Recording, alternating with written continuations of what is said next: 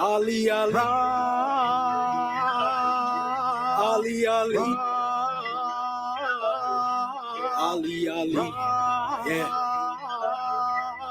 I praise Allah for these lessons. I'm striving to be the message, and I thank Allah for His blessings. Ali was the circle 7. I praise Allah for these lessons. I'm striving to be the message, and I thank Allah for His blessings. Ali was the circle 7. I praise Allah for these lessons. I'm striving to be the message, and I thank Allah for His blessings. Ali was the circle 7.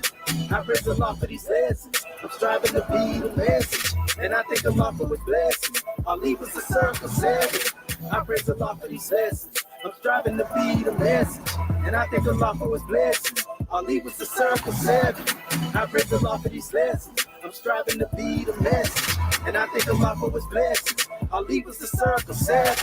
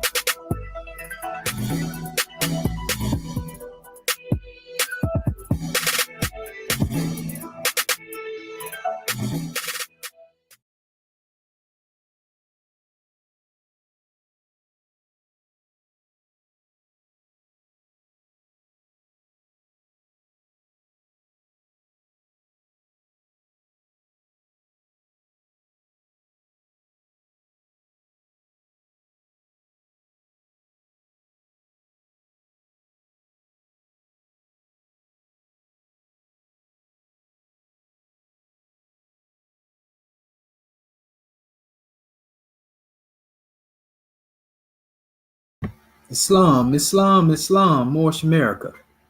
Want to rise upon the 7 within the circle of justice, mercy, love, and right, and give all praises to the great God Allah, Father God Allah, and honors to His holy prophet, honors to our holy prophet, Noble Drew Ali, El-Hajj Sharif Abdul Ali, that is. We give honors to our Moorish kin once again, here, there, and everywhere, and therefore honors to all of you who are continuously honoring yourselves by being yourselves. We give honors to our Grand National Seal. We give honors to our Grand National Emblem, National Flag, Divine Constitution, and bylaws, and honors to all of you who are indeed a living manifestation and personification of everything that our Holy Prophet brought to make us a nation. I want to welcome you to another Egyptian ADEPTUS Research Sultanate session. And I'm your host instructor, Dr. Shahid Imani Mohadi Shabazz El. And my ancient Comedian high name being the same as Dr. Shedu Aminti El Muhajjid Shepsuel. And I come forth before you, Moorish kin, with a grand drawing. You know, with our scribes on the manifest, we've been really accomplishing a lot. You know, we still have a lot of ground to cover, so to speak. But yet our people are learning every time they come into this special measure. I want to give honors to those who will be showing up in a little bit, because we already know our family tune in. We want to give honors to our sister Sakina Rafa being one of the first in today's session to show up. Peace and love, Sister Anqua Jetsanev. Life, health, and prosperity be upon you. So this is a powerful measure that we have to bring on the manifest, family. But without further ado or delay, let us call forth our beloved brother Marvin Nathaniel Evans Bey, that he may open up the way. Islam, peace and love. Islam and peace and love. I'm Dr. Marvin Evans Bey. I'm the Texas territory, rising, giving all praise to the great God Allah, giving highest honors to His prophet, our prophet, Prophet Noble Drew Ali, El-Hajj Sharif Abdul Ali. Give honors to our theocratic government, our Moorish American government. Give honors to our Act 1, Give our honors to all of our officials. Give our honors to this class, our Egyptian ADEPTUS Research Sultanate class, better known as E.A.R.S. As well, I give honors to the instructor, Dr. Shedu Amenti Amuhedi as well as to the scribes that's on the panel, and those in the audience as well. I give honors. And I give honor to everything that is Moorish, our flag, our seal, our emblem, our divine constitution, our holy Quran, our book of Ali, our 101, 102, the exhuman of a nation. All of our divine revelation, I give honor. Give honor to the forerunner of our prophet, Dr. Marcus Jose Gabriel, as well as I give honor to the ancestors, whose shoulders we stand upon. Now we'll begin opening our meeting according to law with our Egyptian prayer, Moorish American prayer. Now begin. Ya Allah Nuheru Meku Neteru. Ya Allah Heteru. Ya Allah Ma'adheru. Ya Allah Hoteperu. Ya Allah Heru. Ya Allah Ma'ad Herkuti. Ya Allah Awajet Dejuti. Ya Allah Patem Sutek. Patem Heru. Ya Allah Bamaduti. Ya Allah Hedis Rey Abtu Ali. Amen. Hallelujah. Hallelujah. Hallelujah. In transliteration, O Allah, the Father of the universe. O Allah, the Father of love. O Allah, the Spirit of truth. O Allah, the Spirit of peace. O Allah, the Spirit of freedom. O Allah, the Spirit of justice. O Allah, you are my protector. O Allah, you are my guide. O Allah, you are my salvation by night and by day. O Allah, through your holy prophet, Drew Ali. Amen.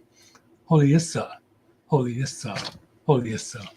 And now I'll be reading our divine constitution of Moorish America. Salvation, our God, unity. The divine constitution of Moorish America, Act 1.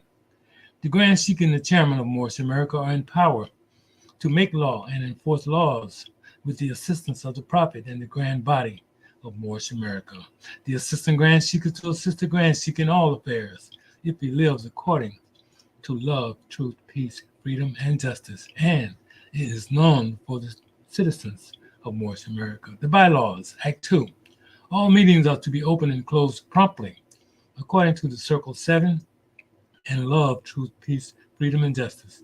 Friday is our holy day of rest, because on a Friday, the first man was born in flesh, and on a Friday, the first man departed out of flesh and ascended into his Father God Allah. For that cause, Friday is the holy day for all Muslims all over the world. Act 3. Love, truth, peace, freedom, and justice must be proclaimed and practiced by all citizens of Moorish America. No citizen is to put in danger or accuse falsely his brother or sister on any occasion at all. They may harm his brother or sister because Allah is love. Act 4. All citizens must preserve these holy and divine laws, and all citizens must obey the laws of the government, because by being a Moorish American, you are a part and a parcel of the government and must live the life accordingly.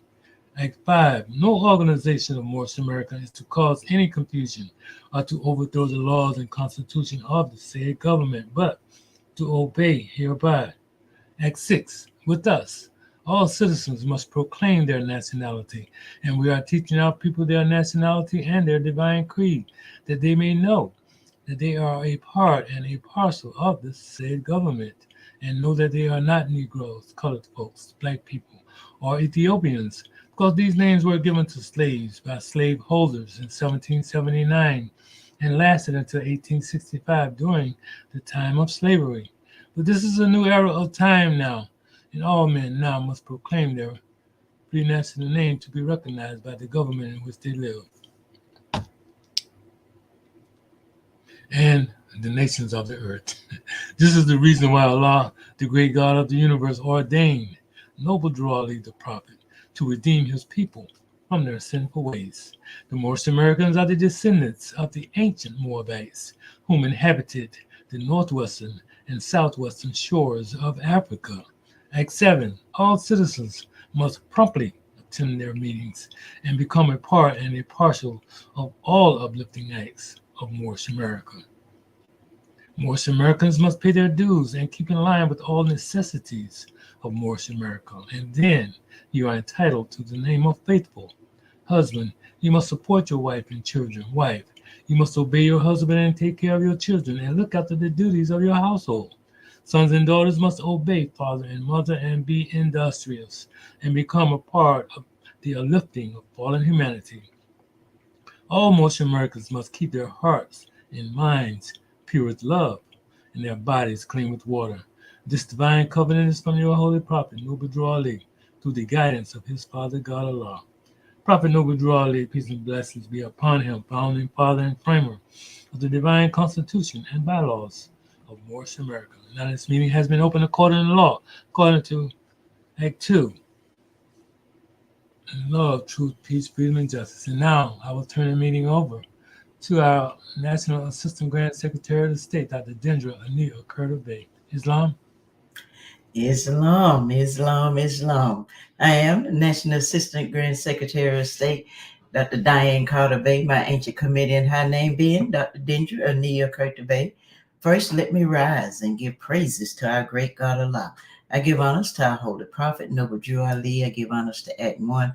I give honors to all my government officials, and I give honors to our National Assistant Grand Chief for this wonderful E.A.R.S class, as the God man said, for this morning. And I give honors to our Council General of Texas, Dr. Marvin Edwards Bay, for opening us up according to law.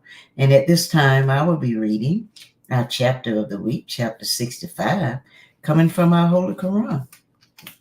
And it reads, Holy Instructions from the Prophet, the insufficiency of knowledge. If there is anything lovely, if there is anything desirable, if there is anything within the reach of man that is worthy of praise, is it not knowledge? And yet who is it that obtaineth it? The statesman proclaimeth that he have it. The ruler of the people claimeth the praise of it, but findeth the subject that he possesses it. Evil is not requisite to man, neither can vice be necessary to be tolerated. Yet how many evils are permitted by the connivance of the laws? How many crimes committed by the decrees of the council? But be wise, O ruler, and learn, O thou that art to command the nations. One crime authorized by thee is worse than the escape of 10 from punishment. When the people are numerous, when thy sons increase about thy table, sendest thou them not out to slay the innocent and to fall before the sword of him whom they have not offended? If the object of thy desire demanding the lives of 1,000, saith thou not, I will have it. Surely thou forgettest that he who created thee created also these, and that their blood is as rich as thine. Sayest thou that justice cannot be executed without wrong? Surely thine own words condemn thee. Thou who flattereth with false hopes the criminal that he may confess his guilt, art not thou unto him a criminal? Or art thou guiltless because he cannot punish it? When thou commandest to the torture him whom is but suspected of ill, darest thou to remember that thou mayest rat the innocent? Is thy purpose answered by the event? Is thy soul satisfied with his confession? Pain will enforce him to say what is not as easy as what is, and anguish have caused innocent to accuse herself. That thou mayest not kill him without cause, thou doest worse than kill him. That thou mayest prove if he be guilty, thou destroyest him innocent. O blindness to all truth, O insufficient of the wisdom of the wise, know when thy judge shall bid thee account for this. Thou shalt wish 10,000 guilty to have gone free, rather than one innocent to stand forth against thee. The insufficient as thou art to the maintenance of justice, how shalt thou arrive at the knowledge of truth? How shalt thou ascend to the footstool of her throne? As the owl is blinded by the radiance of the sun, so shall the brightness of her countenance dazzle thee in thy approach. If thou wouldst mount unto her throne, first bow thyself at her footstool. If thou wouldst arrive at the knowledge of her, first inform thyself of thine own ignorance. More worth is she than pearls. Therefore seek her carefully. The emerald and the sapphire and the ruby are as dirt beneath her feet. Therefore pursue her manfully. The way to her is labor. Attention is the pilot that must conduct thee into her port. But weary not on the way, for when art arrive at her, the toil shall be to thee for pleasure. Say not unto thyself, behold, truth breedeth hatred, and I will avoid it. Dissimulation raises friends, and I will follow it. Are not the enemies made by truth better than the friends obtained by flattery? Naturally doeth man desire the truth, yet when it is before him, he will not apprehend it. And if it forces itself upon him, he is not offended at it. The fault is not in truth, for that is admirable. But the weakness of man beareth not its splendor. Wouldst thou see thine insufficiency more plainly? View at thy devotion. To what end was religion instituted? But to teach thee thine infirmities, to remind thee of thy weaknesses, to show thee that from heaven alone art thou to hope for good. Doth it not remind thee that thou art dust? Do it not tell thee that thou art ashes?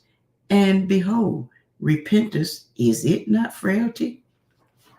When thou givest an oath, when thou swearest thou wilt not deceive, behold, it spreadeth shame upon thy face, and upon the face of him that receiveth it.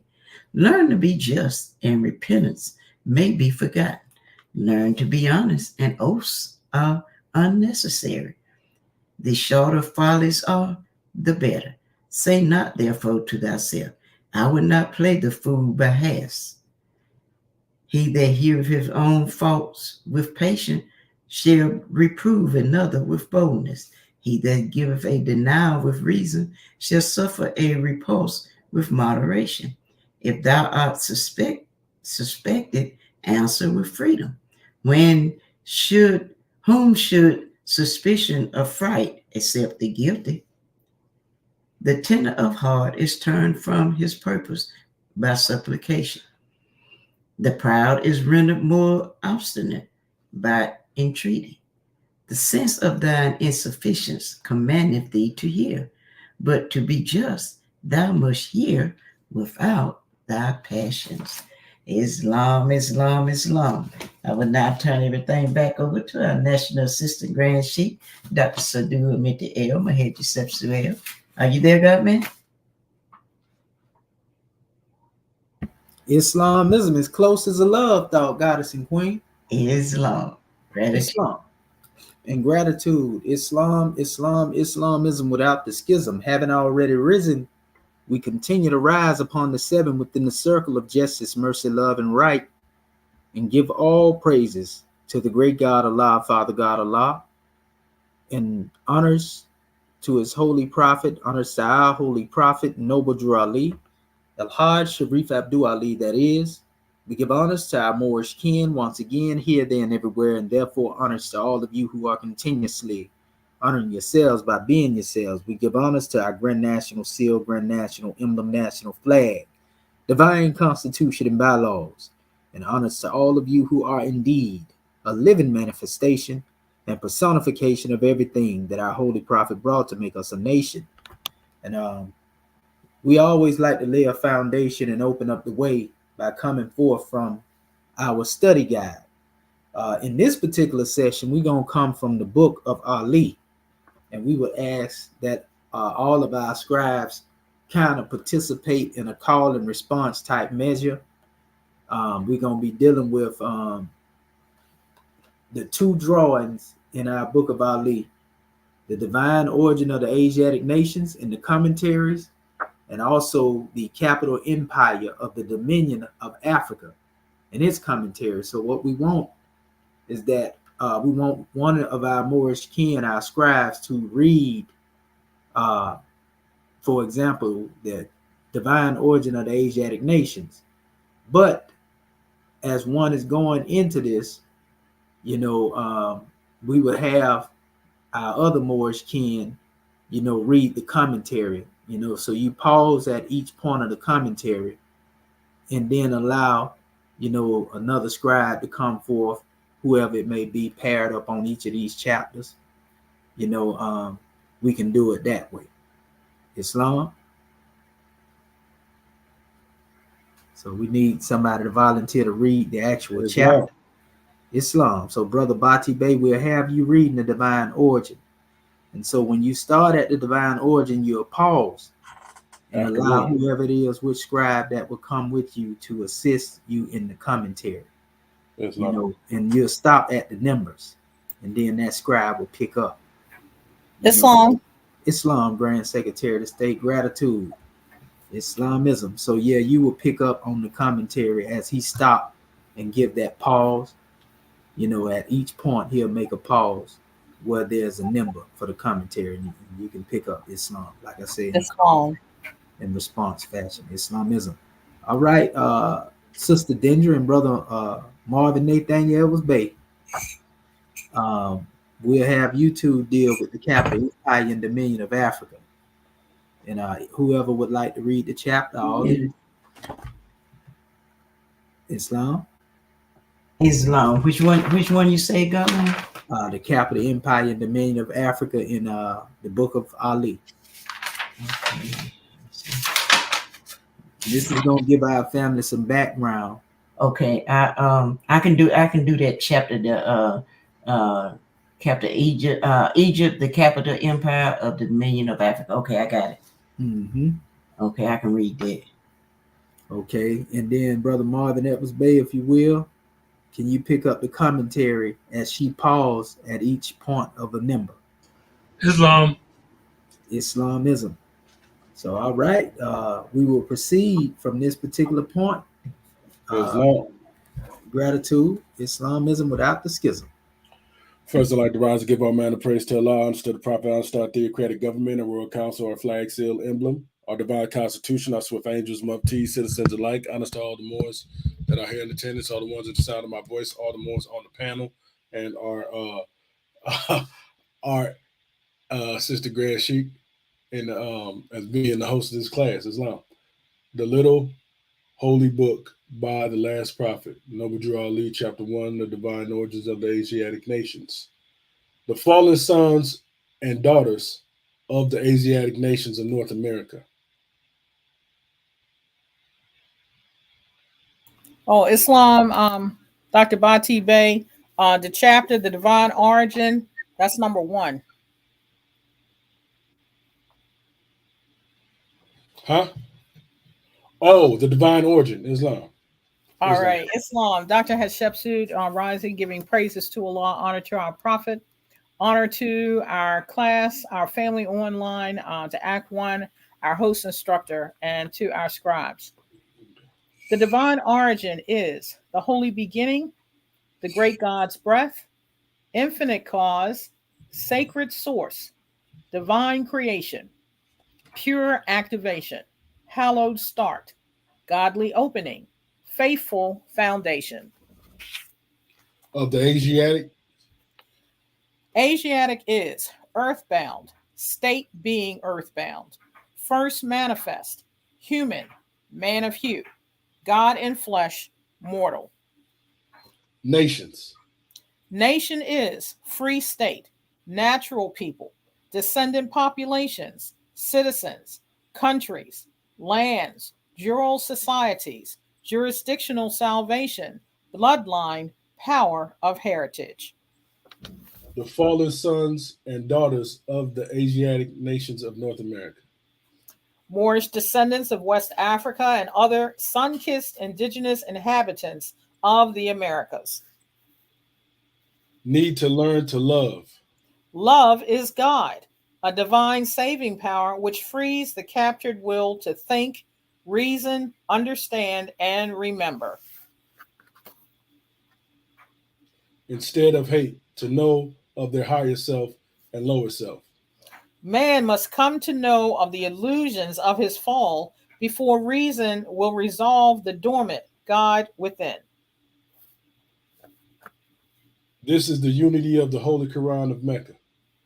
This is the true transliterations of the ancient Kemethian holy instructions, as originally taught to all prophets, angels, and masterminds, now being realized in the West. The Moorish peoples of the Americas are now being united as faithful Muslims upon the straight way by following their prophet and others whose portion is not wrath and have not gone astray. The true teachings of ancient Kemet is the real uniting of the Holy Quran and holy instruction to the Moorish Americans. For the teachings and instructions of for the teaching and instructing all Moorish Americans, etc. All Moorish Americans must be taught, instructed, and guided by the blessed Moorish Americans on how to be Moorish Americans. If Moorish American knows, he must be the Moorish American he knows. Otherwise, he simply guesses he is a Moorish American, but remains carnal. The keys of civilization. To be civil is to be conscious of one's status and natural law. The key to civilization has always been the 5 high free national principles of love, truth, peace, freedom, and justice. Principles set the natural standards for harmonies of life, right order, and the God in man to reign. Man, spirit man, is the 5-pointed open star. Was and is in the hands. In circles of science, the hand or hand clasp of unity have been used as symbolic instruments to represent the mind and thought patterns of man. This is because the miraculous usages and abilities of the hand are equated with the attributes of the mind to grasp, shape, and retain by the exercise of thoughts. The actions of the mind are often taught in lessons referring to the souls of men. These keys are in the purified hearts and minds of the Moorish. Of the Asiatic nations, the Moorish. Modern name for first physical man, often prefixed by the Prophet Drew Ali by the word ancient, used before free national names of Lemurians, people of Mu, Atlanteans, Amexamites, Ancient Ones, Adamites, Asiatics, Moabites, Hammatites, and Canaanites. The Moorish, not to be confused with the Moroccan origin, are the founders of Western Dominion of Kemet. Example given: Morocco, Algiers, Tunis, Tripoli, Nigeria, Ghana, and the rest of northwestern and southwestern shores of Africa. Who were the ancient Moabites and the founders of the holy city of Mecca? Canaan settled, of course, in the land of Canaan, which today is not taught as being a part of Africa, but the Middle East around the area of Palestine, Lebanon, Phoenicians, and Syria. Canaan was the father of Sidon, Heth, Hittites, Sin, wilderness of Sin, Jebusites, Hivites, Amorites, Amalekites, and others, many substantially wiped out by Israel after the flight from Egypt and wilderness wandering. Ethiopia, Abyssinia, and Libya, also literally called Cush and Put, mentioned in Ezekiel 38:5. Put was the third son of Ham and settled in North Africa, Libya, Algeria, Tunisia, and Morocco. The Cushites were the descendants of Ham, who first settled on the Arabian Peninsula, founded what is now called the Holy City of Mecca, and then migrated south. The Egyptians. The Egyptians were: Egypt was Kemet, in Arabic Kemi or Kimi, and nicknamed Rahab. Syria was Aram, Arabia was Havilah. Iran/Iran was Persia, also Elam. Joktan was southern Havilah. Spain was Tarshish. Ethiopia was Abyssinia. Who were the Hammatites and of the direct descendant of Mizraim, the Arabians, the seed of Hagar, Japanese and Chinese?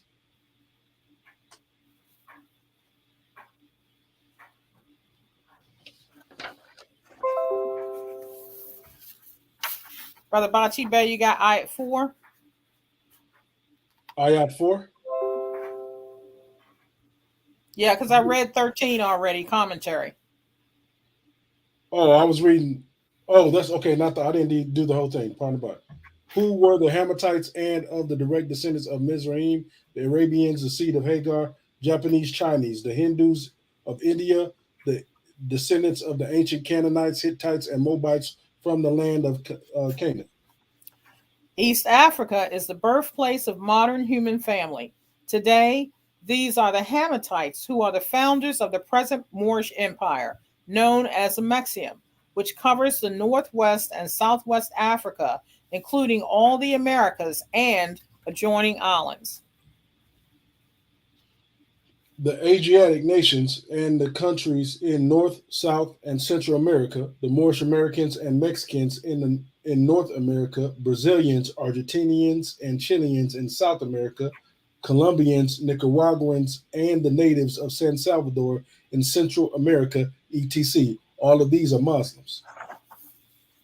The Asiatic nations, countries, and peoples of the Americas are the aboriginals, indigenous, and rightful owners of the continents of Americas, Atlantic, and adjoining islands. The faithful name of Muslim means one whose will is in harmony with the great deific will. The Turks are the true descendants of Hagar. Lydia, Lud, Ezekiel 35, is a province in the west of Asia Minor, which derived its name from the fourth son of Shem, Genesis 10:22. It was bounded on the east by the greater Phrygia and on the west by Ionia and the Aegean Sea. That area is now modern Turkey. The Chubs were the name of a people in alliance with Egypt in the time of Nebuchadnezzar. The word is found only in Ezekiel 30, verse 5. These two were the descendants of the ancient Moabites who later traveled from South Kemet to inhabit the north and southwestern shores of Africa. Noah's son Ham, which has become a misnomer by the ruling nations of Europe to now mean burnt, swarthy, or black. The most blatant of all history will reveal the curse of Canaan/East Africa originated in the European translation of the word Ethiopian, which originally showed the demarcation line between East and West Africa, father and son, Hammatites and Canaanites. Seeds are as perfect as the source from which it came. Therefore, no African father would ever curse the descendant nature planted deep within his son. The so-called curse did not come from Ham, the father. The true curse of Ham, cover-ups, the era of European cloning by Africans. Due to the biblical European rule, so-called quote-unquote African blacks bore the brunt of his curse on Ham's son Canaan, a prophetic malediction. Ham was the father of Cush, Abyssinia, Canaan, East Africa, and Mizraim, Kemet, Put or Put, Libya, and the Mexims at large. Who are the chief protectors of the Islamic creed of Mecca? The Turks became the Grand Muftis, chief protectors of the Islamic creed, to defend the Arabian re-enslavement of African mothers and fathers.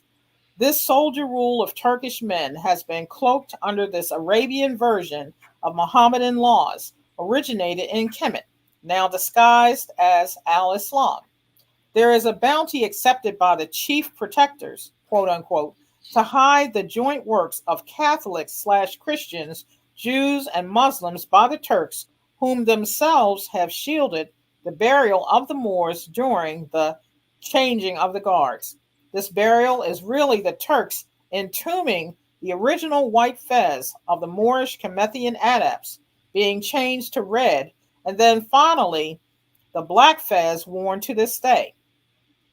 The pure meaning of the white fez is God, but when purity is slowed down by the rate of atmosphere, it becomes cooled to red. Truth is, black is only a word, not a color, and the word means death. The Turks don the black fez because it means they are the chief morticians of the African god-man, whose code name is infidel, heathen, Haramabif, aka Negroes, Blacks, and Colored, NBC people. Through Western Freemasonry, too many Moorish minds in the West today are suffering from post-traumatic slave syndrome, PTSS. Many, as organizational members, clandestinely display their dedication to oaths by wearing the black fez. This Turkish honor further denotes contentment of their denationalized enslavement. Beginning from Muhammad I, the founder of the uniting of Islam by the command of the great universal God, Allah. Contrary to popular belief, the Holy Prophet Muhammad I was not the founder of Islam, the world's first Islamic creed. Islam was founded by our ancient forefathers as a divine contribution and saving power to the world. Neither did Muhammad create nor perfect Islam. Islam has always been the only perfect straight way between man and Allah. He can only reunite this way of life from the 4 sacred schools that have been dispensed into the world. See the Islamism design chart. When Muhammad said, "I have perfected for you this day your religion, and it is called Islam," he meant he has now become successful after 23 years with the Commethian adept master, the angel Jibril, in translating the Egyptian Know Thyself teachings into his native Arabic and Aramaic languages. The totality of these holy instructions gave Islamism as a way of life to the pagan Arabs. This time, I'll turn the meeting into the hands of our National Assistant Grand Secretary of State, Dr. Dendra Nia Kurtabay. Islam? Islam, Islam, Islam. I'm be coming from chapter 3, Egypt.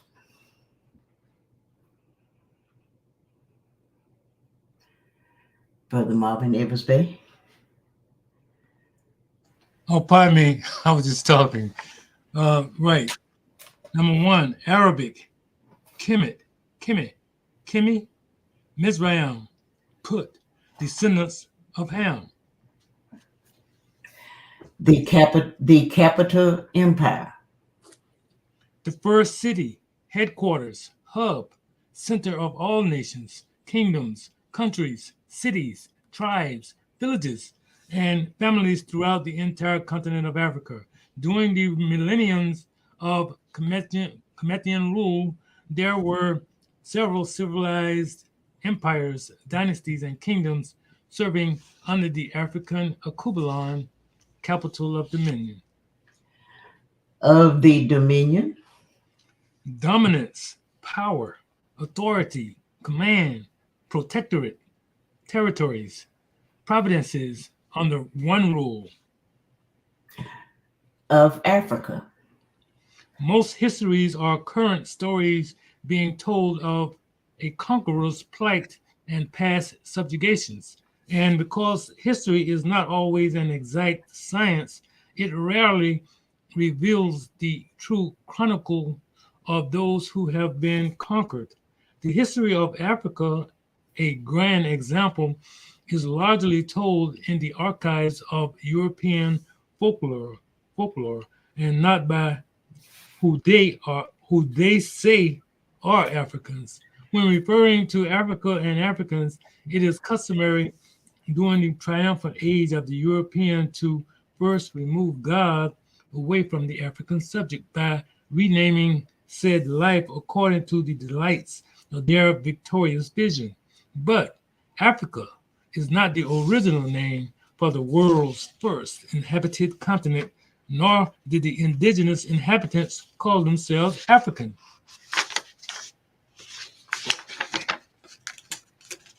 I continue. Do not be deceived by this name, Africa. Modern Africa got its name from Aemilianus Africanus Nomentanus, 185 to 129 BC, descendant of Roman nobles after conquering Carthage, 146 BC. The true name Tunis, North Amexem, as founded by the Moorish. Amexem is the first true and divine name of the continental land masses and waterways the world now calls Africa. The name Amexem means heaven, or land of the holy people, or home of the gods. Africa is what Amexem appears to be once the true and divine God has been removed from its history. Without God, who would know the true history? Without God, who would know true history, reveals a history so ancient it predates the great earthquake when Amexem included the entire continental island landmass of Eurasia, Lemuria, and the land of Mu. After the fall of man into human knowledge, symbolized by the infamous Garden of Eden, Canaan, where Adam, Isa, called his wife Isha, and Eve, before they became the mothers and fathers of the human carnal family. When they fell from their Sahasrara crown chakra through their Muladhara bottom chakra, they were cast out from this part of Eurasia into the world which became known as Asia. The inhabitants of Asia were called Asiatics, meaning earthbound. Still, the first landmass, a global island known as Pangaea, pictured here to the right, the ancient ones would give the Pangaea the first divine name of Amexem.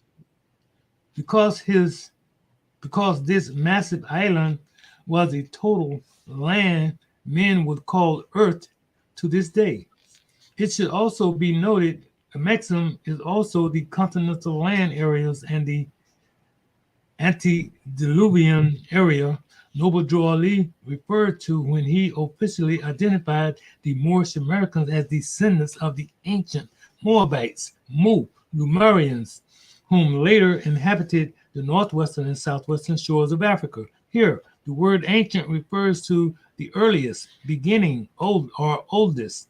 Drew Ali used the word ancient to date back to the Atlantean period when gods first began to take on the slower garbs of human flesh and became the mothers and fathers of the human family, Asiatics, earthbounders, and gods, Muslims. Islam. The inhabitants of Africa are the descendants of the ancient Canaanites from the land of Canaan. Inhabitants are the indigenous first people, tribes, families, or nations to populate or live upon a special landmass. Descendants are the true bloodline, children, inheritors of a particular family, nation, or kingdom. Descendants have the distinct advantage of being able to trace themselves through their ancestral lineage. Drew Ali often spoke of the Garden of Eden or Canaanite era as the great separation of Amexem families from the center, east, into the outer bounds of the world. People come before the earthlands and will name the lands after themselves. When teaching the Moorish Americans about the power in their descendant nature, the Holy Prophet often uses the word ancient, meaning oldest, first, or aboriginal, or creator. For example, descendants of the ancient Moabites is not to be confined to the African land of Moab, but the original bloodline of the people themselves. The ancient Canaanites mean the first people to name the land after themselves.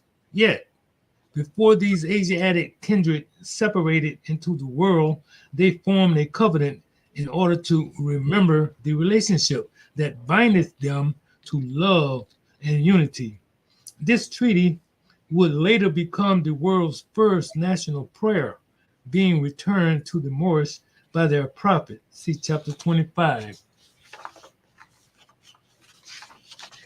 Old man Cush and his family are the first inhabitants of Africa who came from the land of Canaan.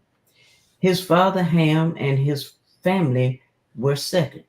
Then came the word Ethiopia, which means the demarcation line of the dominion of Amexem, the first true and divine name of Africa, the dividing of the land between the Father and the Son.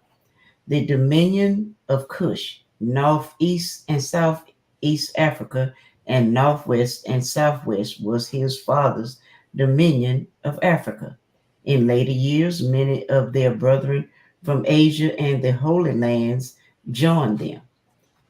The Moabites from the land of Moab, who received permission from the Pharaoh of Egypt to settle and inhabit northwest Africa, they were the founders and are the true possessors of the present Moroccan Empire, with their Canaanite, Hittites, and Amorite brethren who sojourned from the land of Canaan seeking new homes. Their dominion and inhabitation extended from northeast, and southwest Africa across the great Atlantic, even unto the present North, South, and Central America, and also Mexico and the Atlantis Islands before the great earthquake which caused the great Atlantic Ocean. In their seeking new homes, the ancient Moabites, called descendants of Ham or Hamatites, Hittites, Amorites, and Canaanite brethren, became the founders of all kingdoms, nations, and countries in the dominion of Western Egypt. The Hamatites found civilizations in all lands, waters, and airways west of the Ethiopia demarcation line, which divided the center line of Amexem to the foremost outer bounds of Earth, first east, then west. These aboriginals settled from the Atlantis Islands and continental Americas of the islands of the present-day Pacific Ocean. These lands completed the circle of each of the dominion of East Cometian capital, Egypt, from the east shores of Amexem to the Pacific continentals. These included the eastern Canaan lands of Kush, territories of Asia, Himalayas, China, Japan, Melanesia, and Australia. Now, the damp, cold, mountainous land of Europe, contrary to the infinite nature of the original human family of nations, was known as the Forbidden Northlands. These lands of the north were to be inhabited solely by the Cometian slaves whom had been cloned by the masterminds. These slaves had developed vulnerability to diseases like leprosy and mental hatreds, and was forced to be exiled from continental Amexem.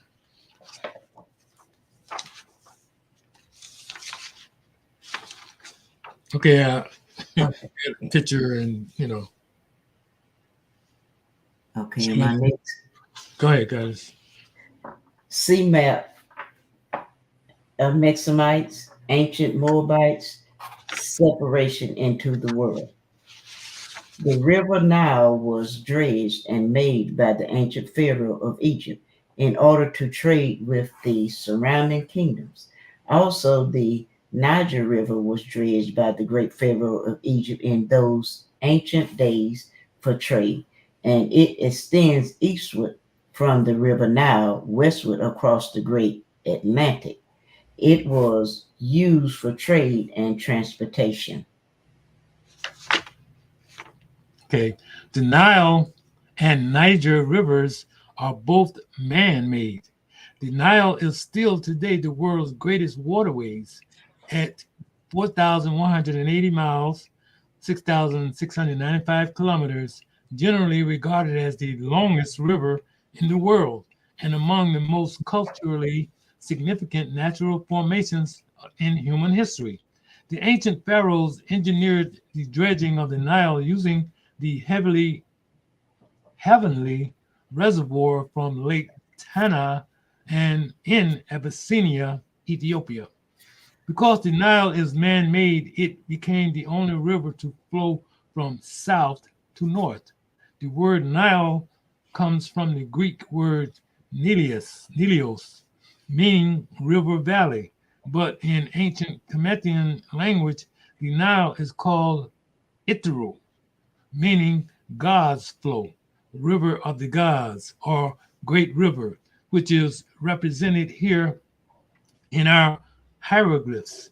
The Great Nile flows to central Mexum, and with the exception of being the original source of the westward flowing Niger River, the Nile otherwise drains into the Mediterranean Sea. The drainage basin of the Nile encompasses about 10% of the area of Africa. The Ukerewe, also Lubal basin of the Nile encompasses about, oh, I already read that, but has been renamed Lake Victoria, not to be confused with Victoria Falls, is the largest lake in Africa and it too is fed from the Nile.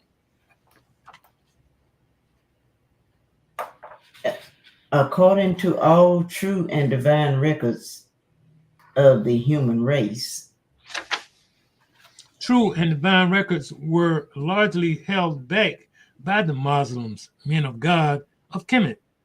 These truths include the missing 18 years of Yehoshua's life not found in the European Bible to this day.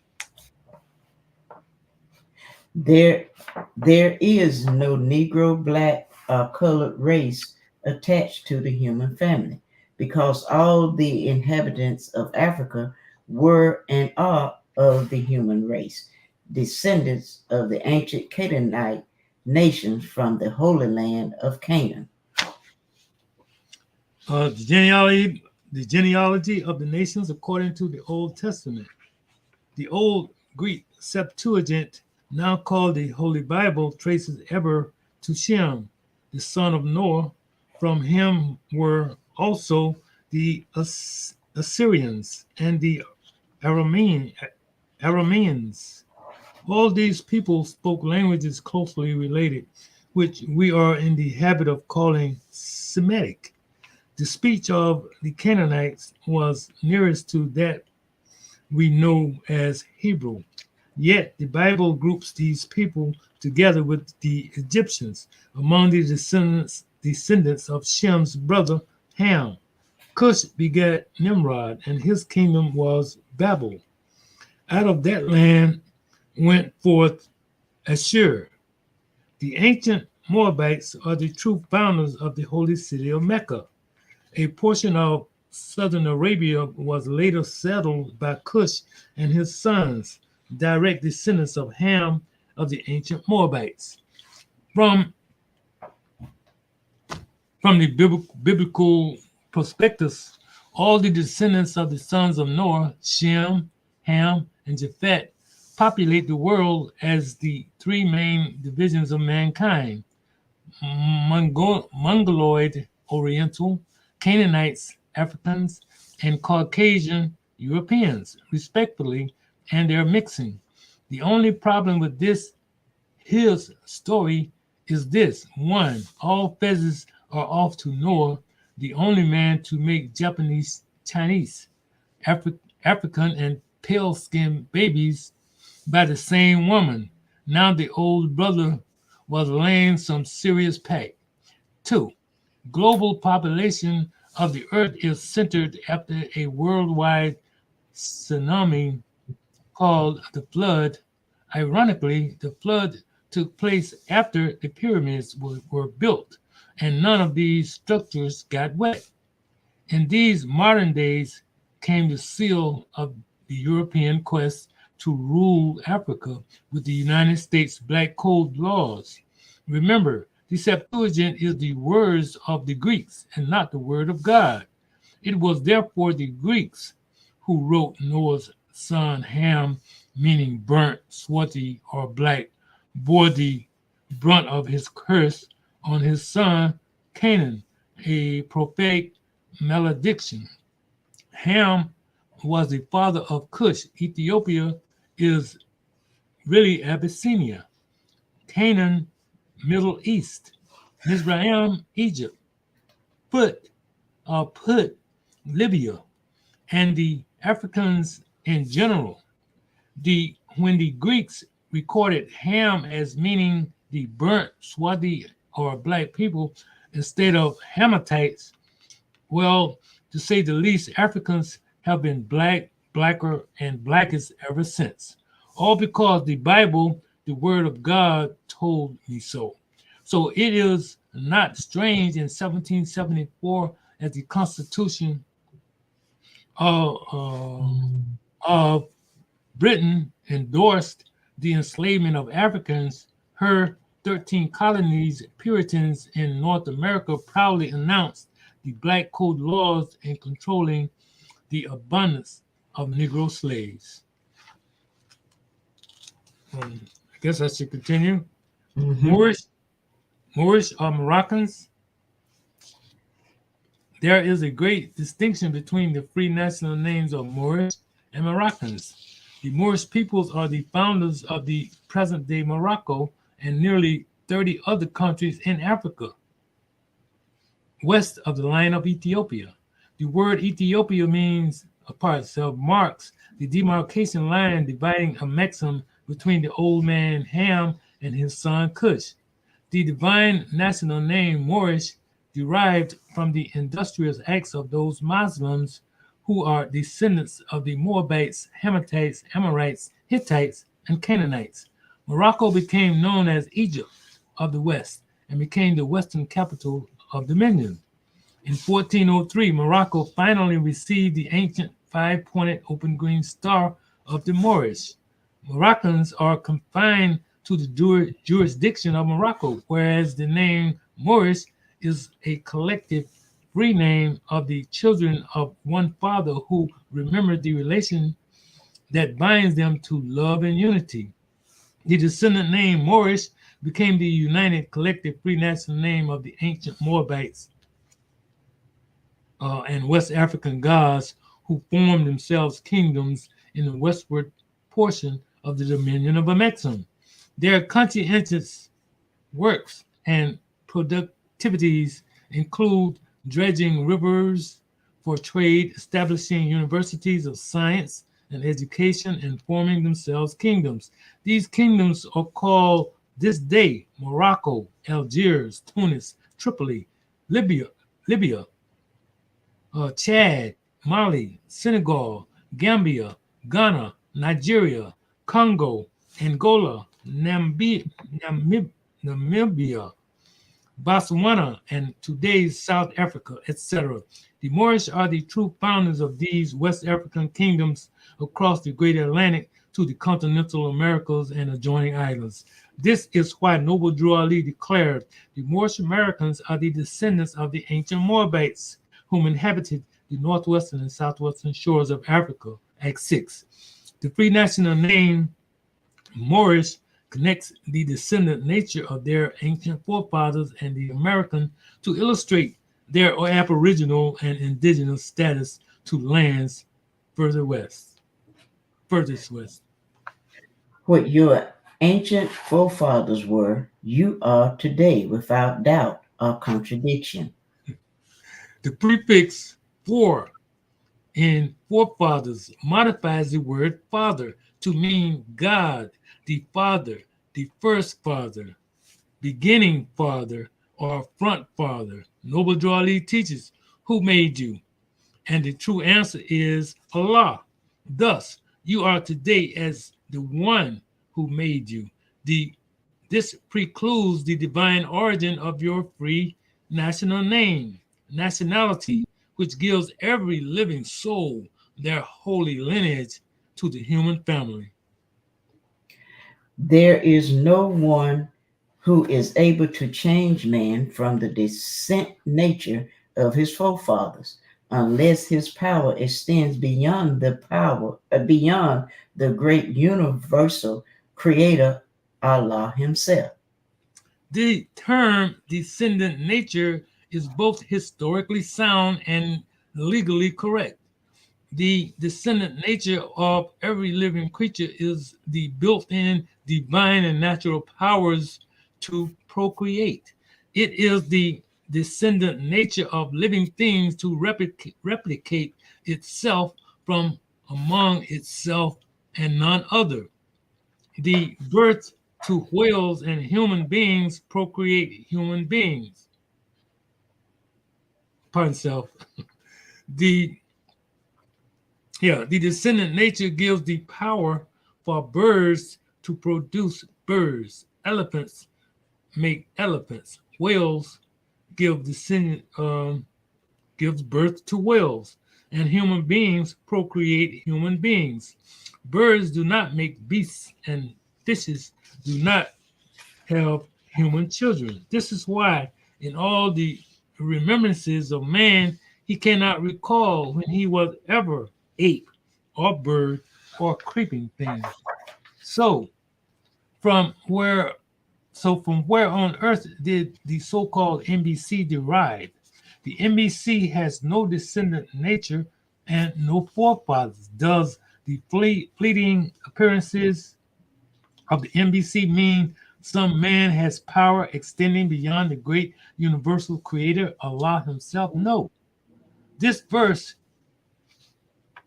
11 declares no one has the power to change, sell, give, nationalize, or denationalize the natural divine status of the descendant free national name of any man. There is no descendant nature connected to a nationless people. One might call or name a man whatever pleases the public fancy, but if the descendant nature has been obscured, covered up, or otherwise falsified, then the very existence of such a man has now been made powerless and void.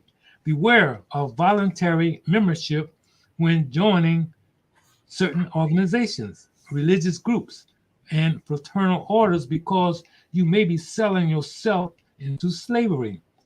When any man or group of men say they have the power to now nationalize you, in reality, they are saying their power extends beyond the great God Allah and are making you their slave.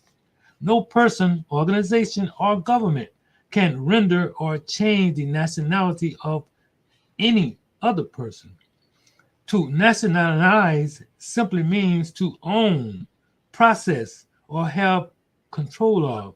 This is why only government entities can lawfully exercise the powers of nationalization to illustrate dominion control of certain lands, airways, and waterways. Laws. Okay. Verse 11 is a declaration rendering a divine warning and gives holy instructions from the last prophet to his sleepy-headed Moors. The Moors have failed to form a government from among themselves in order to restore the sovereign powers of a nation and to link themselves with the family of nations. These holy and divine laws. Oh, is that it?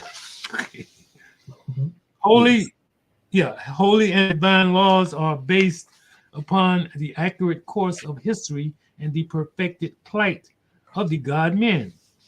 From the great God of our ancient forefathers, these laws are inherited, strictly preserved, and enforced by Allah's prophets and angels. Divine laws are left in the forms of prayers, postulates, constitutions, and holy books for their guidance, lest they go astray.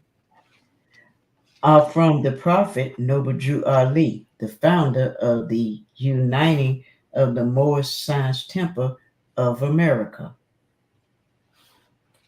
I brought you something you cannot tear up. It will tear you up.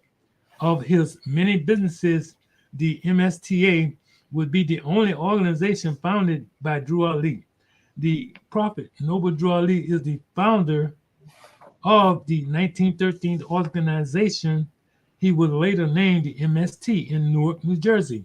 Although the businesses would close after his transition, the MST would legally disappear from the face of the earth. Notice the difference between being the founder of as opposed to being the bringer of the MSTA. This means by being just another organization chartered to do business in every state throughout the corporate United States, the MSTA was destined to be torn up by its members, being the table he prepared before us in the presence of our enemy. The tear down of the MSTA would give the illusion the MSTA was a mere anti-Christian, anti-Christian NBC Islamic religion, and Ali had failed to fulfill the duties of a prophet. Nevertheless, many did not pay attention to his last words. I can work better with you on the soul plane, where the devil cannot hide. The third and fourth generation will see the good of my work. Every word I speak is spirit, and you Moors had better heed. Today, due to the competitive nature of the West, there are over 400 versions of the MSTA, and not one of them is in peaceful harmony with the others. Although the majority of these MSTA branches are authorized under the religious tenets in a federal or state Department of Correction. Each one has its own form of leadership and Grand Sheikh, Adept Chief Minister, or Moderator Sultan at the helm. While these titles may sound impressive, not one Moorish American can be freed, independent, or sovereign as was Noble Drew Ali. Since the Holy Prophet is the only true Moorish American to officially proclaim his free national name and was duly recognized by the nations of the earth, also explains why only he was ordained to be the founder of the uniting of the Moorish Science Temple of America. The MSTA will only become one again upon being nationalized unto the Department of Education of their said Moorish American government. Their government is the only government in which it can truly live. These laws are to be strictly preserved by the members of all the temples of the Moorish Science Temple of America. The reason since 1929 the MSTA has failed its purpose to free all 60 million Moorish Americans is simply because the members did not strictly preserve the holy and divine laws of their prophet. The prophet warned his members what would happen if they did not hear his voice. Still, they did not adhere to his warnings and have grown complacent to the traumas of a government that has always enslaved them. The 80-year history of unstable leadership shows the Moorish still too fearful of love as they continue submission to carnal customs of the West and serving the gods of Europe rather than being themselves the free national Moorish Americans. They did not strictly preserve Noble Drew Ali's postulates of freedom, which ensured their earthly and divine salvation. That they will learn to open their meeting and guide it according to the principle of love, truth, peace, freedom, and justice. Every subordinate temple of the grand major temple is to form under the covenant of love, truth, peace, freedom, and justice, and create their own laws and customs in conjunction with the laws of the Holy Prophet and the Grand Temple. I, the Prophet Noble Drew Ali, was sent by the great God Allah to warn all Asiatics of America to repent from their sinful ways before that great and lawful day which is sure to come. The time has come when every nation must worship under its own vine and fig tree, and every tongue must confess his own. The tongue is often the ambassador of the mind. The tongue can express the status of a free man's mind or wagging like a red piece of flannel from the mouth of a slave, talking loud but with words without substance. On the scale of consciousness, the tongue always represents an established freeborn national citizen of a government proper person and presenter of the soul. It can speak from the range of the Most High God through governments to family lineages. Through sin and disobedience, every nation has suffered slavery due to the fact that they honored not the creed and principles of their forefathers. That is why the nationality of the Moors was taken away from them in 1774, and the word Negro, Black, and Colored was given to the Asiatics of America. Sins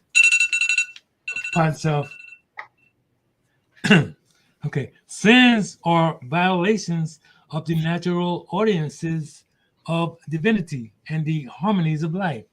When nations disobey the high principles of love, truth, peace, and freedom, justice then must take its course.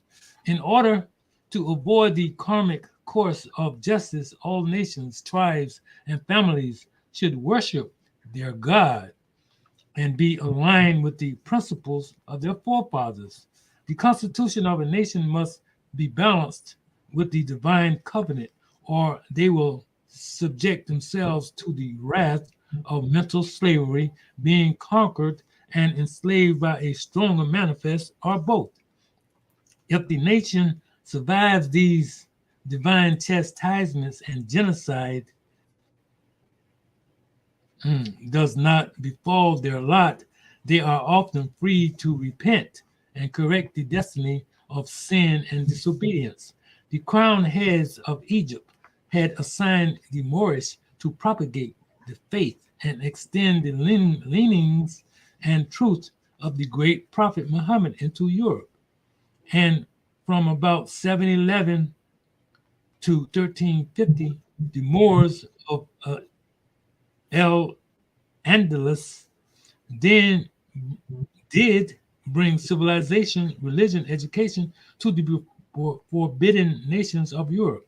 The Moors brought Europe out of the dark age of non-education, but to the victor goes the spoils, and during their 800-year encounter, the Moors had amalgamated three new nations: Italians, Sardinians, and Sicilians. For the next century, the Moors had weakened from their divine mission and begun to serve the man-made gods of Europe. By 1492, the Islamic sultans of Arabia, Egypt, and Morocco had conspired with the Jews, who were also being ousted from Spain. King Ferdinand with his Queen Isabella I and her Roman Catholics to wage war against the Moors occupying their lands. See, did I miss something? Okay. The 1492 expulsion of the Moors from Spain who survived the onslaught were used to begin the West African slave trade. Virtually all European nations have an ethnographic meaning for the Moorish people of Africa. It should be noted these are basic words from their language used to describe, direct, or explain. Often the European etymology of Africa and its people has little or no factual transliteration to the true meaning of the subject. In Latin, the word Moor derives from mori, Moriscos, Spanish, Moriscos, Catalan, Muriscos, or Moriscos, Portuguese, Muriscos, Galician, Moriscos, meaning Moorish. When Europeans got tired of these descriptions, they then added adjectives such as swarthy Moor or blackamoor. These words later gave life to the so-called American Negro and worldwide acceptance of black people. Meanwhile, neither the Negro nor the blacks exist as a people. Again, remember, these are just words, but show you how the nationality of the Moors was taken away from them in 1774.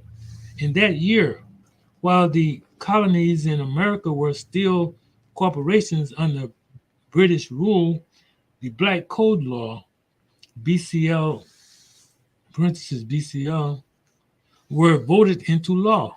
In 1779, the BCL would be signed into the 3/5 clause of the new United States Constitution and later would be concealed into the 1868 14th Amendment and extend the United States enslavement of the Moorish people another 143 years or until they free themselves or perish.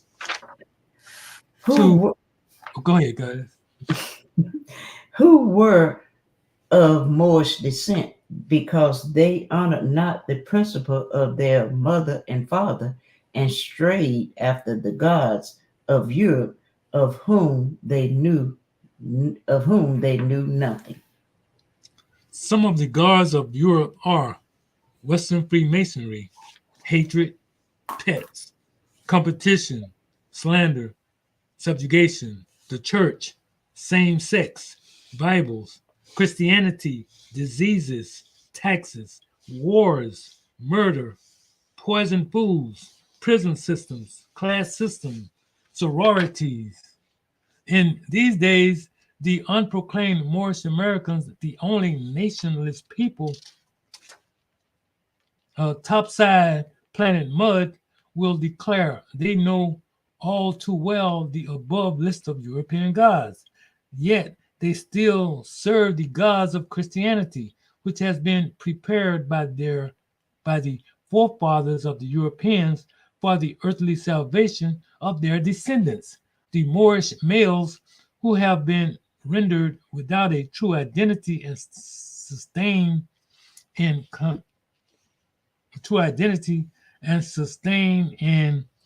complete powerlessness since 1492, silently crow, I am free, ancient, and accepted.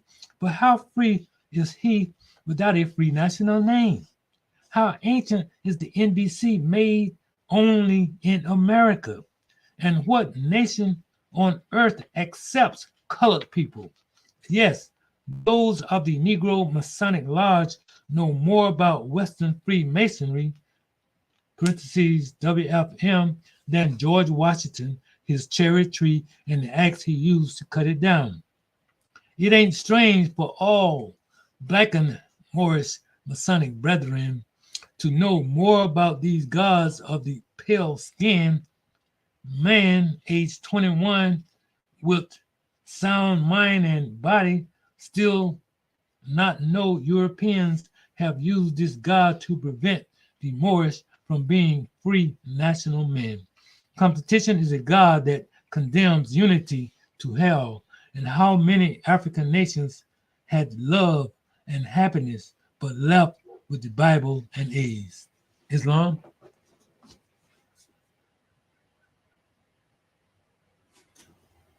In Islam, scribes, great job, grand job. Praise be to Allah, Islamism without the schism. And it was necessary, for us to go through these things, family. And I just go through a brief recap on certain points.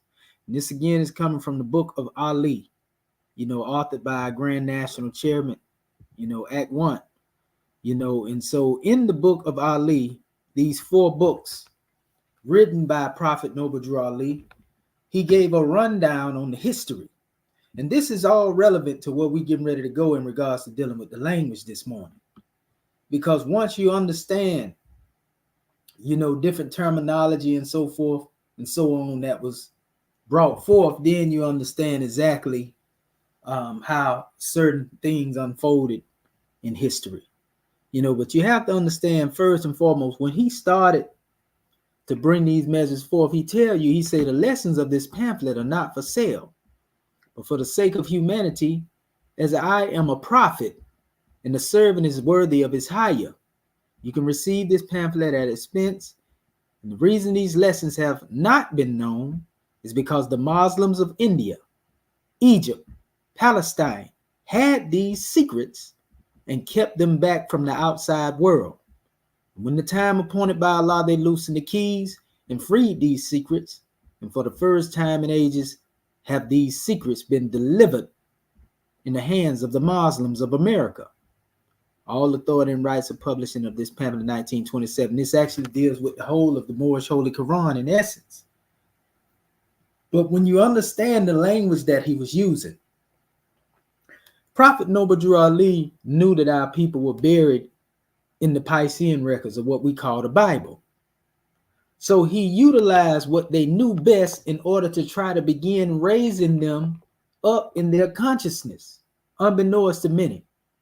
Because many like to criticize, the use of the book, but he told us, don't throw away your Bible because I'm going to use it to condemn the European.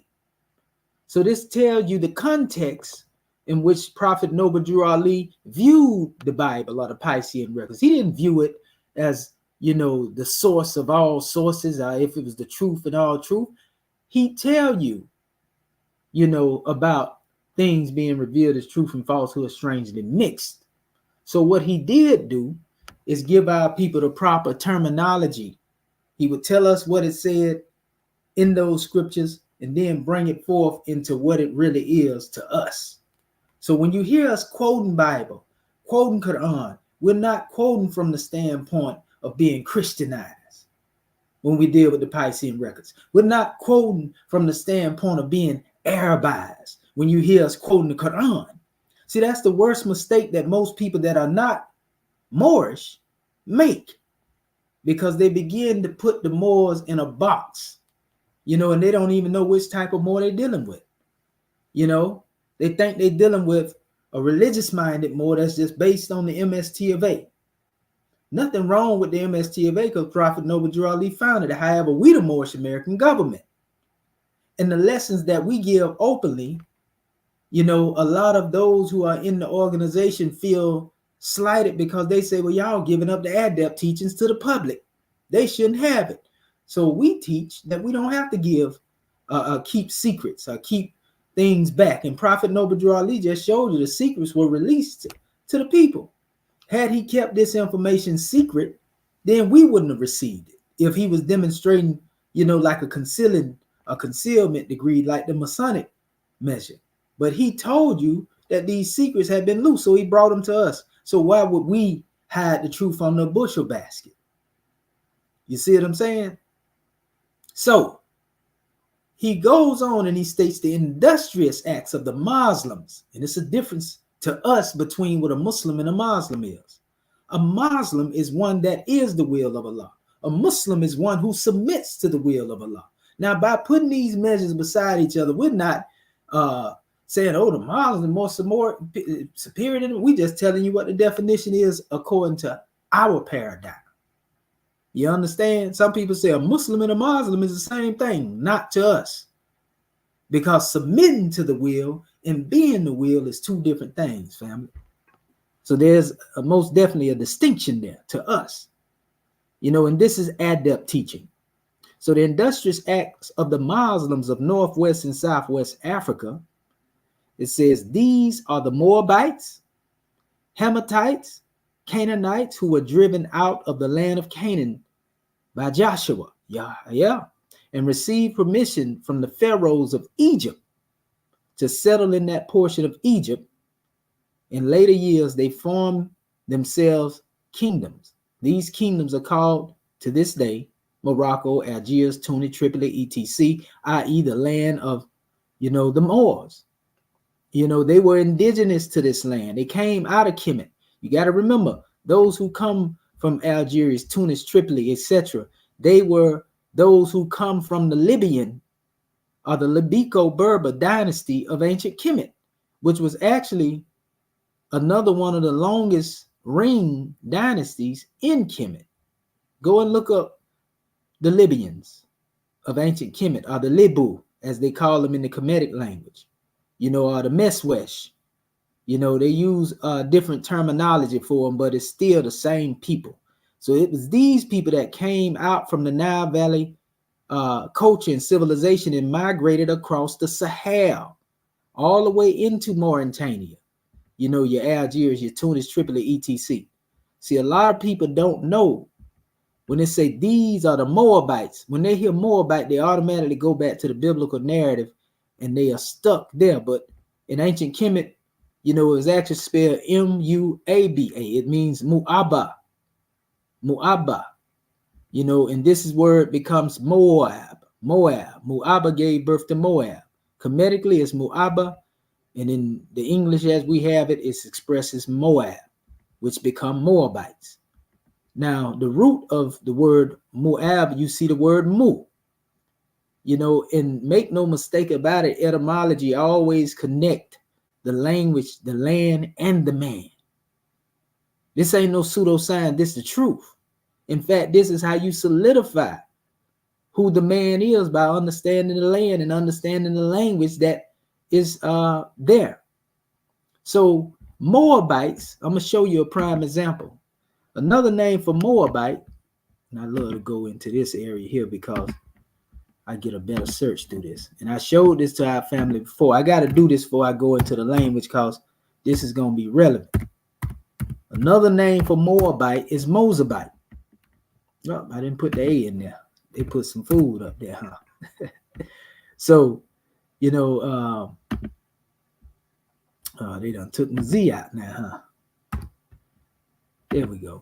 See, it tell you the Mozabites in Algeria. You know what I mean? And you can see these are special ones. These are your Mozabites right here. That's a group of them, but this is one brother right here. Good and well, that's our people right there, right? So when we talk about the Mozabites and the Moabites are the same people, family. These are some of your inhabitants. Here's a group of Mozabites here. You see that, what that says? Group de Mozabites. You see them brothers right there? Yes, sir. Yeah, them our people. So, they even have, like, if we go into this thing, we can find not only Mozabite brothers, but we'll find Mozabite sisters as well. They have Mozabite queens, as well in these particular areas. These are the unmixed. See that say unmixed Mozabite Berbers of Africa, and Berber is a modern misnomer. This is what the Mozabites look like. So these are the Moabites that Prophet Noble Drew Ali was referring to, family. Make no mistake about it. You see? When you look at that and you understand etymology, it makes sense.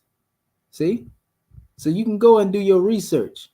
Now, when you go into looking at the mixed Moabites, or Moabites, so to speak, this is what the mix look like. These ones are known as the Albedan in most cases. You see what I'm saying? So you got to know the difference between the two, family. And then you won't be confusing certain terminology. So when he say we are descendants of the ancient Moabites, you know, that's what's being spoke of. And this is a map here that talks about the Mazab Valley. You know, and if you go into the history on the Mazab or the Mozabite community, they'll tell you that they are descendants of the ancient Moabites. So this is where Prophet Noble Ali come with this history. I'm just touching on certain things. And these particular ones, like I said, when you look at them, well, I just blow this one up. You know, these are the ones who settled in this particular region up here. In fact, the same region that they are talking about, you know, in that area right there, you know, like I said, a lot of this is dealing with, they are known under different names. You know, the Amazic people, you know, the Maghrebian people. You know, it's a whole bunch of names that they give, family. You know, and we'll get into that at another time. We don't want to go too far off. But what we can tell you is that, again, you know, you already see who the ancient Moabites are. So when you go on your own and do your research, you'll find a little bit more out about this. So we encourage our family to go and look this stuff up, you know, and do your own research, and you'll find this. So when Noble Drew Ali made that statement, I'm trying to get back to it. Was it here? Yeah. Here it is. Okay, yeah. When he made that statement and he said the industrious acts of the Muslims of the Northwest and Southwest Africa, these are the Moabites, and he said Hamathites and Canaanites who were driven out of the land of Canaan. He was simply referring to the biblical terms that were being used for the people that was there in the ancient time. So even the term Canaan actually refers to what we call now on the map the Arabian Peninsula. That's all it means. You see? So the inhabitants of that land, Canaanite, according to the Bible, the Piscean records, are referred to, you know, as Canaanites. You see? Of Canaan, who were driven out of the land of Canaan, right? By Joshua, and received permission from the pharaohs of Egypt to settle in that portion of Egypt. Mustafa Gadala touch on this when he talk about the Moabite colony that went into the Sinai Peninsula and so forth and so on. You see, and in that region, that's why you have a lot of Kemetic things that we showed it to you. Sarabat al-Qadim, you know, in the same area where Moses went up into. This is also attesting to, like we tell y'all all the time, by Isaiah 19, when it said 5 nations will speak the language of Canaan. You see, and this is why the Israelites later come up with an alphabet, you know, that they created coming up out of that particular region, you know, which a lot of modern scientists use, and they say pseudo, you know, hieroglyphics or whatever the case may be. We're going to touch on some of that in a minute, but you have to know this history. And you can't find, you know, the Israelites, so to speak, under the name Hebrew. But if you go back to the origin of Canaanites, then you will find the true origin of those who are called Hebrew just simply mean to cross over from one region into another. And so in the modern time, people say Hebrew Israelites. But Yasrallah, Israelite, you know, is it stands alone for itself as far as representing the people. But they were known in the ancient time as the Canaanites. That's why their language is called Proto-Canaanite. You understand? But that is one of the hidden histories. So when Prophet Noble Drew Ali speak of Israel, he mentioning them by the name Canaanites, the land of Canaan, because they inhabited that land. You see? So, you know, then it goes in later years, they form themselves kingdoms. These kingdoms are called today Morocco, Algiers, Tunis, Tripoli, etc. And that's why in their language, like the Punic language, for example, you know, of the people of Tunis, you know, the Punic language is actually the same language that you will find in the Phoenician tongue. A lot of their alphabet can be traced back to Kemet and so forth and so on. You see, so Prophet Noble Drew Ali was very accurate in his description, unbeknownst to many people that like to criticize this brother. A lot of his information actually is attested by the DNA patterns, you know, in the map migrations of DNA. You know, a lot of Noble Drew Ali's information is confirmed through that. You see? So when you notice, listen to what he said. He said the key of civilization was and is in the hands of the ancient Asiatic nations, the Asiatic nations, pardon itself, the Moorish, who were the ancient Moabites. That means they was the original indigenous inhabitants of that place that they call now Moab. Our people was there before these people that now call themselves Moabites. And it says we are the founders of the holy city of Mecca, these ancient Moabites. You know, then it says the Egyptians, who were the Hammatites, of a direct descendant of Misraim, the Arabians, the seed of Hajar, and Japanese and Chinese. So he's showing you a connection to this. And if you go and do the research, science actually backs the statement that he's making based on these biblical terms. They don't use the biblical term per se, and sometimes in some scientific journals they will. But you know what is being spoken of, the region that's being spoken of, you know, is attesting to the same thing Noble Drew Ali said. And how was he able to do that without all this scientific, you know, literacy that they claiming now? You know, he was using the truth. Then he talked about the Hindus of India, the descendants of the ancient Canaanites as well, Hittites, Moabites from the land of Canaan. So there's a connection to the Indus Kushite Valley civilization in the Canaanites, you know, because you have to remember the Indus Valley civilization came from the Kushite Valley civilization. That's why they are called the Indus, Hindu Kush. These were nothing more than Kushites that migrated from the Kushite region in what we call the Nile Valley civilization and went into India. So Prophet Noble Drew Ali was accurate there too. Go do the research if you don't believe us. Then he said the Asiatic nations, and even in the Egyptian, the teachings of Kemet, the word Asiatic, though in some aspects can refer to just simply foreign people, in the Kemetic language, Asiatic actually was a term that was used also for the Remet or people in general as well. You see? So Asiatic nations and countries in North and South and Central America, Moorish Americans, Mexicans in North America, Brazilians, Argentinians, Chileans in South America, you know, all of these, you know, are connected as Muslims in the way that Noble Drew Ali taught. He's not getting into Arabized religion when he say this. He is saying that all of them were born of the same Father, being of the will, through the grand idea that precludes monotheism, the oneness of God. You see, they are all one in that same love thought. You know, so he went into all of that, family, you know, and you know, gave all of this history. But if you notice, when he go into the history and he talked about certain things, he talked about this is the true transliterations of the ancient Comedian holy instructions as originally taught to all prophets, angels, and masterminds, now being realized in the West. See, the Moorish people of America are now being united as faithful Muslims upon the straight way by following the prophet and others whose portion is not wrath and have not gone astray. The true teachings of ancient Kemet is the real uniting of the Holy Quran and instruction of Moorish Americans. So any person that love Kemet and honor Kemet, they should love to hear us Moors taking our people back to Kemet. You see, we know where our teaching come from, wherever it's other different groups, they denying this stuff. They trying to hide that everything come from Kemet. We the Moors are teaching it. We the ones that brother Dr. John Henry Clark was saying that was going to have to rise up in order for Islam to reach its full potential.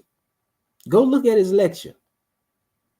And he said, in order for Islam to rise to its original state of prominence, it's going to take an African people over here in the West that will be able to bring these teachings back in such a way that it uplifts, the original doctrine, the spiritual doctrine of Afrocentricity, basically, in the teaching. This is what he said.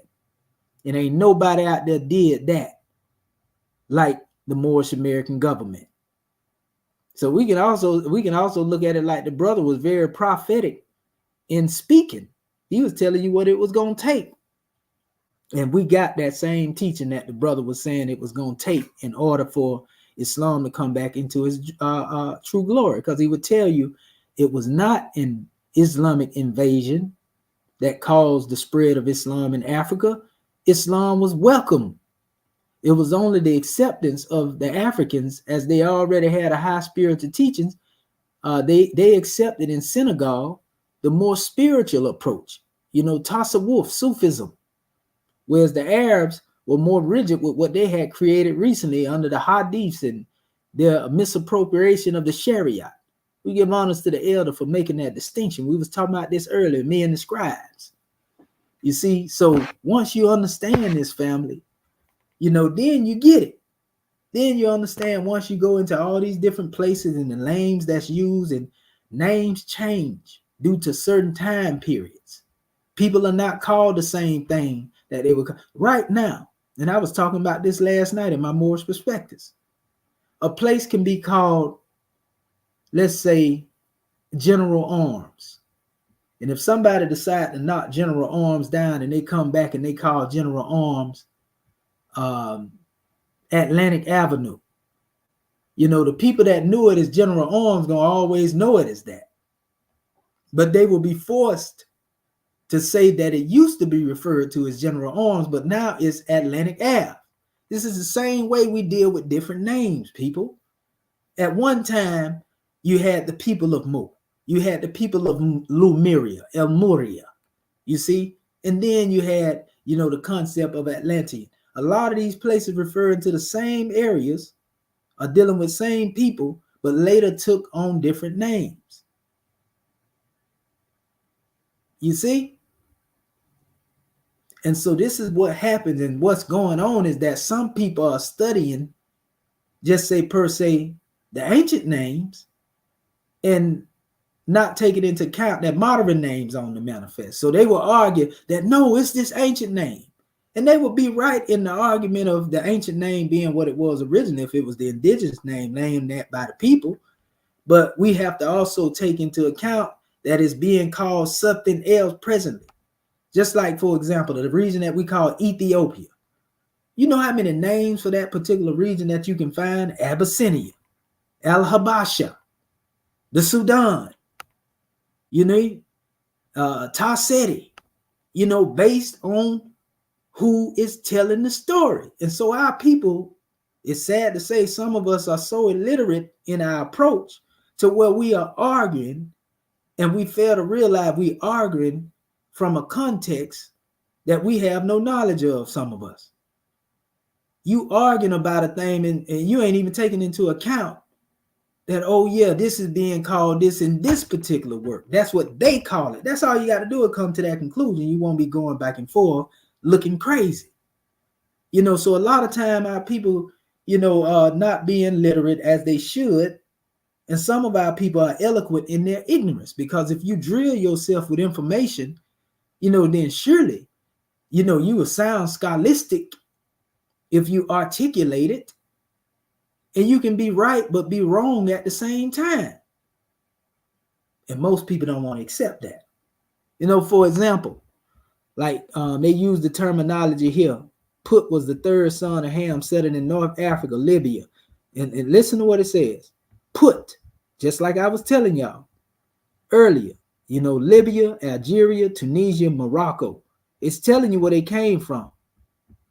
These Putites are the same people known as Libitu. How do I know this? Because I did the research. But somebody that's bent on hearing the term put, oh, that's a biblical term. The third son, Ham, is a biblical term. Yeah, but who are these people referred to as outside of the book? Libyans, Algerians, Tunisia, Morocco. But some people don't do the work. You know what I mean? But nevertheless, we know the Cushites were the one that civilized Kemet in the first place. That's another name that's used for the people of Ethiopia. You see? And you know, just like here, the chairman say Egypt was Kemet, in Arabic, Kimi or Kimi. You see? And so he's giving you all the history here. So we want to give honors to our chairman for his due diligence in pointing these things out in the commentaries. Once you understand, you know, these measures, then you won't be caught up. So when you hear us talking, like I keep telling y'all, we're not teaching Arabism. Most Arabs don't agree with what we're teaching over here. So don't try to put that charge on the Moorish American government.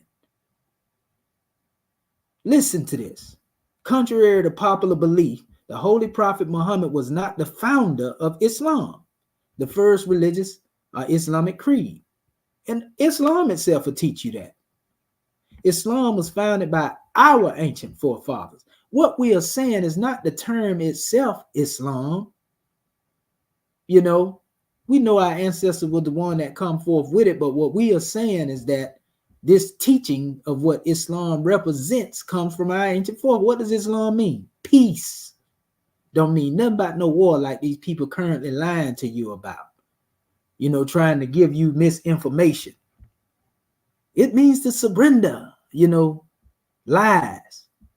That's one of the definitions of it. But it don't solely mean that.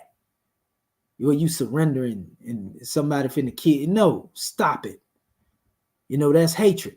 So Islam was founded by ancient forefathers as a divine contribution and saving power to the world. Neither did Muhammad create nor perfect Islam. Islam has always been the only perfect straight way between man and Allah. In other words, peace. Get outside of here in the word Islam. Peace has always been the only perfect straight way between man and Allah. The teachings of peace didn't start in Saudi Arabia. The teachings of peace started with the teachings of Ptahotep in ancient Kemet, which were the teachings of peace. You understand? So it says he could only reunite this way of life from the four sacred schools that have been dispensed into the world. Islamism, see the design chart.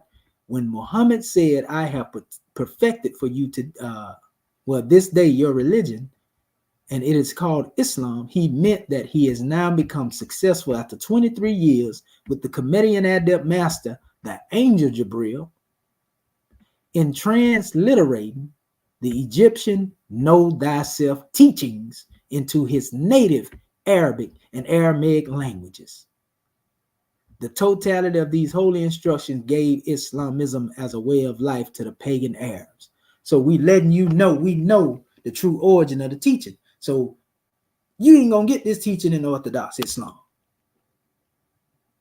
So again, know that we a whole different type of group of people that's called Muslims. You understand? We do not teach Arabism. You see? So anyway, and then if you go into the history of the capital empire, you know, he goes further into Prophet Noble Drew Ali, the inhabitants being descendants of the ancient Canaanites from the land of Canaan. You know, and it says the old man Cush and his family, inhabitants of Africa who came from the land of Canaan. All this is talking about, when they say Canaan, think of the peninsula of the Middle Land. A lot of people like to call it the Middle East. Canaan was just a land, a name used for the land of, you know, the eastern measure. And even science to tell you that there was a migration out of this region first in the outer Africa drawing. And then they migrated to West Africa and ended up migrating back into, you know, the Nile Valley civilization and back into what we call in the land of Canaan or the Middle East now. This is scientific information that say the same thing we saying. How did Prophet Noble Drew Ali know this? He was teaching our people where they were. They wouldn't have understood anything else outside of that. So he had to give them that in which they was already familiar with. Didn't mean he didn't know more, but he just wasn't one that was going to just talk over the head of his people. He had to embrace them and do the work, and still some of our people don't get it now. Some people still baffled at his teaching right now. You know, so you know it goes into the history and tell you the dominion of Cush and Ham, and tell you about the land of the Moabites who received permission. It goes further into detail from the pharaohs of Egypt to settle and inhabit Northwest Africa. They were the founders and true possessors of the Moroccan Empire, with their Canaanite, Hittite, and Amorite brethren who sojourned from the land of Canaan seeking new home. A lot of people don't know the Amorites are the Amaru, which is a name for a group of Sumerians. The Amorites, the Amuru. But that's a whole nother measure. You know, then he talked about their dominion and their habitation extending from the north, east, and south of West Africa across the great Atlantis, even unto the present North, South, and Central America, as also Mexico and Atlantis Islands before the great earthquake. A lot of people don't know when Muhammad was a young seed and prior to him that Saudi Arabia was a Cushite annex. The Cushites were in that region. His grandmother, he was of Cushite blood. A lot of people don't know that about Prophet Muhammad. He was of the Sabian bloodline. But that's a whole nother measure. We'll get into that one day. So, you know, just looking at all of this right here, you know, the chairman did a good job on the commentaries and all that. And it is necessary because once we hear this, and now we go into what I'm talking about this language I'm getting ready to go into, it will make it, you know, even more understandable. So we got a little ground that we're going to cover, you know, and we're going to pick up on a certain drawing right now, where we left off at. And I want to ask our people to make sure that they can see this. Can you see this right here, family? I want to make sure my screen is changing. Yes, sir. And that says the ancient Hebrew lexicon of the Bible. Yes, sir. Okay. And okay. So I'm going to go back here now, because this is what we left off in our previous measure on the homework y'all did.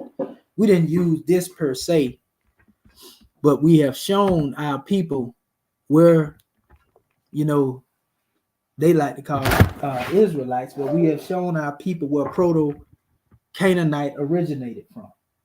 You know, and this is where the Proto-Canaanite, you know, concept originated from, where they created their pseudo-alphabet and applied certain characters to them. You know, and sound, this is what they did. The Israelites now, the Canaanites, you know, they did this, not the ancient Egyptians. The Israelites or the Canaanites took symbols from ancient Egypt to create their alphabet. And like we told y'all, Champollion didn't do nothing but create his own and try to use Greek characters and all these other things that have to do with that of the Roman history and Roman background. So anyway, so this is one of the first measures here. So they took this symbol from the cow and they come up with Aleph. Your Canaanites, not the ancient Egyptians. They took from ancient Egyptian symbols, you see, and they created that. Then here in the second one, in the alphabet, they come up with Beit. You know, and Beit is supposed to be the house, you know, so this is a symbol, you know, of what Beit would be expressed as in real time, so to speak. You know, this is, you know, the temple of, actually it would normally be like the feet, as if you was going into Luxor. But anyway, actually like the threshold right here, you would be going into, so this is the aerial view of what it looked like from the top. And they use these expressions to express, you know, Beit. And they say, well, this is house, the house, and the house is a temple, so to speak. You know, so anyway, then the Canaanites come up with, you know, this symbol. It looks like a 7 here, right? Almost. But it's really an angle. And this is really this angle. If you were to turn it up, then it becomes the same angle. This is also supposed to be where they come up with this from. Jim, a Gimil, sometimes they call it that. This particular area here, at the top here, this little piece above the threshold here, you know, this is often referred to, sometimes they just say door. You know, that's why you'll see this here. So this is what ancient Canaanites got this from. And then it became this symbol to them in Proto-Canaanite. And they call it Dal, right? This is what they did, not the ancient Egyptians. Here's another symbol that was taken, which is often the expression of Hay, the deity of time, but this is also coming from the temple of Zedek Moon. I want to say that's the one we had it from, where they had the hands exalted. This is also known as an adept posture that we demonstrate, as well, by lifting up of the hands, the ka expression, the shu expression. So this became this portion. This is where they got it from, the Canaanites, the so-called Hebrews. They received that from Kemet as well. You see? Then they had this jet pillar with the Atef crown that you would often see all Sarwit on. And this, became these two symbols in the Proto-Sinaitic, Proto-Canaanite that's supposed to relate to this. And this is wall. That don't mean wall to the Egyptians. This is what they made these symbols, so to speak. I'm just showing you where they come up with it from. This symbol here, Zayin, which is the letter Z to the Hebrews, are the Canaanites in their alphabet, because this is their alphabet here, the Canaanites. This is not the alphabet of the ancient Egyptians, but they took from symbols that's like the eyebrow. You see the brows, this is a double brow on top of each other. And they came up with this and created the alphabet for the letter Zayn. You understand? So then when they come here, here's another house expression, a het.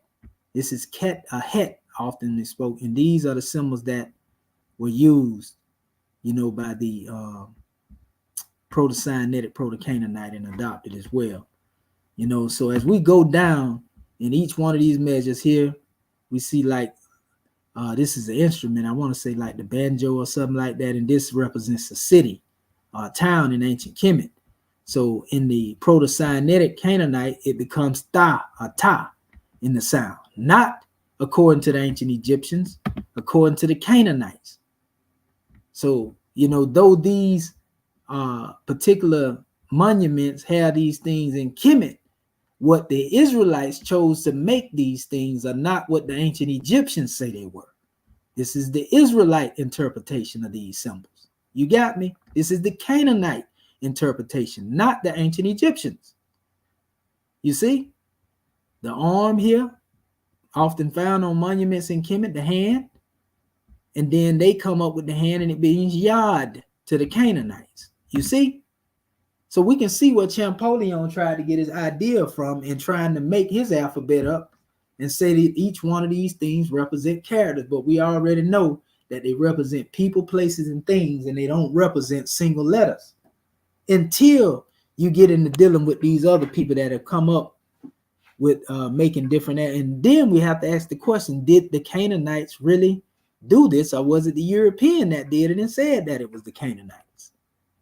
So that's a possibility as well. But anyway, look just like my brother-in-law right here too, Ka. So here, right here, you see the Ka being expressed here. This is the Proto-Canaanite, Proto-Sinaitic version of this, and this is the actual measure of it. And basically, if you look at the arms would be this outside portion, the inside portion with these little balls at the top would be these two lines here. But, Proto-Canaanites would say this is K, CH, and Kaf, right? Then we come over here and we have, what they say Lamd. But this is the symbol to the Proto-Canaanites and Sinaitic language or whatever. However, this represents a letter S in Champollion's thing. So we know this is totally different. One represents an L and an S. So this is where you begin to see discrepancies. The same staff in the hand right here is basically similar to this measure here.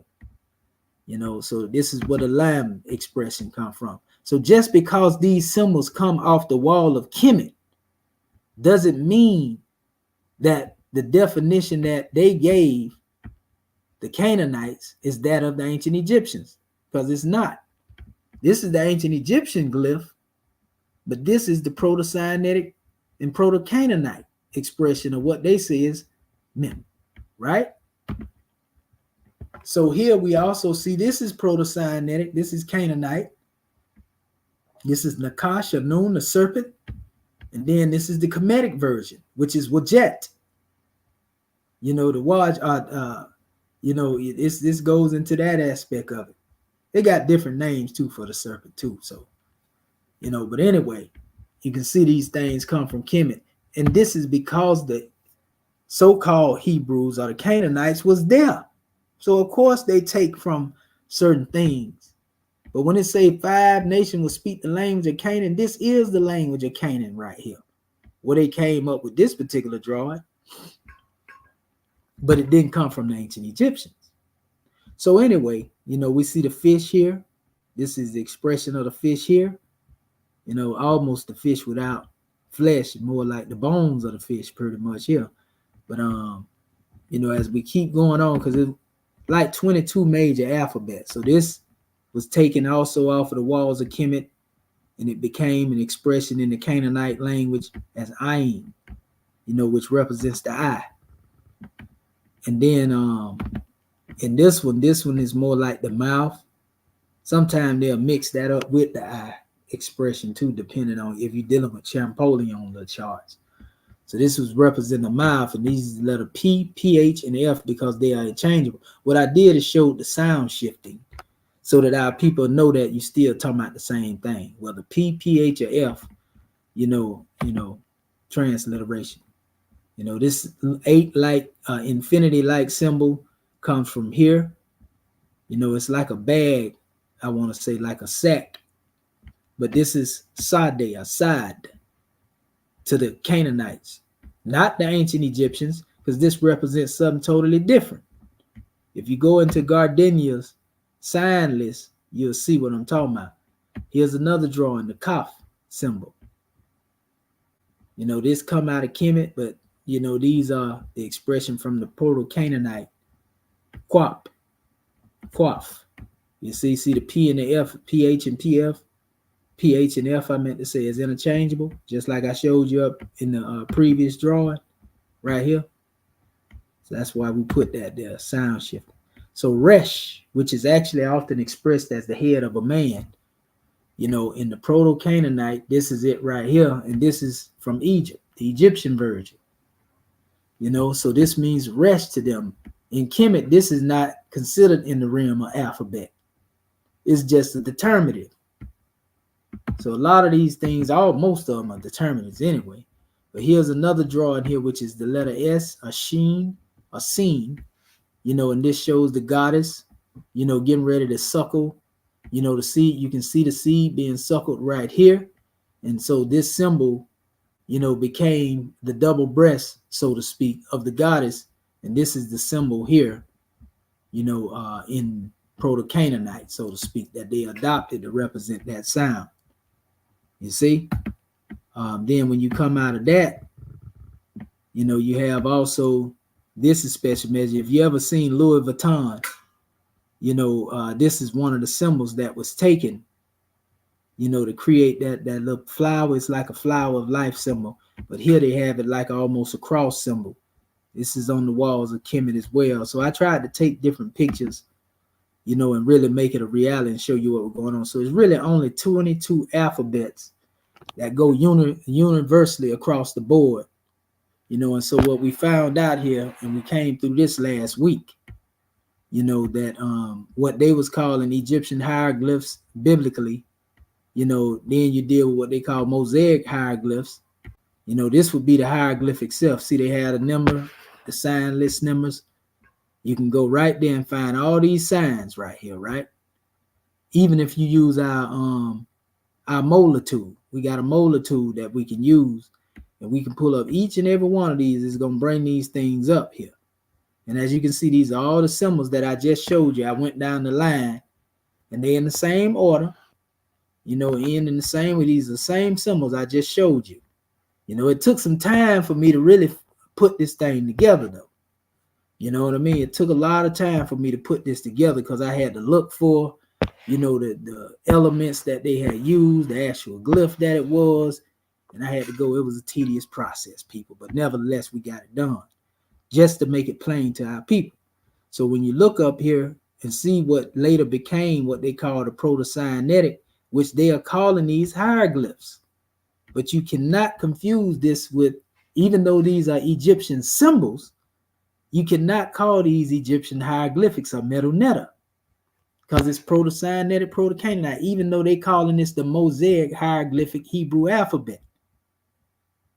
You see, we know that Kemetically, these symbols existed way before 1859 and 550 BC, but they saying this is when this originated here. Then on the side of it, they have what they call the Paleo-Hebrew, which is the real Hebrew alphabet, and we often see the people a Canaanite alphabet. This is where they use the Masoretic or the box text, and in between here, they're basically saying these are equivalent to these particular letters in the English. This letter here will be the same, but it's a different style of the expression of these letters. This is Paleo-Hebrew, which is the true Canaanite tongue and writing. This is the more modern demonstration of Masoretic and box Hebrew that you often see. This is not the original here. This is the original. So a lot of people got to know language, but you see, this is the actual alphabet here. So what happened is they would have you believe that these alphabets, which are right here, the letter A, they would have you believe this alphabet corresponds with this. This alphabet corresponds with this.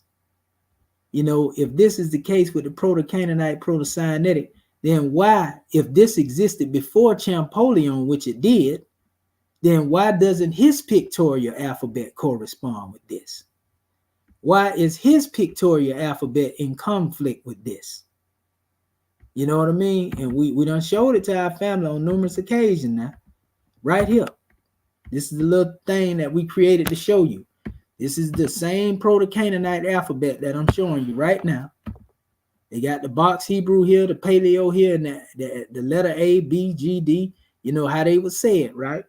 And I got Champollion chart right here next to it. So when we look at the letter A here again, it's a bird. When you get into this Paleo, a Proto-Sinaitic, it's a cow. You understand? But this alphabet is older than Champollion's alphabet that he created. So if he wanted to really try to be in line with some alphabet, then he should have just went on ahead and adopted, the Proto-Canaanite, if he want to try to make something pictorial. But neither of these alphabets were created by the ancient Egyptians. The only thing that come from the ancient Egyptians in these charts are the pictures that you see right here. They didn't create making these a one for one with these letters here, though, saying this is A, this is B, this is C, this is D. That is not the work of the ancient Egyptians. This is the work of Champollion doing this. And they tell you again, like I said, I'm kind of being skeptical. They say that this was done by the ancient Canaanites, but we know that these letters didn't exist during the time of the ancient Canaanites. The Latin and the English language didn't exist then. You see? So, but that's neither here nor there. Moreover, all these things do not correspond. This Champollion chart for the letter B, when we go over here, we look at the letter B. The letter B is not a leg. It's a house symbol. We look at the letter G. This is the letter G right here. It's not the same as the letter G over here. You understand where I'm coming from? And this is older than Champollion's thing. So which one you gonna take as being right or wrong? This one or that one? Why do they have the same symbols in here, but they mean different things? Because the same house-like symbol that we find up here for the letter B in Champollion's chart, again, we find it down here as the letter H. And we know B and H are not interchangeable with each other. Right here. See it here? The letter H on Champollion chart. On the Hebrew or the Canaanite, the same thing as the letter B. You understand what I'm saying, family?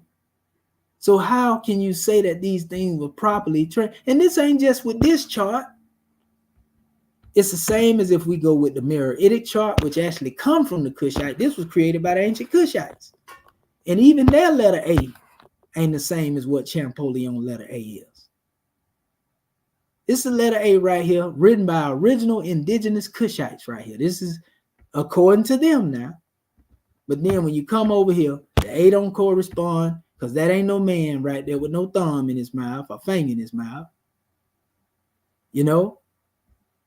And the same thing when we dealing with it from Champollion aspect, it's the letter A. So which is it? Does the letter A represent a bird?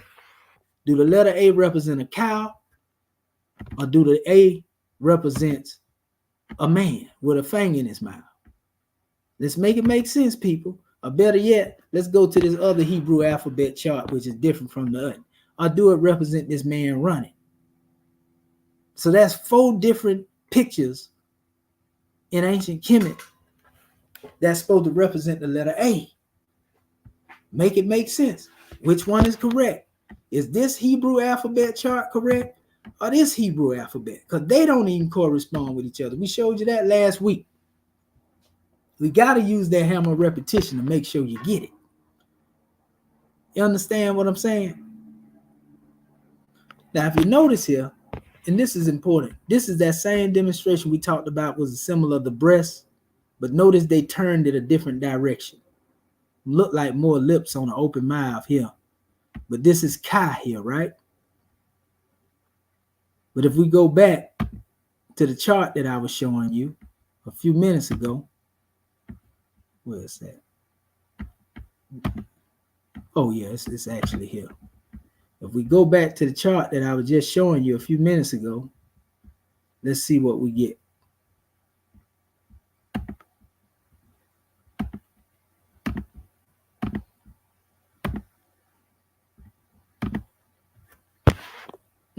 See, this is the letter Sheen or Seen. You see that symbol right there? Now let's go back.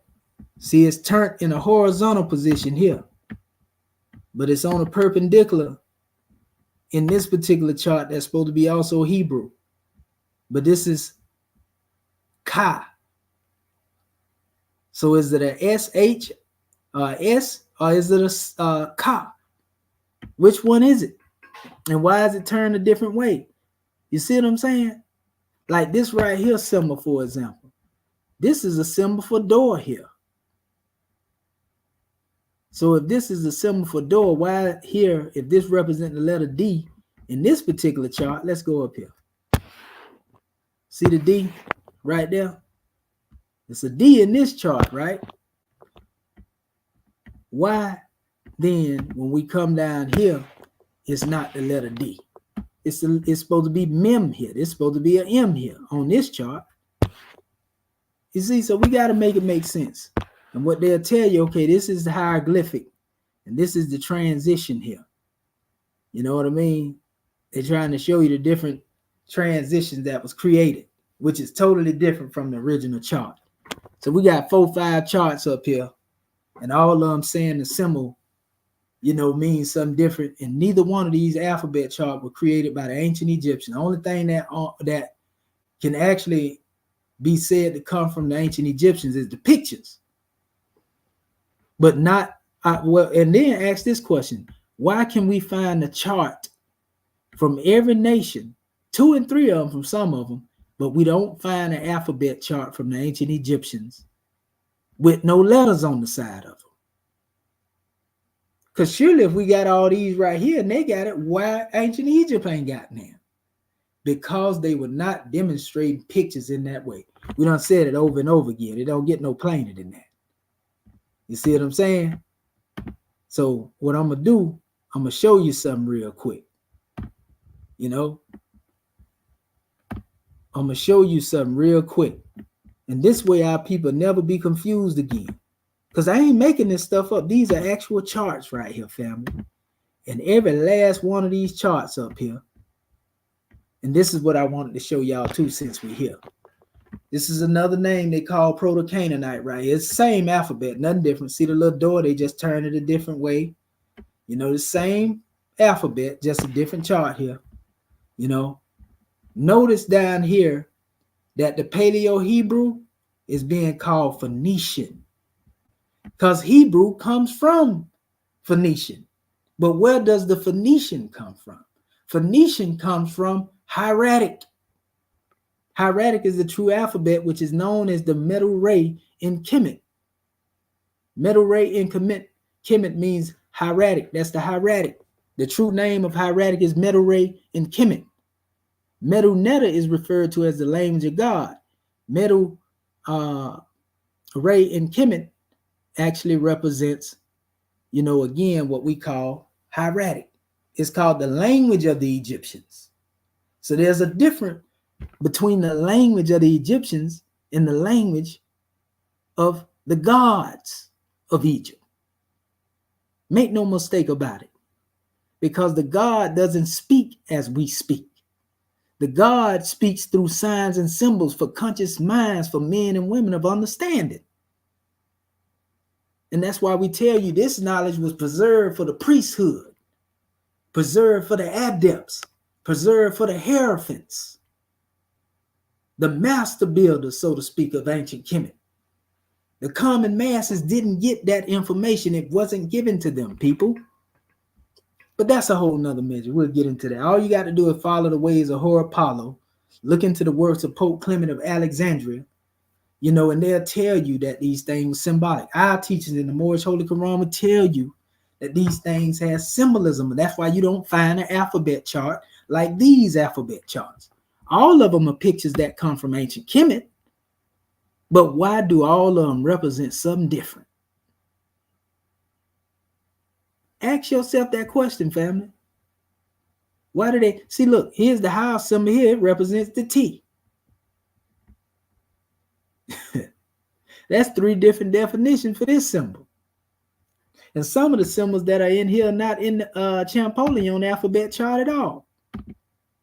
You see, but when we understand it for what it really is, then we know the difference between God's words, the words of God, holy impressions, as they would call them, and, inscriptions, so to speak. So let me go further into our measure. I said all of that because we coming out of this drawing. Our scribe did a great job on going into the history of what I'm talking about now. I just went a little further. I wanted to go here before we move to the next phase, because the next phase is going to be relevant in showing you another pseudo alphabet that was produced in a similar way, but coming from a different source, a brother source of, what we call Canaanite or the Hebrew culture, but another source nevertheless. I'm going to show it to you in a second here. And I'm going to give you the authorship of this. I want to go a bit at a time so we make sure our audience can see this, and we're going to open up the floor and let our scholars and scribes come forth. So what we have here as an end result of what was produced, this is what they call the ancient Hebrew lexicon of the Bible, right? And many people have never seen a Hebrew dictionary that looked like what I'm finna show y'all. Hebrew letters, words, roots, and defined within their ancient cultural context. Jeff A. Benner, right? Look at this. Watch this. This ain't what y'all think it is when you see a Hebrew dictionary now. Look at it again, y'all. All of the values, Aleph, Bet, Yam, Del, Hey, Wal, Zain, Hekets, Hetzer, all of that. All the 22 alphabets. Wait till we get in here, though. Okay, so now you see the box Hebrew up here, right? When they say ancient Hebrew, see, they're going to tell you the original Hebrew script, the word would have been written this way. See, it's written with pictorials here, right? This ain't ancient Egyptian writing. This is Hebrew writing from the same alphabets that I'm showing you above. And it tells you the early Hebrew script over 3,200 years ago. It says, as in the Middle Hebrew script between 3,200 and 2,500 years ago, the original pictographic letters of the parent root is a man with his arms raised looking at something spectacular, or a shepherd or a staff that is used to move the flock toward a place. When these are combined, the idea of looking towards something is represented. The original meaning, of this symbol, the North Star, it says a bright light in the night that is looked toward the guide on a journey. Now, I'm going to tell you what this reminds me of right here. Now that I'm looking at this, it makes me think about, especially when they mention the term North Star, because you're talking about the scimitar and the star. We can see this shepherd's staff, so to speak, as a symbol of the ensign, that would be in the hand of the man. So the man would represent For example, in our flag, the 5-pointed open green star, but this scepter or this staff would represent the scimitar, i.e. the same thing when we express the concept of the Moors being guided by the North Star, with the scimitar rotating, you know, in regards to dealing with the Big Dipper, rotating around that special bright North Star. But anyway, you know, it goes on. It says, if we are going to read the Bible correctly, it must be through the perspective of the ancient Hebrews who wrote it, and not from a modern Aramaic or Greek perspective. So this person was trying to correct, you know, the way that people look at these things. And I want to get down in here, and I ain't going to go all the way into this. You know, this is just touching on and bringing closure to what it is that we were dealing with.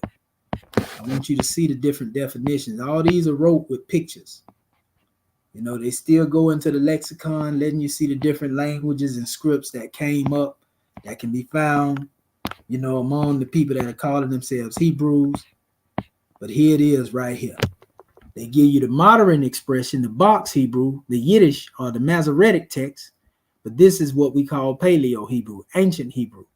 And this would be infinite here, prophet here, heed here. See, they're being wrote with pictures.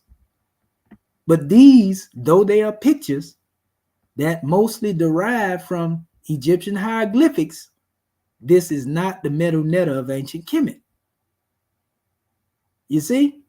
Symbols from the METU, but not the METU.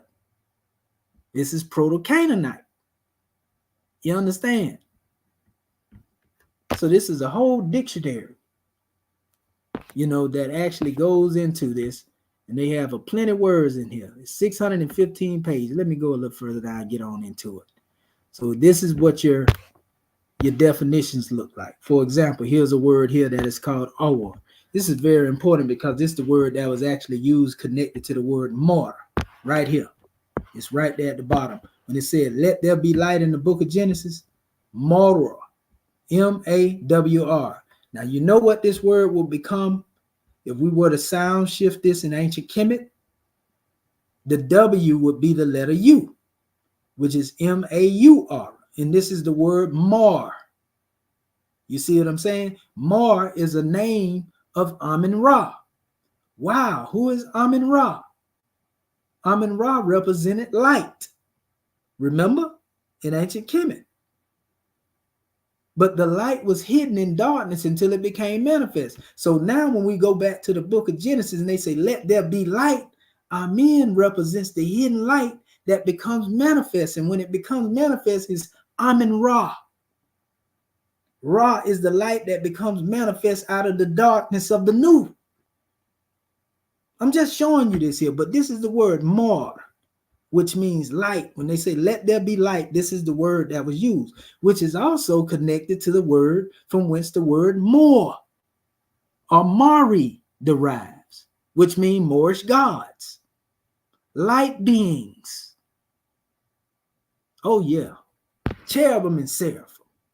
Islam, or also another root like or. You ever heard somebody talk about an or, O-R-E, or light. Light from the sun is not an expression of sunlight, or it can be light from the moon, because the light reflects from the sun to the moon, and the moon reflects itself throughout the cosmos and universe, and the stars become illuminated. See? Sun, moon, stars, fire, candle, or other giver of light. Light, fire, day, bright, clear, lightning, morning sun. Huh? This is how you trace connection through etymology. But somebody that's basically solely dependent upon European Egyptology, they can't show you this. They can only regurgitate what Champollion said. They can only regurgitate what Gardenia said. But they can't show you these linguistic connections from an etymological standpoint like I'm showing you right now. Because to them, religion is spookism. You know, and we can go on and on. So they have many words like the word aura. Notice the ra connected to that. Herbs, light. Here it again is again. M-A-W-R-H, Mara. A lighted whole view from the inside. Light, though. You see? And that's the end of those connected to that special root. You know, the order. You know, so once you understand that, and then you see the word Mari, then it makes some sense. It makes some sense now. When you see Amun Ra and Mari and so forth and so on. Yeah, we can't make this stuff up, family. We just trying to give you the truth, something they ain't gonna give you. So let me go here. And we're going to get this to our family again. They got plenty of words in here. You know, and a lot of these words in Hebrew correspond with Arabic, and a lot of them correspond with the ancient Egyptian. We call these strong words. When you can find it in the Kemetic language, in the Arabic language, and the Hebrew, we build on that triangle. But it's not limited to just Arabic, Hebrew, and going back to Kemet, because there are also words that go into Somalia. There are also words that come from Kemet that go into the Wolof. There are also words that go into the Igbo culture, because every nation indirectly or directly receives something from ancient Kemet. We just have the audacity, being Moors, to show it to you. And instead of people seeing that we trying to show you that what we have come from the ancestors, they say, oh, they trying to mix the Moors with Kemet. You are illiterate when you say that. And I don't say that to be mean with our people. If I'm showing you that something come from somewhere, that don't mean that where it come from, it is that. We are saying that what we have is a derivative of a source. So stop playing, people. Stop playing word games and trying to confuse the people that want to learn, because you got some hatred toward the Moors. And you don't want the people to see the connection between the Moors and the ancient Kemites. I'm trying to bridge the gap and show the unity. You trying to divide our people and sow seeds of disunity. That's the difference in between the way that I teach and the way these so-called Egyptolemites that's praising Champollion and these European Egyptologists. They're trying to keep our people divided and separated and make you think they know something about Kemet that they don't. And I'm trying to use the knowledge to bridge the gap and bring our people together while at the same time teaching you the information. That's what distinguishes Commission from these fake commissions. That's what distinguishes the scribes here that's on this panel from these other people out here perpetrating and trying to mislead our people. And many of our people, sad as it see, you don't see a whole lot of people in here getting this information, but this the real deal over here, family. Everybody else just talking and regurgitating. We showing you the source material. And just because they have a few cultic followers, individuals go with that. But the general opinion of men will never alter the nature of the truth, people. I don't care how many people agree with it. If it's wrong, it's wrong. But they think because everybody agree with it, that make it right. We can agree that the sun don't emit light. And we can have 100 of us saying that. And then we can have one person saying the sun does emit light. And we know the person that's saying the sun emit light will be truth. The one saying that the sun don't emit light wouldn't be true. I don't care if you get 1 million of them, because we know the sun emit light. But some of our people are followers. They are cowards when it comes to this information. They can't stand on their own. So they have fear of being able to stand up out here and be ridiculed and attacked for the truth. That's because they weak. They don't have a spine. They don't have a backbone. But you'll see me stand up there and there's 100 people in opposition. And you'll never see me stand down, because I know I'm dealing with truth. I don't appease to somebody because they my friend and say I'm going to try to cover this up right here because we buddies. If it's a lie, it's a lie, whether you my friend or not. You understand? And some of our people are burying our people, you know, just for the sake of friendship. And a lot of time people be paying people behind the scenes. Yeah, I'll pay you, man, but just don't let that dude right there come up here and demonstrate nothing else. Yeah, I'll give you a little change, man, but we got to shut this dude down. We don't want this dude. We don't want to, promote nothing that he got going on.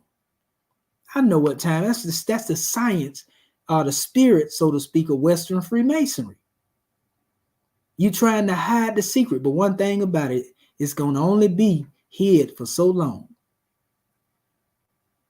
Because those who are meant to hear it, getting it.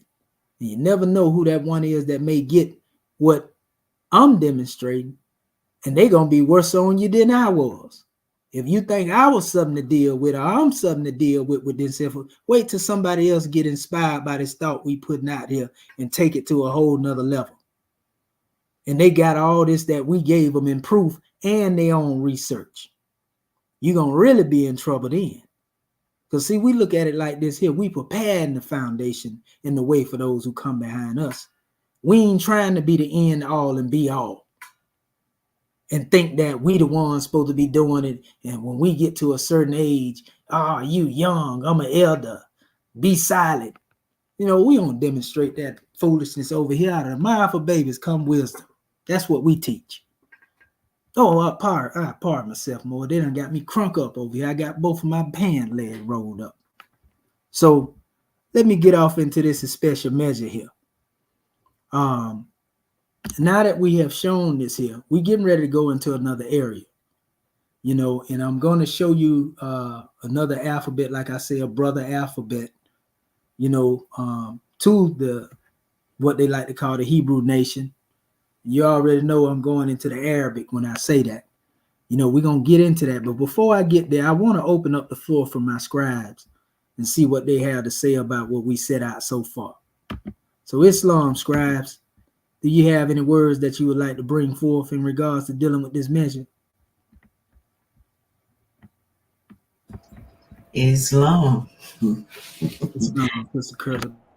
Islam. Dr. Denja Kurtabe, Dr. Shahid, I tell you, man, this has just been such a powerful class, even with the reading. And this just lets me know that Allah is leading on and our prophet is still alive, because you going back to the book of Ali and then taking us step by step by step. And I love the hammer of repetition, because you pull them charts back up that we went over the last time we did our homework and stuff, and it's just becoming more clear. The more I hear it, the more it's coming clear to me. And you using that, and but it's bothering me now, because like you say, when you talk about the Canaanites,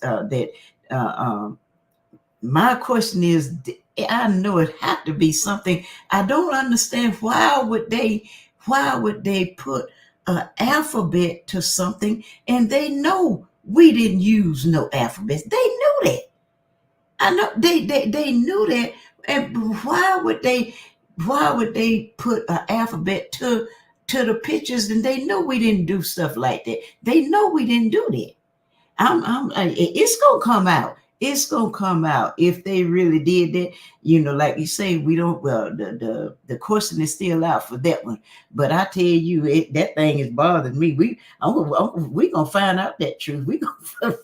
It's gonna be revealed. The truth is gonna be revealed to us. And how you talk about they took them symbols, the Canaanites. This is what they did. And when you talk about our people, and I can see, and I can see the confusion, because you showed all four of them different charts, and they got all different alphabets standing meaning for different things. And when I look at that, when I see things of this nature, I can understand why it's so much confusion out there. And then the last but not least, like you were saying, our people, they are out there teaching this Champollion and Gardenia. They keep teaching that stuff, and how our people are just accepting what they are saying. It brought me back to the fact that I did a summit on in that comfort zone. Our people are comfortable. they don't want to do the research. They don't want, because if they start doing the research, they gonna have to say that they was wrong. And especially if they went and told some of their friends or whatnot that what the European has taught them, and they've been telling them, standing on that and dogmatic about that. But then here we come throwing a wrench in everything they're saying. We got the research to back it up.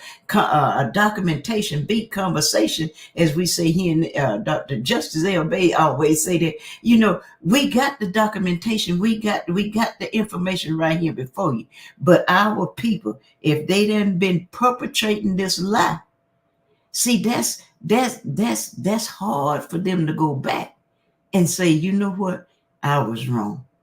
But when I was teaching in Christianity and I found out the truth, I hurry up and say, y'all, I'm sorry.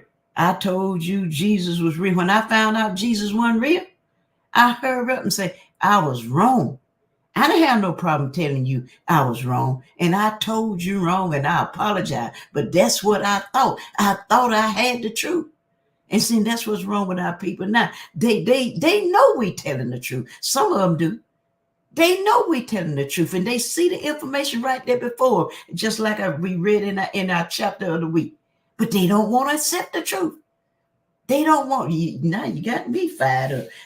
They don't want to accept it. But truth gonna stand. It ain't going nowhere. You matter what's to accept it, because it ain't going nowhere. And we're going to stand on this truth. And like Dr. Shaheed say, when I know that I know that I know that I know what I'm saying is right, I don't care how many of you out there coming against us and talking about this is not right. We telling you the truth. And it don't matter it don't matter to me whether you accept it or not. I'm going to keep giving it. It's plenty of people out there who want to know the truth. And they are coming in leaps and bounds, because see, I trust my prophet, because the prophet said he was going to drive them in. Gratitude, God, man. Let my other family give their message. Islam. In Islam, like the chairman said, who you gonna believe, me or your lying eyes? Islam. So, the brother creator of the boundless universe put a powerful measure. He said, looking at those images without any letters or alphabet force you to engage your third eye to see and interpret the meanings. Now you can come face to face with Almighty Allah. It don't get no plainer than that right there. You better talk that talk, brother. Plumb that line of divinity. That's what I'm talking about. And like our brother Tyrif Bey said, to who did dwell amongst our people and brought wisdom, so to speak, of Kim, Ham. We see the sound shift right there, our brother did. And honor you foremothers, your foremothers and forefathers. So, you got to keep that in mind. That's what we doing. We teaching the honor of our mothers and fathers. And briefly, before we go to our next scribe, the oldest attested document, the Tanis manuscript in ancient Kemet, is a document that attests to exactly what it was our ancestors demonstrate. So what we find here is the pictures, and then they try to make these pictures out because they tried to compare them to hieratic. But this is the actual transcription. Islam, pardon yourself, Dr. Shaheed. Are you showing this to us? Yeah, let me go ahead and do this again. Right, I appreciate you, Grand Secretary of the State. Let me see right here. Reopen this, and I'm going to do the entire screen. Okay, there we go. Pardon self, family. Let me open that demonstration up, too, and make sure y'all can see this. So, yeah, this is the script here. And I showed this to our family before. This is the actual script. Now, this is pieces of papyri. We got it, but we'll go into it another time again. So what it is here, it's obvious you can see a serpent up here, right? This is the actual reconstruction of it, so to speak. And I actually put all this together because it was broke up in pieces. So you can see the discoloration because I put them together, and lined them up, so to speak. But you see the serpent over, this is the actual papyri. This is real papyri right here. This is just a photocopy of it.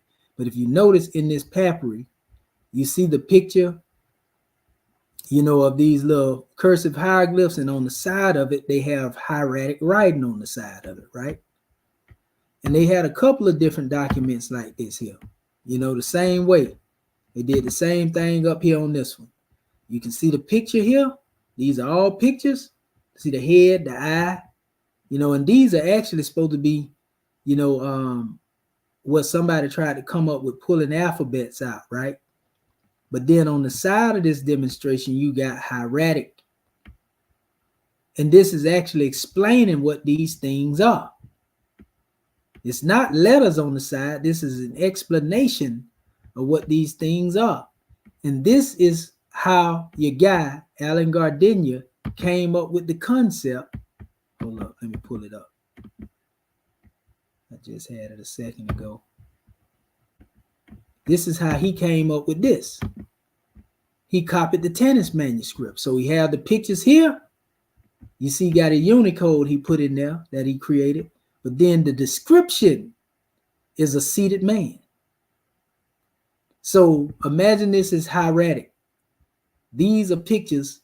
And if this was hieratic, and imagine hieratic being read out instead of seated man being written in English, then that means that these are not letters.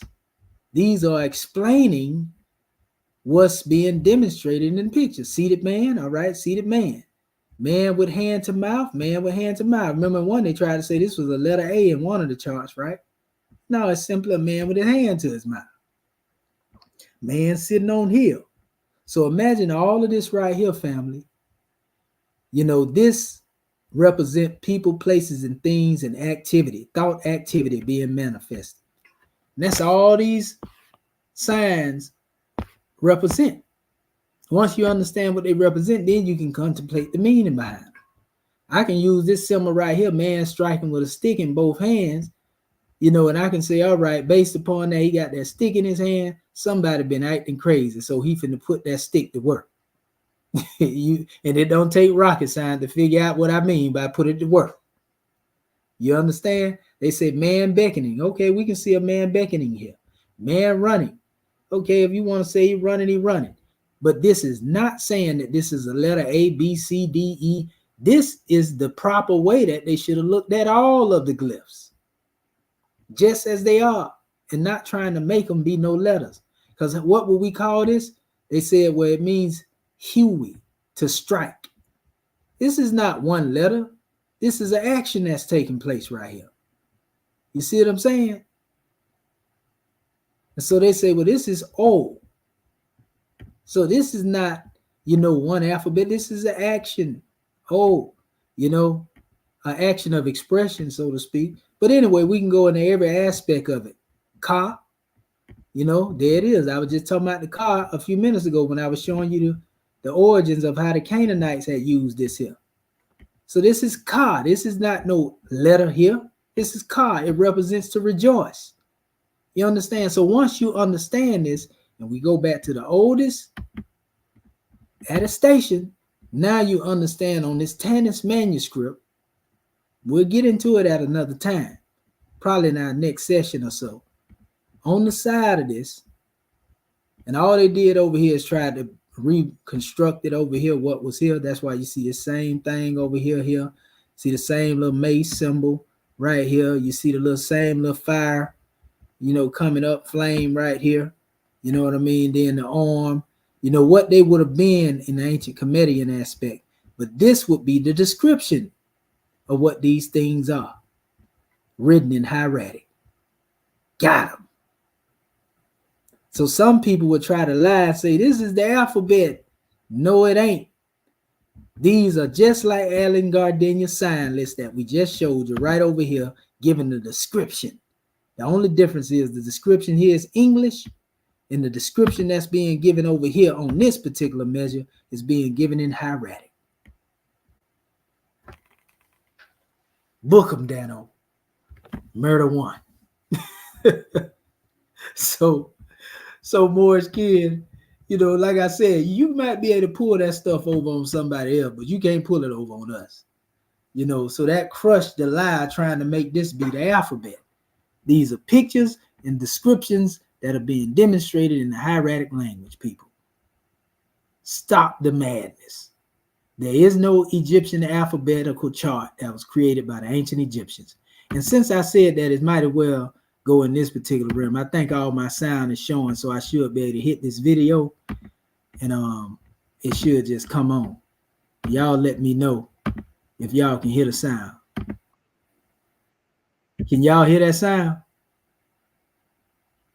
No, sir. Okay, so let me stop sharing it, and I'm gonna reshare it. Okay, I just want to make sure y'all getting the sound out of it. Okay, so what I'm gonna do, I'm gonna hit entire screen. Okay, yeah, there you go. I gotta hit share sound system audio. There we go, share system audio. Now you should be able to hear it once I put it up here.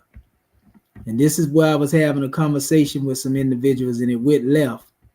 Okay, I was giving a demonstration. I'm gonna start about right here and let our family hear. Like I said about the Israelites earlier. Can you hear this right here now? Can you hear the sound? Yes, sir. Okay, Islam. So I'm gonna let y'all hear this here, because I was actually giving a measure and presentation here, right? So like they're trying to play the puppet master and play. I don't play them type of game, family. We're gonna call you out and expose you. Don't care if you like it or like me or none of that.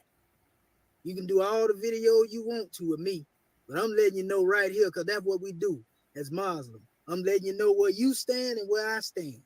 I don't see you as no enemy, don't see you as no opposition, but we definitely ain't got no business, to deal with each other on any other type of tie. If it ain't got nothing to do with uplifting my people, you can keep it. That's what I'm saying. Since we want to go public and talk, greasy, so to speak. You see, we ain't arguing, we ain't mad at you, but we letting the people know what time it is. Presented. Okay, thank you. Thank you, Kareem.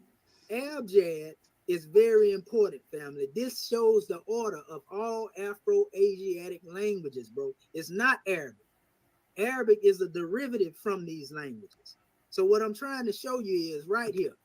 And I'm going to show you what happened. This is what those people you keep talking about. This is the order that they did. This comes from Champollion right here.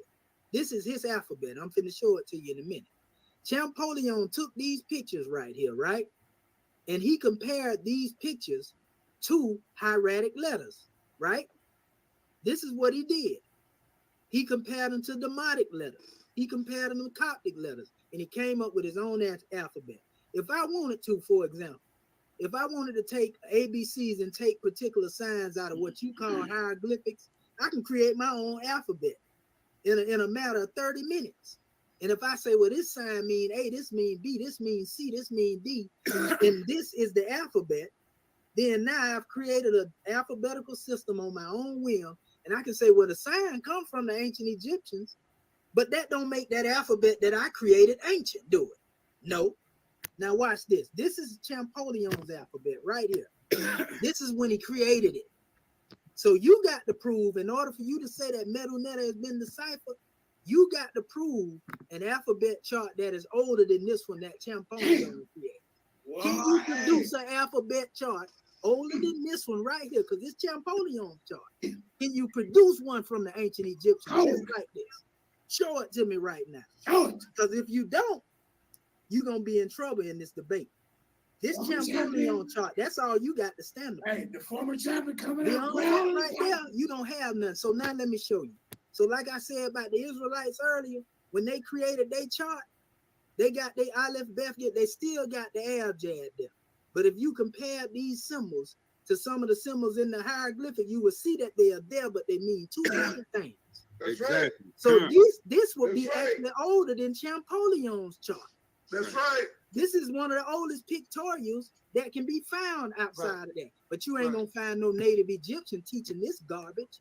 Right. Yeah, them symbols come from the ancestor, but Champollion was trying to figure out which bird I want to use. See, y'all ain't seen this one right here.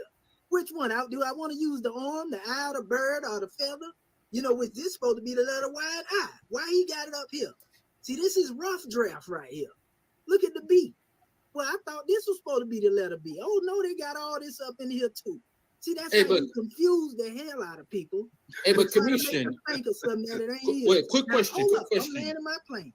I'm landing the plane. I want him to produce that alphabet chart. That's what I want him to do. Since he knows so much, an alphabet chart that exists before that. I'm going to show you what Champollion did in my closing. This is Coptic right here, family. They call it Greek, some of them. Champollion had Coptic priests, and I got the names of them. I'm going to bring it up in the debate, and I want them to come up here. The Coptic priests, the ones that demonstrated this particular alphabet to him. But that ain't got nothing to do with hieratic or Demotic, which is the Egyptian language.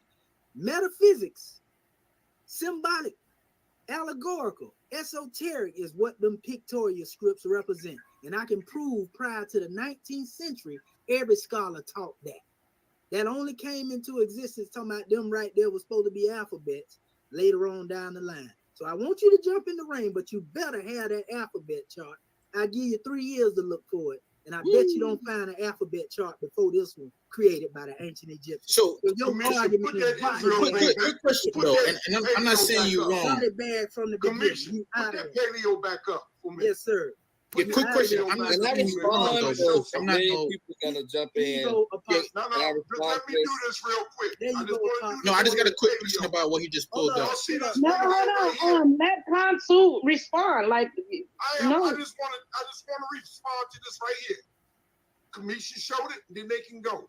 I just want to show the letters are paleo, but this here is Aramaic. I left. Now I want y'all to mind and see that this is a conversation where it's a going back and forth, right? They say that I demonstrated a whole hour, but you're gonna see we went back and forth on this drawing through the whole measure. You know, in another drawing, you know, I always tell them, because you know, we teach, like the chairman said, debate ain't nothing but an argument between two fools. I try to tell them to use the term dialogue, but in most cases, you know, I say, well, if we can't come to no conclusion after the conversation, what's the use of the conversation? And a lot of time when these measures come toward me, there's never been a time where I go and I just because I disagree with somebody, I call them out. You know, anytime I done had these discussions on social media, it's always because you got somebody that want to challenge me. And all I be doing is trying to unite the people and bring the information. You know, and when they challenge me, you know, on that information, then I best just put the truth out there. You know what I mean? On the spot, where we at right and then. You know, for some reason, they feel in their mind, okay, if we can try to overthrow what Commission talking about, he demonstrate more, so we can overthrow the whole paradigm. You know, the whole Moorish paradigm. You know, so in most cases, when I'm out here, I'm defending my Moorish American government, I'm defending my Moorish kin, and I'm defending our people as a whole, no matter what school of thought they demonstrating from.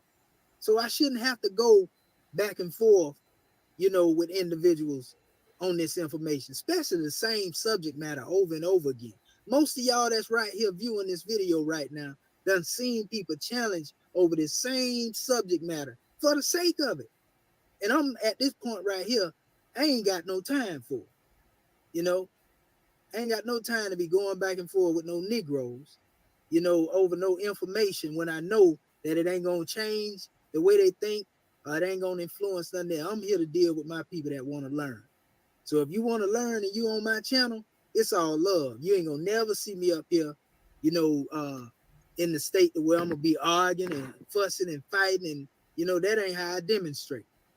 You see, but you'll see how this thing goes. I'm showing you how disingenuous these people are. I'm telling you, these people are agent provocateurs, family. They're agent provocateurs. They're trying to keep our people divided. They don't want to see them unite. And to me, they the enemy. I say that strong. I don't care about nobody else feeling how they feel. These people that's constantly out here trying to keep our people going back and forth for the sake of going back and forth, they the enemy. Commission said that. Gimel.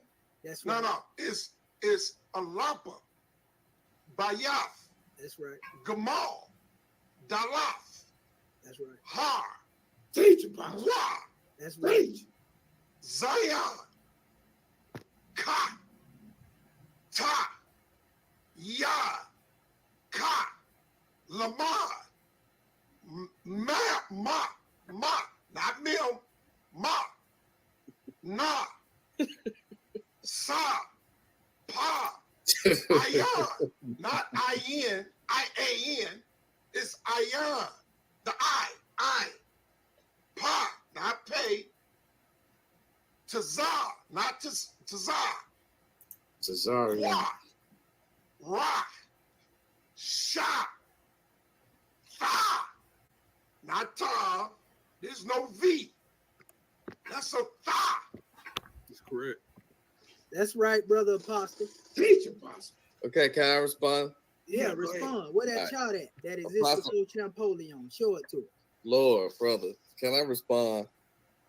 Thank you. Yeah, go ahead, I was brother. very patient and quiet. Apostle, thank you for reading out those letters to us. Thank you very much for that. So the topic is, has the metadata been deciphered?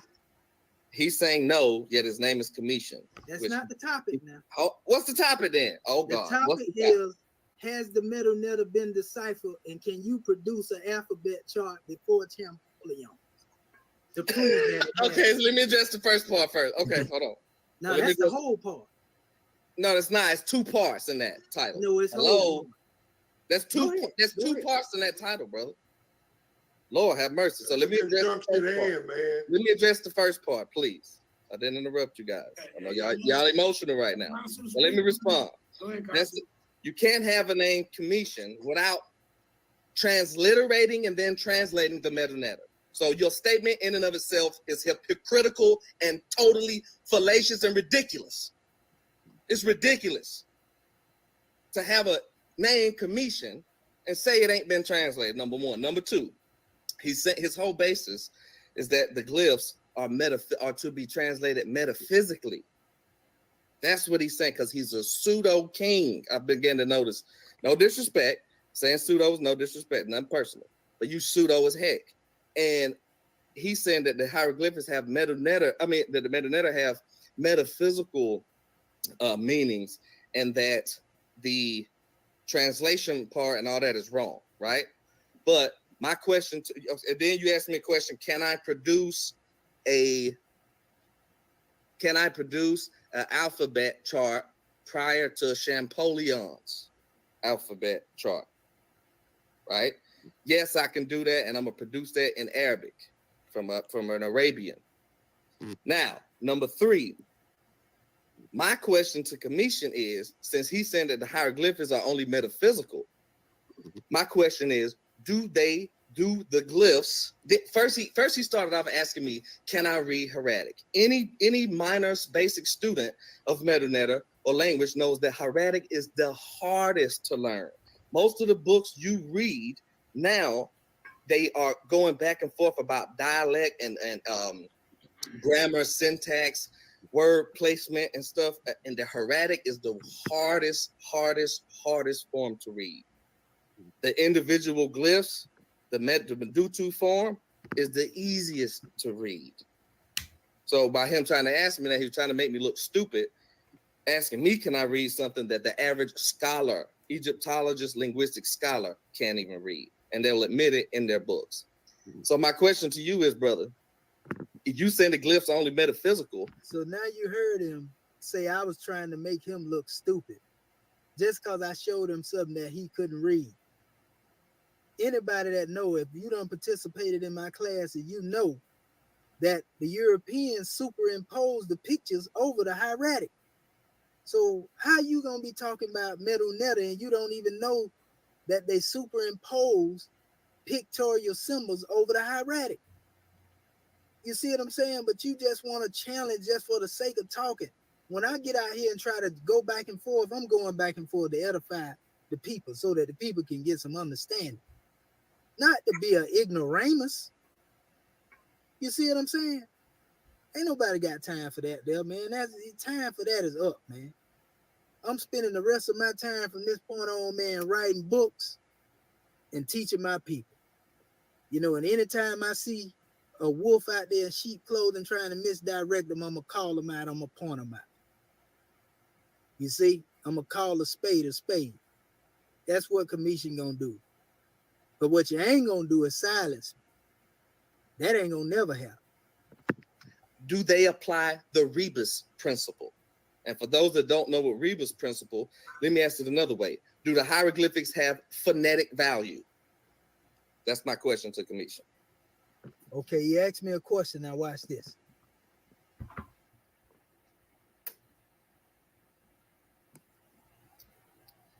No, sir. The hieroglyphics don't have phonetic value, and the reason why commission Great. can spell Okay, it- hold on. And I'm gonna bust that up. You see it? You see it? See what I'm talking about? What? Hold up. Okay, go ahead. And the Expound. reason Go ahead. why commission don't spell his name with hieroglyphics, good brother, is because the alphabets are hieratic, and I just showed them to you. So the true language is hieratic, brother. It was transcribed into hieroglyphs, and I'm finna show you that. I'm gonna let you go, and I'm finna blow all it. And I All can right, read. I see that. You don't have to show that now. Say that for the debate. You ain't got to show that now. Can't read it, but I can read the hieratic. I'm gonna translate something for you. You can read hieratic. Okay, I'm gonna that's cool. transliterate something for you that scholars can't do. Okay, let me get into Commission one next Go point. ahead. One next point. Go ahead. Because what you said was critical. And Jeremiah Judah, do not let this video erase. I'm about to screenshot this. He said that glyphs have no phonetic value. I'm going to prove in my debate with Commission. I'm going to bury him with this. No pun intended. I'm going to bury him with this right here. Rebus principle and phonetic value is going to crush everything he's saying and prove that it's pseudo. And lastly, he mentioned abjad. Abjad is Arabic. He says hieratic is Afro-Asiatic. I'm going to prove that the Egyptian language has been misclassified Afro-Asiatic. It's not Afro-Asiatic. So all of this stuff I'm gonna present, but I'm gonna let you go and go ahead and shine. Now notice now he said he gonna let me speak. Watch this. But be prepared for the debate. Now notice they say I've been speaking for an hour now, but we've been going back and forth. Watch this. I'm ready next week. All right, hold up, don't go nowhere. Ain't going nowhere. I ain't going nowhere. What's today? Today is Sunday.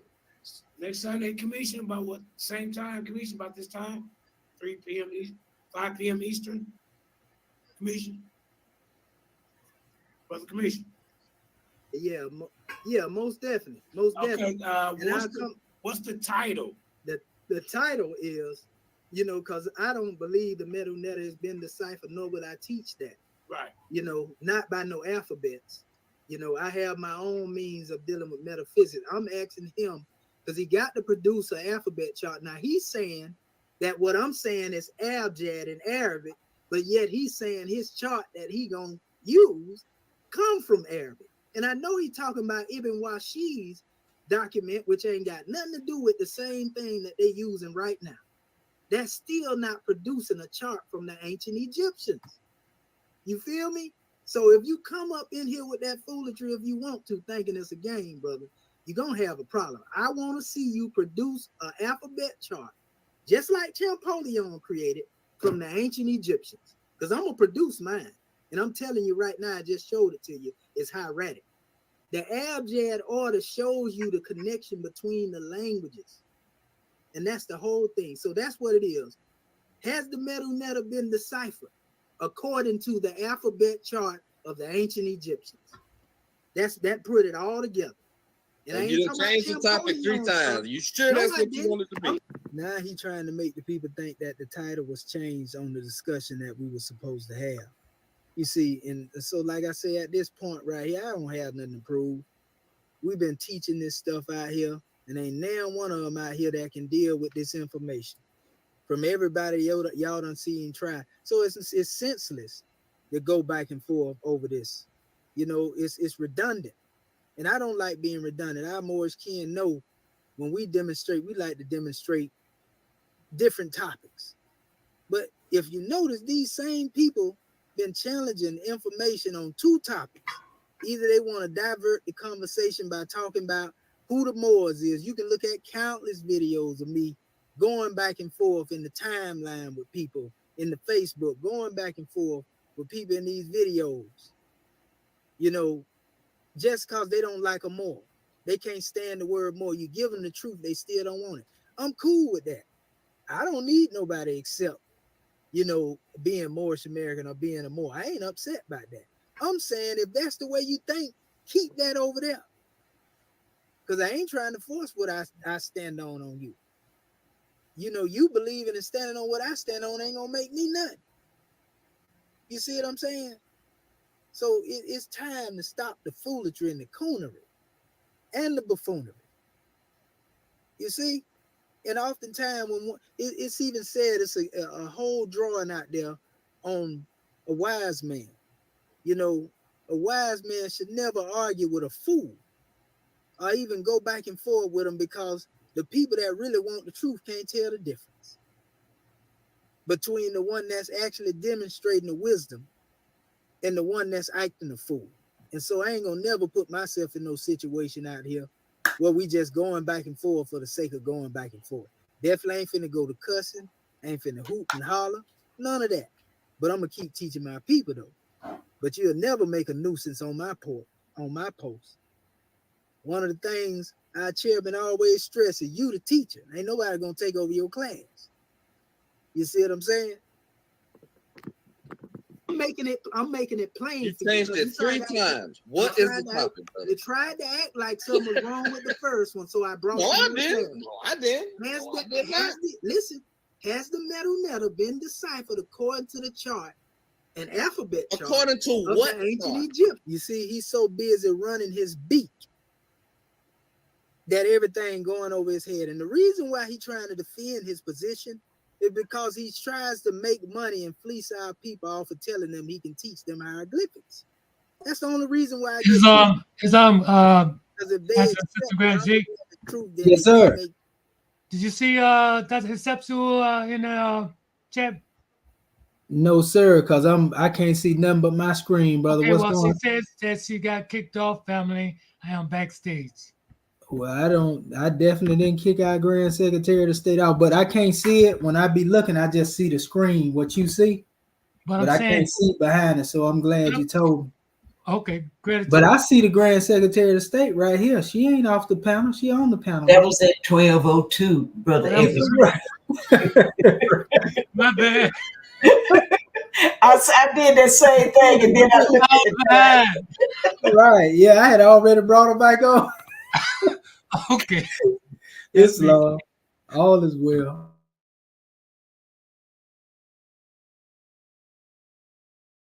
Make no more money lying to our people.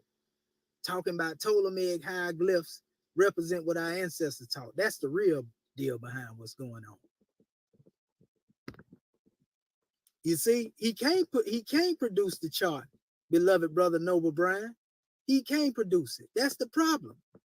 You know, watch this. Oh, it get crazy now. You're gonna see it. What? Look at this foolery. I'm done with this madness, man. Ain't nobody trying to save no fool. There you go. They don't want to say that don't. Let me tell you why that don't make sense. You know you can't. Hold on. Stop. You know you can't. Let me tell you why that doesn't. About the title. They see you though. The people see you.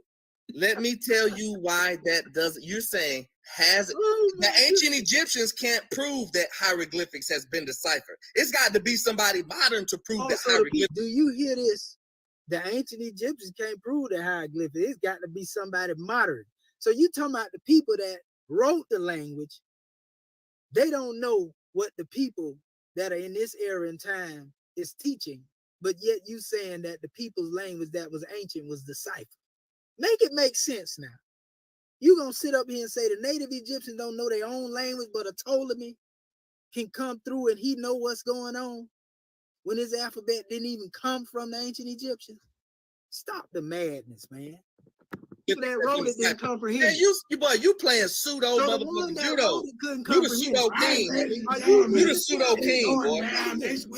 The stuff you say don't now the insult is coming in here now, right? But you notice he trying to talk over me, right? Ain't nobody telling him to stop, though. You see that, right? Makes sense. This is gonna be fun. Commission and tell me versus the real. Listen to JJ. He can't even talk. He done hollered and screamed so much he voiceless. His voice ain't even right.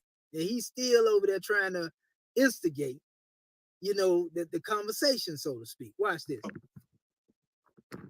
You mean to tell me that the people that wrote it didn't comprehend it, but yet you claiming you did? I didn't say that. That's you exactly saying have the hieroglyphics been deciphered according to the hold on. You saying have it been deciphered according to the ancient Egyptians? Like I can ask a fucking You running now, y'all. when you talk about no, the original topic was have the METU have been deciphered. Now you throwing all extra kind of pseudo judo shit. So I'm gonna prove that it does. Now he done got potty mouth over there. He want to come with the ab humming and the cursing and all that right there. You know, calling people niggas and you know all this other stuff right here. Ain't nobody got time to, man, you ain't even worthy of me demonstrating in your presence like that. And I don't say that because I'm high and mighty. I say that because I'm one with God. God don't demonstrate with no knuckleheads. You feel me? Does have been deciphered, that it does have phonetic value, that it does apply Rebus principle, it's older than the cuneiform. I'm gonna go all the way in. Set the date and time. Hey, Khonshu, you know you done messed up, don't you? Set the date and time. You know you done messed up, don't you? I'm just asking you a question. You know you done messed up, right? Boy, you don't even read the glyphs. Set the date and time. The Cremation, Christian Cremation. He the Christian Egyptian. Hold on, ladies and gentlemen. You know, my voice, I can't yell loud, but okay, next week is going down in the den. First round action commission at that Hierophant.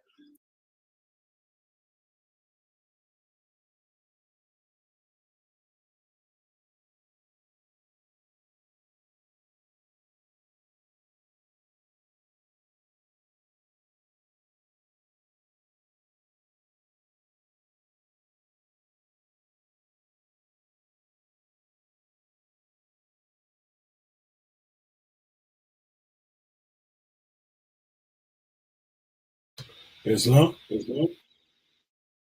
Yes. What happened? He cut off. I'm over here just talking. I had muted myself out as the video was playing, but what I was saying is that basically y'all see what was going on there, and it's the typical measure where you have individuals in denial, and so they start crying about the title, you know, because they know they ain't gonna never find no alphabet chart from no ancient Egyptians, and they hate that question was ever asked to them because they know they can never produce it. You know, and so he was talking about he was going to use a chart from Ibn Washi, and you heard me say, I know he didn't say the name. He talking about use one in Arabic, and I automatically knew what he was talking about because I myself had already studied the works of Ibn Washi, which is what I'm going to go into in the minute because that's going to be a part of our homework in a little bit. But nevertheless, what we see is our people are in denial, and a lot of it because they fleecing the people. You know, they trying to basically get money from our people, teaching that nonsense, you know, and y'all seen it right there. You know, it's just foolish, and that's why y'all ain't seen me going back and forth with them one no more. Cause you know, like we say, we ain't finna be doing that right there. You know, they don't want to have no scholarly discussion. They want to talk like Negroes. You know what I mean? They think this is all about entertainment. Who can get the most laughs? The more low you can go, then everybody like your personality. Because you know how to act ignorant, you know, and so it's terrible. But go ahead, because I say I was going to let our scribes get their measures as well, the other scribes, Islam scribes, before we go to the next phase. Islam, Grand National Secretary of State. Goodness gracious. I know you was glad we had the mute button over there.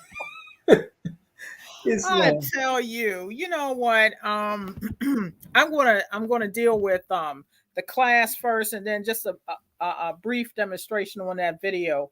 I want to give you much honor, Dr. Shaheed, for bringing forth again what you termed, as Dr. Dender was speaking about, what you termed as strong words, as we're familiar with the words coming out of Kemet and doing the research over in Strong's.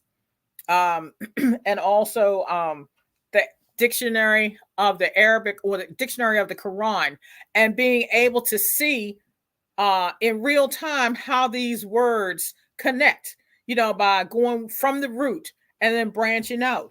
And, you know, the beautiful part about this was that it's not just restricted to Kemet, and then you have the strong words of Hebrew and Arabic, but you also were looking at Somalia Igbo, Wolof, etc. So these are also different pathways for us to do our research so that we can get the total picture. But all of it is in accord with what our prophet spoke about, in our reading from the book of Ali. And as you stated, so often we as a people tend to do surface demonstration when it comes down to study or having someone tell us, as opposed to the instruction of we do the research ourselves and then come up with even grander revelations, that's all in accord. And this is how we build our foundation. And you were speaking about that proper methodology, so this is a grand measure. And I can recall when I was first trying to find out where I came from, what my ancestors were. This is prior to Prophet Noble Drew Ali and Moorish science. I was so confused in reference to the name of the land, the name of the people. I wasn't even looking at the language, just those things, and how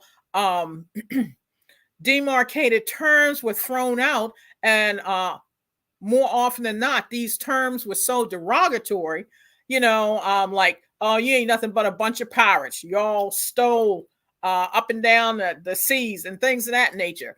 And, which would make one want to turn away from even searching for the truth. So when I look at that particular video, and much honor to you and all of our Moorish kin for making that stand, the thing is, we have seen what hundreds of years of pacifications or falsehoods and secret societies and things of that nature due to turning our people away from the search of the self and also the search of the truth. So we see that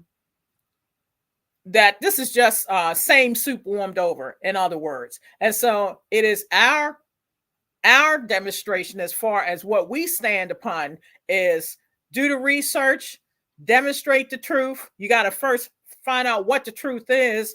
And when we go do the research, our foundation is what the prophet brought to us, and everything else falls in place. And we have to be the question and the answer, so that you can't be swayed by those whose whole point is to try to keep you buried in that shallow grave where they can use you. So gratitude more for bringing these things forth. And, just gratitude to the family and our scribes online. Peace. Islam, and gratitude to you as well, Grand National Secretary of the State, for that measure. Praise be to Allah. Islamism without the schism. Man, if that ain't divine wisdom speaking from on high, coming from spirit life, then I don't know what is. Well, all right.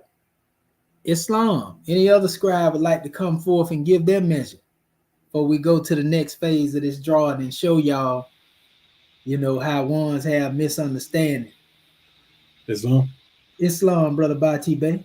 Islam. Praise and honor is previously given. The thing that I like to speak to is the fact that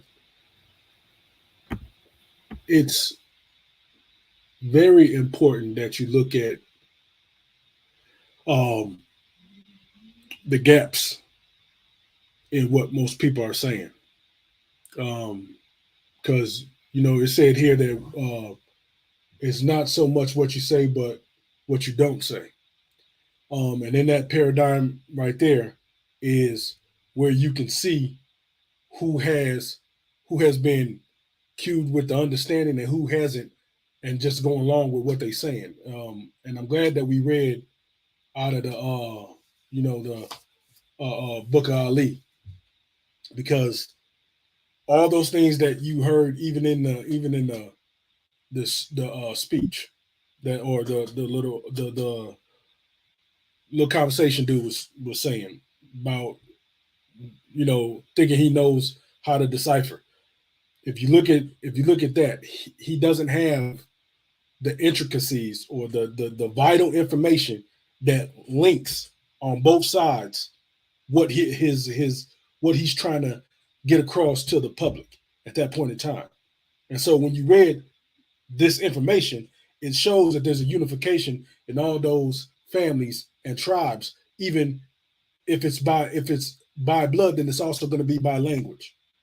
You know, and though the language may have different dialects, different ways of pronouncing, different phonetical markers, it's still at the basis of what these a basis of what the word is conveying. It still means the same. It still has the same it's still defined either similarly or you know, concisely by the same definition. And that's one thing that I see, that when as opposed to when we demonstrate on here and you hear other people trying to convey something, because they don't have all the details. And it's very hard to get to the truth if you don't have all the details. You know, and that's why details is everything. Details goes, you know, and most of the people, they have been stuck on that training day mentality. It's not what you know, it's what you can prove. And in a sense, that is supposed to be the paradigm, but people will make up these avenues to make it sound good, but when you actually do the investigation, it don't pan out. So, you know, being here to bring those links into bring those links in, you know, demystify these what you think is not being shown as far as the information. It's shown here right to the public, right before your face. So you cannot get it misconstrued. It's right there in the evidence. If it shows the bloodline, and pardon me real quick. I gotta go to the divine origin of the Asiatic nations. If it's showing the divine origin of the Asiatic nations, saying Asiatic is a link to all sides, and that the language it is plumbed on each other. You know what I'm saying? But these guys are so they got the capitalism mindset, and when you have that capitalism mindset, you don't need much to. You don't need the same as a scholar. You don't have the same avenues or I'm gonna say amenities as a scholar uses, because you do anything to fill in the gaps if it's for money. Scholars will go for the details, and the details speak to the truth. And so with that, I leave a comment piece. In Islam and peace to you, Scribe, for that drawing. Thank you for making it plain. All right, brother. Marvin Edward, you have something you want to bring forth before we go into the next phase of this measure?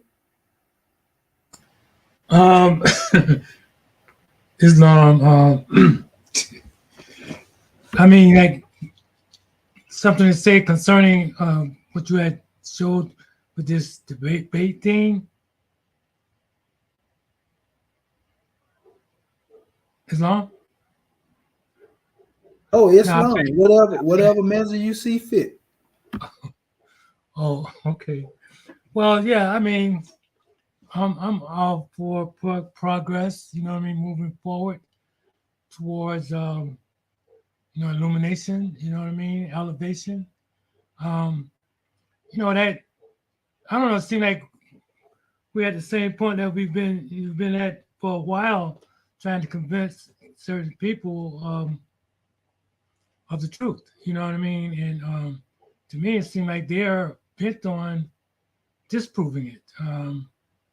And I mean, you made a statement saying that, you know, like, you wasn't gonna go over and over and over with it, then keep moving forward. Yeah, I'm all for the moving forward. Better to God, man, for allowing me to speak. Islam and peace.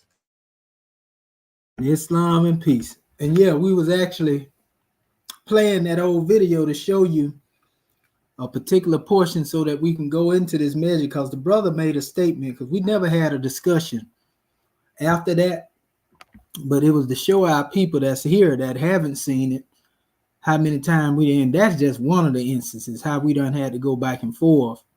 It's mainly for the public that's watching us that haven't seen that we've been trying to tell these people the same stuff, but we done compiled way more evidence since that time. You know, and so looking at it from that standpoint, he made a reference and say, I'm gonna prove with a chart that's coming from Arabic. And I say, I know good and well he ain't finna come up in and try to bring the works of Ibn Washi, and I know that's exactly what he talking about. That existed before Champollion. And so I'm finna show you what he was trying to quote, or what he was thinking he was gonna bring to that discussion. It's another pseudo creation of an alphabet chart. We just showed y'all the ones that was created in the Hebrew and how they didn't correspond with what Champollion had. And so this portion allows us to segue on over into, this chart that was created by Ibn Washi, that he come up with. But also Ibn Washi stands on the same thing that we basically said, that these things wasn't meant to be understood for the public, and also they were not to be understood as letters as we see them, but they represented pretty much, activity. Ibn Washi, the chart that he was going to use really was going to confirm what I was saying. So he would have, as they like to say, died at his own source had we had this conversation, because for he thought about trying to bring that forth, because he's just trying to reach for straws now to try to find a chart that existed prior to Champollion. And he was going to try to use that, to twist it and make it think that this came from the ancient Egyptians. The symbols are hieroglyphics of the ancient Egyptians, but the Arabic didn't exist during that time. So that's where he was going to fall on his own sword, so to speak. But what I'm going to do, I'm going to go into this and show you right now, because this is going to be part of our next phase in information. So though we have touched on many things we went over before, the hammer of repetition allows our people to see more of this truth, and it makes you firmly founded. Whereas you don't have to wonder, but the more you hear this, it becomes a part in every part of the consciousness. So when somebody do come across your path, you won't be stuttering, uttering about it. You're going to actually say it like it's supposed to be said with power, clarity, and authority. But if you read in a scanning way, so to speak, and you don't really pay attention, then you'll end up asking questions about the same stuff that we going over now and done went over a couple of times. This is just speaking in general, and that's why we use the hammer of repetition. But it says E.A.R.S, Egyptian Research Sultanate, in Idris, aka the Hermesian. There's a reason why I labeled this particular portion, Idris, aka the Hermesian, because we know Hermes, is a form that they try to use, and they use it for Hermes Trismegistus. Trismegistus connects to the name Idris, in the Arabia, so to speak, Tris. The D is interchangeable with the T, Idris, Trismegistus. And then when we deal with the concept of Idris is known as Akhnuk, aka Tahuti, Dot. Same individual being spoke of in various different texts. It's important that you understand this, because when you know that these are the same, when you read the book, you understand them better. If you read the Emerald Tablets of Tehuti and you read the book of Enoch, though there's slightly different wordings in there, you'll see the context of both books are the same. They talk about the seven Elohim, as they would call them, the seven sages in the book of Hermes, Tehuti. So the same story of Tehuti being able to go up, into the divinity, and see the cosmos. Same thing being talked about in the book of Enoch. He went up beyond the heavens and was took up in the third heaven, as they say again, and he seen beheld the cosmos as well. So, I plan on trying to get into a work at some time, but I got to finish up what I did already. But I want to show the parallel between the Emerald Tablets and the book of Enoch, or Akhnuk, as they call it in the Arabia. So there's some information in here that we getting ready to touch on. And I'm gonna just point this portion out first, and then I go further into it. And this is actually from a reliable source, dealing with some history on Islam, and it says the missing link in Egyptology. It says the discipline we call Egyptology, the study of Egyptian archaeology, is held to be a product of modern Western scholarship. It is also held that it was only when Champollion and his European predecessors succeeded in deciphering the Egyptian hieroglyphs and reading texts that Egyptology was born. Those concerned with the sources for the study of ancient Egypt usually list them in this order. Ancient Egyptian sources, basically remains of the material culture, classical sources, Renaissance sources from the 15th century onwards, and modern Egyptology, excavation and studies. It's it goes into a whole bunch of different aspects. I ain't gonna read everything out here, but it's certain things I'm gonna touch on because they talk about Tehuti in here, and how Tehuti was said to be the inventor of languages. We also had a picture of them showing the original picture of Aristotle right here. And then you had those who came to study at the feet of Aristotle. Aristotle, you see, he was melanated as ever up here with a gray beard.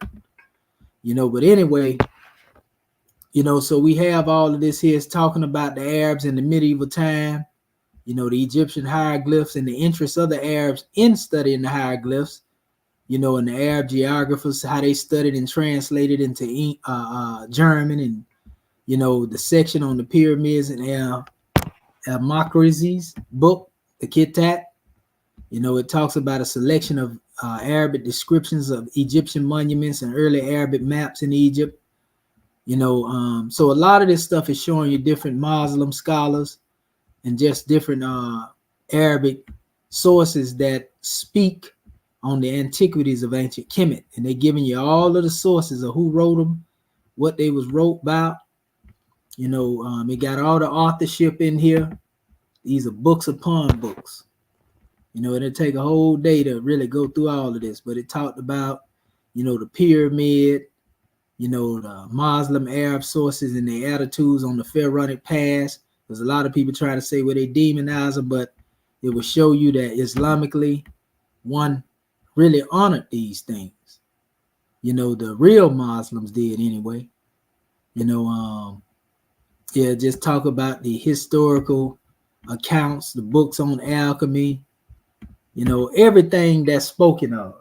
Like I said, it talks about the necessity. Muslim Arab scholars regarded history as a human necessity. God made inherent in us the need for knowledge of the histories of our predecessors. Those who don't know history are doomed to repeat it. In the Quran, it tells you that Allah has made people or nations examples for those who follow by chastising them in certain cases. But it say our predecessors, just as we all need our predecessors' histories for their predecessors. It says, and just will be the need of those who shall come after us for our histories. So it speaks on, it says, it is often assumed that Muslims were bent on destroying pagan monuments of pre-Islamic cultures. But the reality was different, and such destruction was exceptional.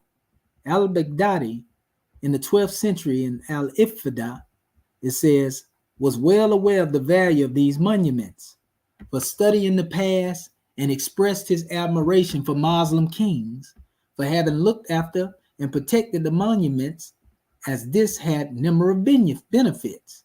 So this is for those who think that the Muslims came and just destroyed Kemetic, monuments and so forth and so on, and they was trying to destroy the antiquities. This information gonna tell you different. It says, 1, monuments are useful historical evidence for chronologies. 2, they furnish evidence for holy scriptures, such as the Quran mentions them and their people. 3, they are reminders of endurance and faith. 4, they show to a degree, the states of histories of ancestors, richnesses of their sciences, and the genius of their thought. So a true Muslim will never destroy a historical base, family, based upon this alone, because without the history, you can't confirm certain things that are historical. So this is why it is actually forbidden for a Muslim to destroy historical landmarks, unbeknownst to many.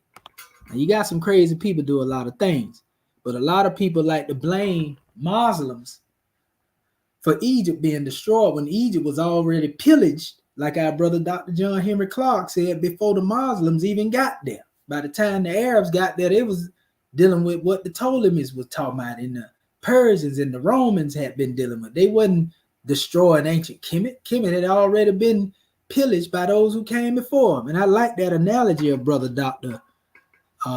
John Henry Clark, because it makes sense. You know, you can't blame the Arab. Egypt had already fell by the time the Arabs got there. So they was more going to, so to speak, overthrowing the Ptolemaic expressions of things, but they wasn't overthrowing ancient Kemet because ancient Kemet had already been pillaged.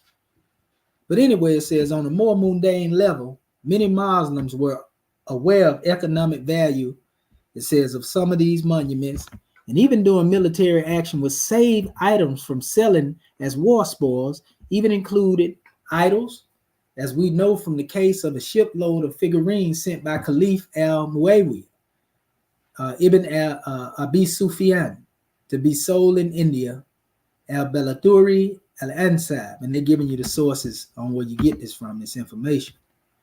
It also touched on the measure here. It says, for a scholar such as Said al-Andalusi, 1168, it say these ideas are clearly expressed in his writings, where he says that people in all corners of the universe have a common origin, but differ in certain aspects. Now, this can correspond to the history of the divine covenant of the Asiatic nations, the divine origin of the Asiatic nations. Ethics, appearance, landscape, and language. This is where they differ in certain aspects of their ethics, appearance, and landscape and language. His writings, like most Muslim Arab sources, treat Egyptian history as a part of the universal history of all humanity. These sources also link Egypt and Sudan to the history of the Arabs through a common ancestry, which I mentioned earlier when I was talking about the Cushitic connection of Muhammad, and also the Cushites annexing Saudi Arabia before Muhammad had became a messenger. As a child, his wet nurse, the woman who suckled him, was a Cushite woman. Prophet Muhammad, his grandfather said to give birth to 10 men, they called them, and they say they was black as the darkest night. That's the terminology they use. And Muhammad's father, Abu Muttalib, was one of them. You know, but it says links were also claimed to be claim between Egypt and Islam through Hajar, the Egyptian wife of Abraham. This is the history that Prophet Noble Drew Ali gave in the book of Ali that we heard our family speaking on. So now it's coming together why I had our scribes read these things, because all of this stuff tied back into one expression. It says the Prophet of Islam was himself married to an Egyptian named Maria, who was sent to him from Egypt. A lot of people didn't know that. It says, accompanied by her sister and servant carrying with them various gifts. About a dozen of Prophet's hadith sayings attributed to him are reported as being in praise of Egypt itself, its produce, its people. And according to this tradition, the Copts had a kinship, Silat Rahim, with the Arabs, and hence enjoyed a close relationship with the new regime. The Prophet's hadith in regard to Egypt and its inhabitants probably played an important role part itself in forming the Muslim view of the country and its people. So it says, here's one right here. When you enter Egypt after my death, recruit many soldiers from among the Egyptians, because they are the best soldiers on earth, and they and their wives are permanently on duty until the day of resurrection. Then, as I said, they saying that Muhammad said this. Now, be good to the Copts of Egypt. You should take them over, but they shall be your instrument and help.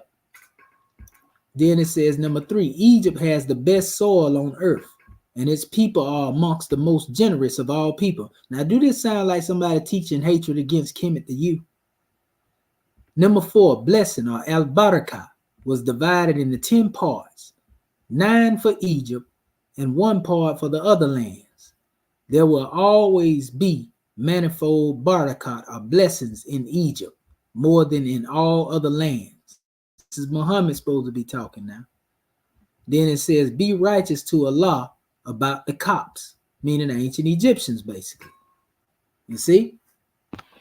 And that's actually in Arabic, Ittaqu Allah fi al-Kibt.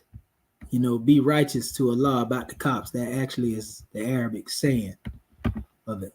So it says the Muslims, Arabs, respect for an appreciation of these ties with the cops were not merely an emotional response to the Prophet's praise, but certainly this very early interest in Egypt on the part of no less an authority than the Prophet would have encouraged writers and travelers not only to observe its monuments, but also to study its history and additionally contemporary knowledge and practice. This is often explained by the writers themselves in the introduction of their works. Ibn al-Hakam Fatu and al-Idrisi Anwar al-Suyuti Husn. It says, in addition to these personal links with Egypt, another major spur to Muslim/Arab interest in ancient Egypt and other ancient civilizations is the advice in the Quran which urges Muslims to study and visit other lands, cultures, and languages. Then it quotes the Quran where it says, do they not travel through the land so that their hearts and minds may thus learn wisdom and their ears may thus learn to hear? For it is not the eyes which are blind, but the heart and the breast.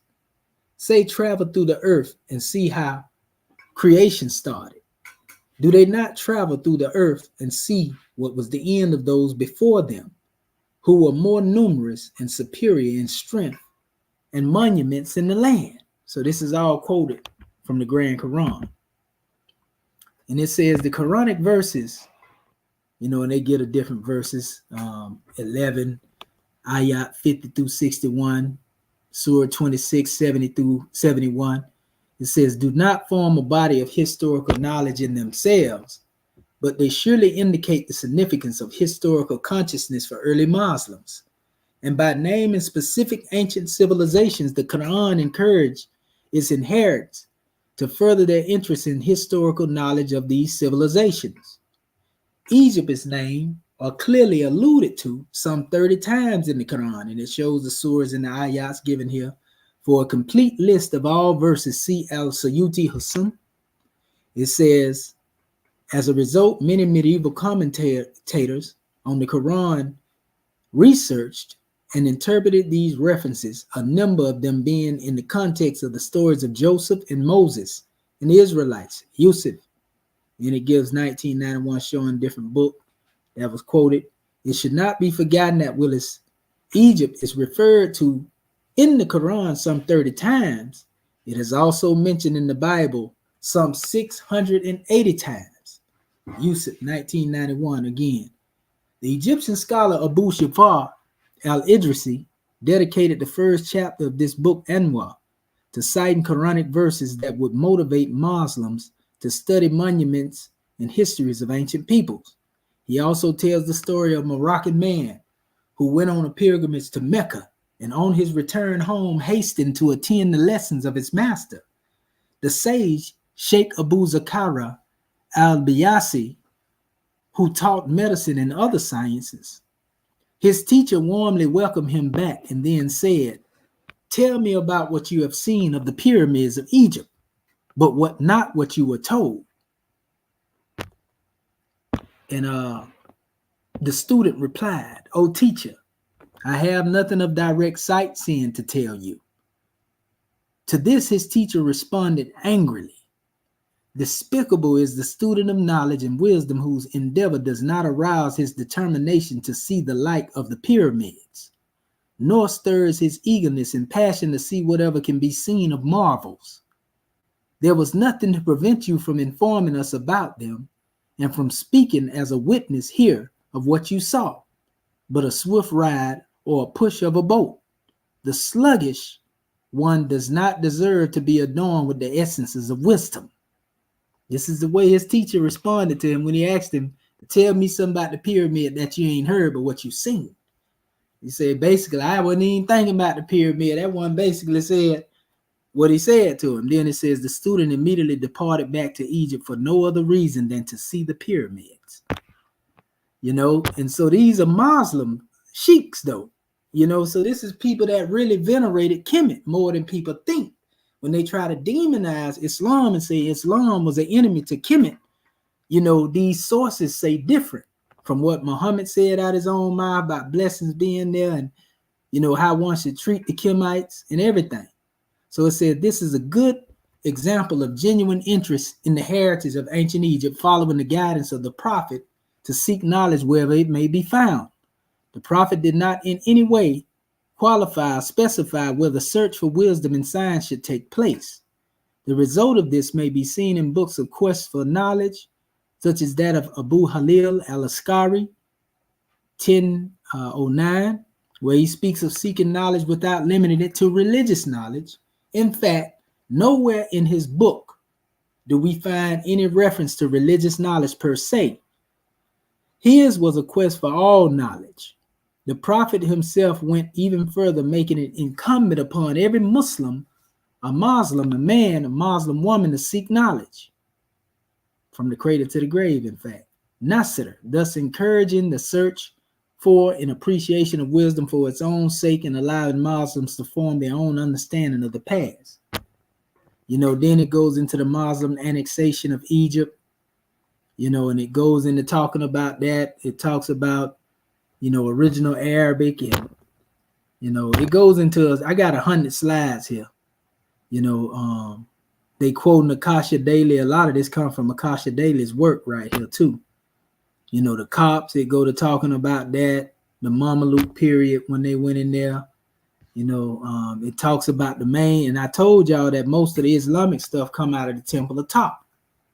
You know, they were saying some Muslim Arab genealogists speculated that the Copt was the name of the eldest son of Misra, the grandson of Noah, after whom the country was named. Misra, which is another name for Misraim, was divided the land between his 4 sons, Sa, Atrib, Ashmun, and Kiftim.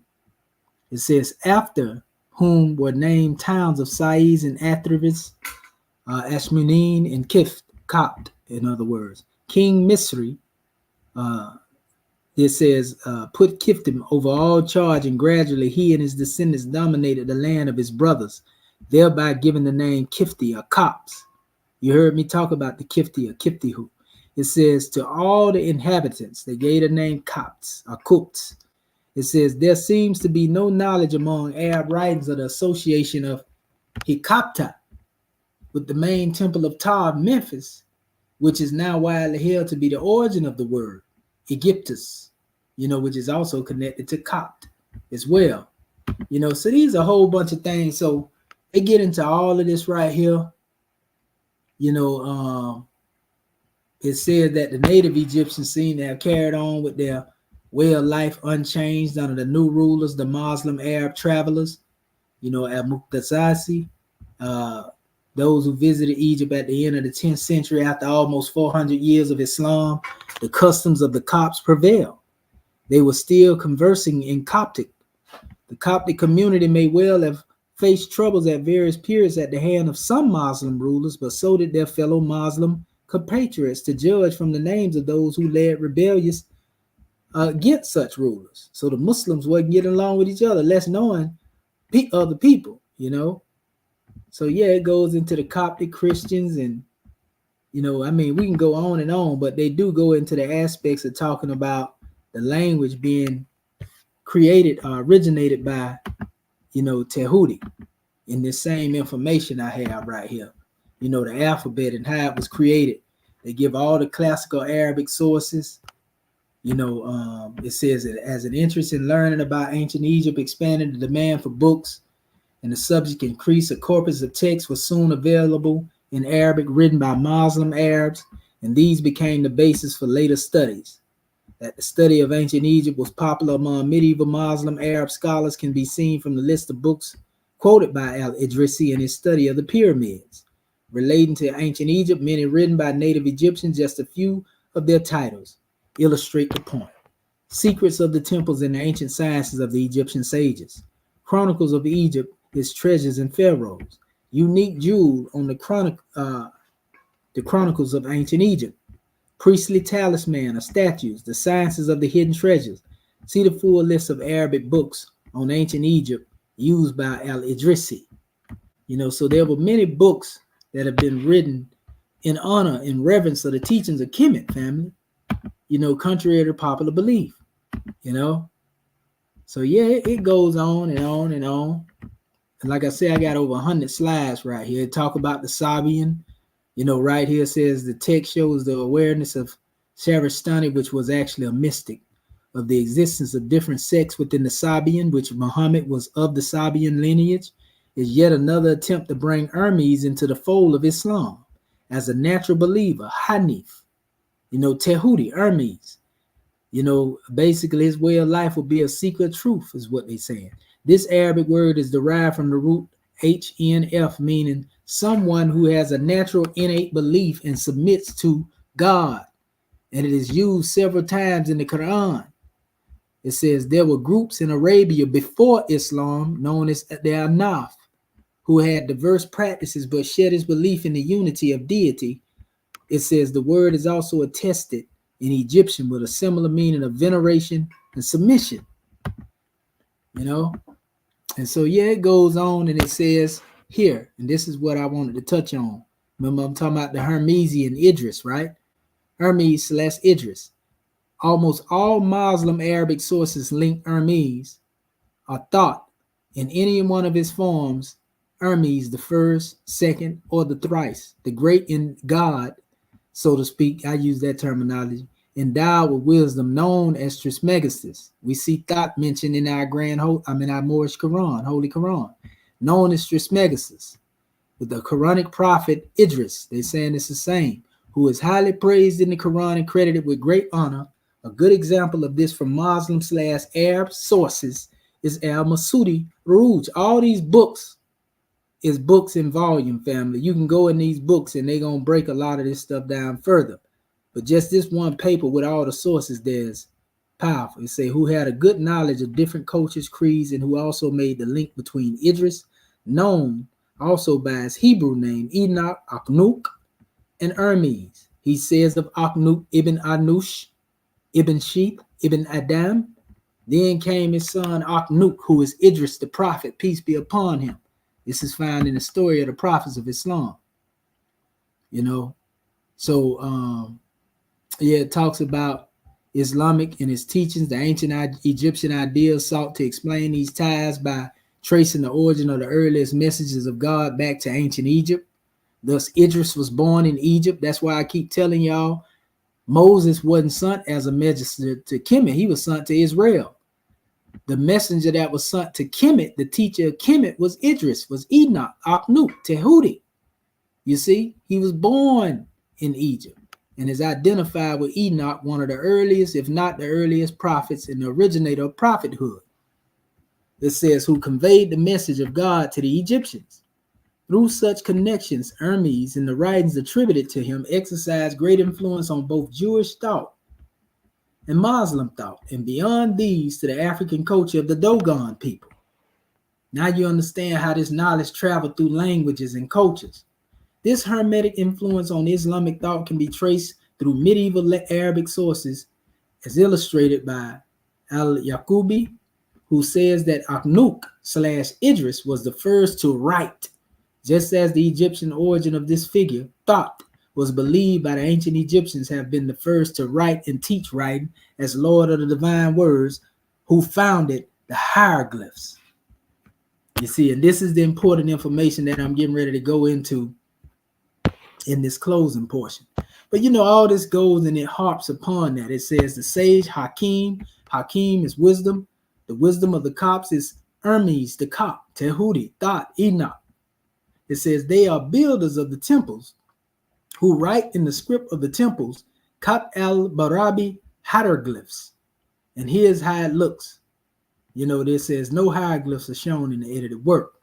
But it goes into all of this, the origins of the sciences and everything. This is just my breakdown of just going into this history. And like I said, Akasha Daily, in his book, a lot of these are excerpts of that information. You know what I mean? So, it talks about some of the things that was demonstrated in the science of Kemet, the keeping of sacred knowledge, which in certain circles are mainly learned priests, the cycle of creation, which was the basis of Egyptian Genesis, the priests using mechanical devices to make divine statues move and talk, doing oracles has been demonstrated by current research. The concept of the souls of the dead united with the stars in the heavens. You know, Yaqubi also apparently admired the knowledge and beliefs of ancient Egyptian priests. He, like many other Muslim Arab writers, were familiar with the Hermetic and Gnostic literature and ideas which, along with tradition in Islam, and was the great influence on Muslim Arabs. You know, like I said, all this is really showing a connection, you know, the Tehudian connection and so forth and so on. They say he was the builder of the pyramids. You know, it goes into all of that, family. You know, the connection to his presence in Babylon as well. You know, it's talking about all that there. You know, the God thought. So, you know, we have exactly who Tehudi was in the Islamic doctrine and in the Christian doctrine. Enoch, Akhnuk. They talk about the Sabians again here because the Sabians say that they are descendants of Tehudi. You know? So, yeah, it goes on and on. But this is not my main portion. I'm doing this to lay a foundation for exactly where I'm going, and I'm going there right now. This is what we have for our family right here. This is what the brother was trying to cite and saying that he has some evidence. And I'm gonna show you real quick before I even get to it. You know, that some stuff existed. This is the work of Ibn Washi. He was gonna try to use this, which y'all done seen this if you paid attention to some of the works, because I done brought this up in the past. This is a whole new alphabet chart now. That's supposed to correspond to Arabic sounds. The problem is these sounds also differ from what your boy Tehudi, they different from what your boy Champollion was talking about. Because we can already see when we deal with the letter A, all the letter A's y'all see from Champollion, you know good and well, this ain't the same symbol as the ones I've been showing you over here. So it's another pseudo hieroglyphic chart. That's what the scholars will refer to it as because the ancient Egyptians didn't create it. You know, so let's look at it. Let's compare the letter A in Champollion's chart over here. And let's see how it corresponds in this Arab chart. Nope, it ain't the same letter. And if you look at all of the other charts, the Proto-Canaanite, you look at the letter A, which is right here next to this. Nope, that ain't the same thing that's being expressed over here. This is another chart, though, that's showing pictorials. This time the Arabic. You know, so he was going to try to use this to prove to me that a chart came forth. But this chart wasn't created by the ancient Egyptians.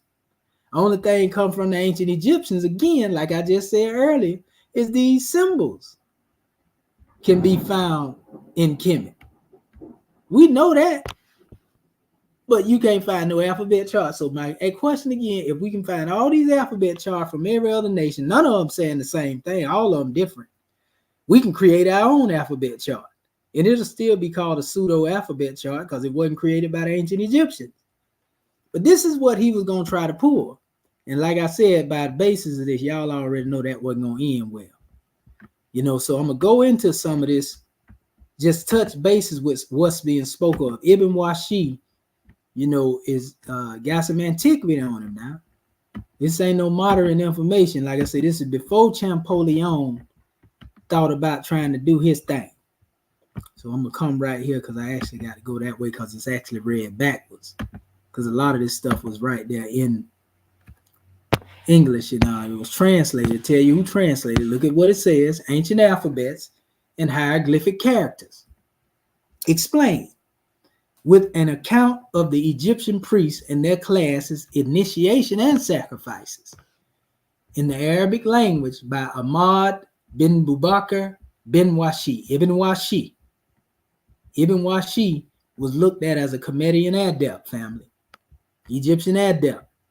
You know, so this is his work. So we're going to see, and a lot of this is translated from straight Arabic. I'm going to show y'all what I'm talking about. When you get into the back of it, the back of the book, see that Arabic? They got all these symbols right here, but they got Arabic writing up on them. The whole text was created in Arabic.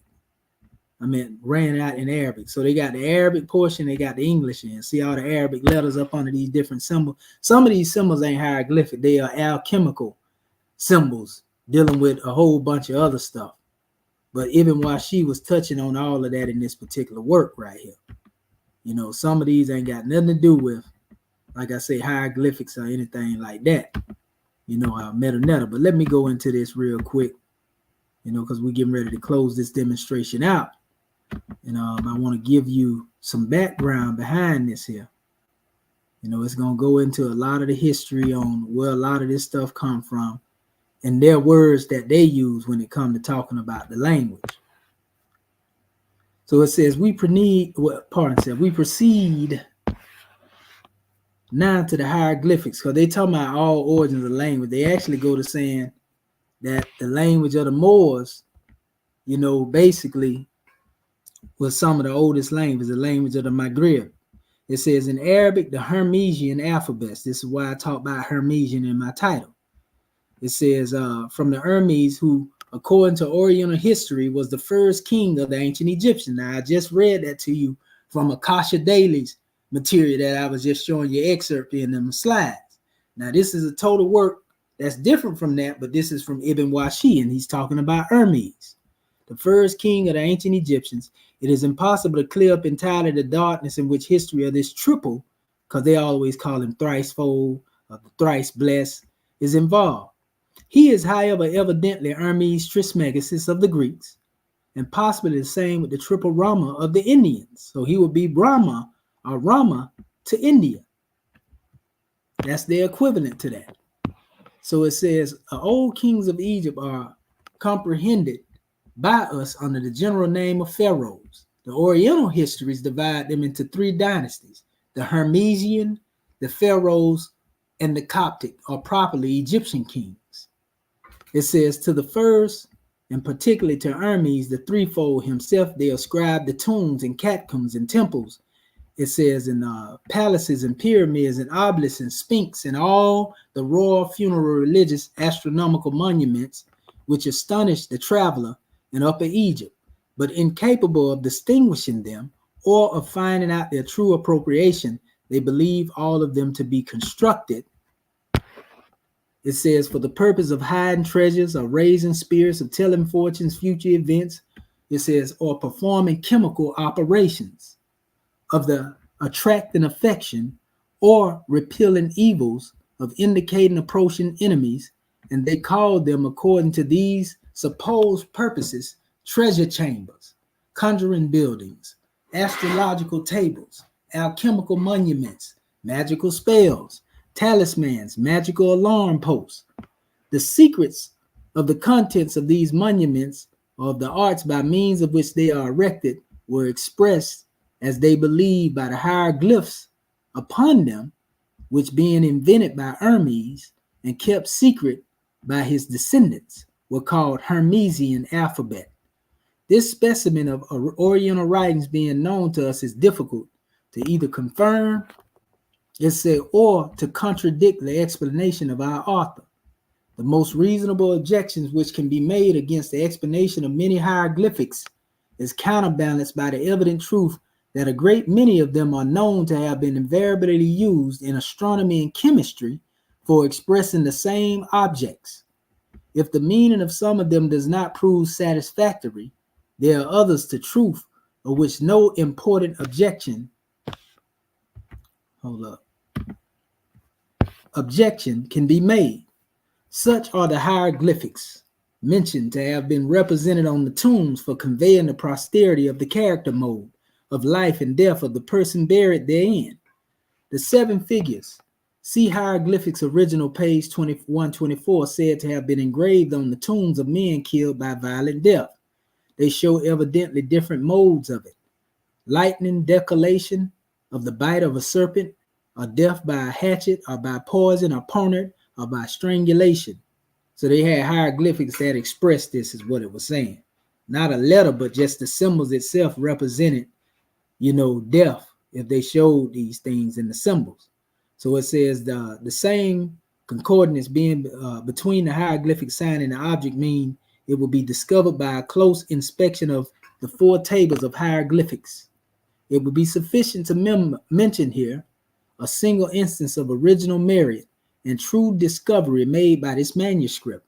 The name of one of the most interesting hieroglyphics, which after explanation given by the author is evident, what Kircher calls Anamia Mundi. It says, but the ancient name, of which never has yet been explained, is written as Buhamet. It says, and translated into Arabic by the word Kaf. It is superfluous to recall here to the memory of the reader that the great antiquity and mysterious sense of the idolatrous veneration in which the calf has been continually held.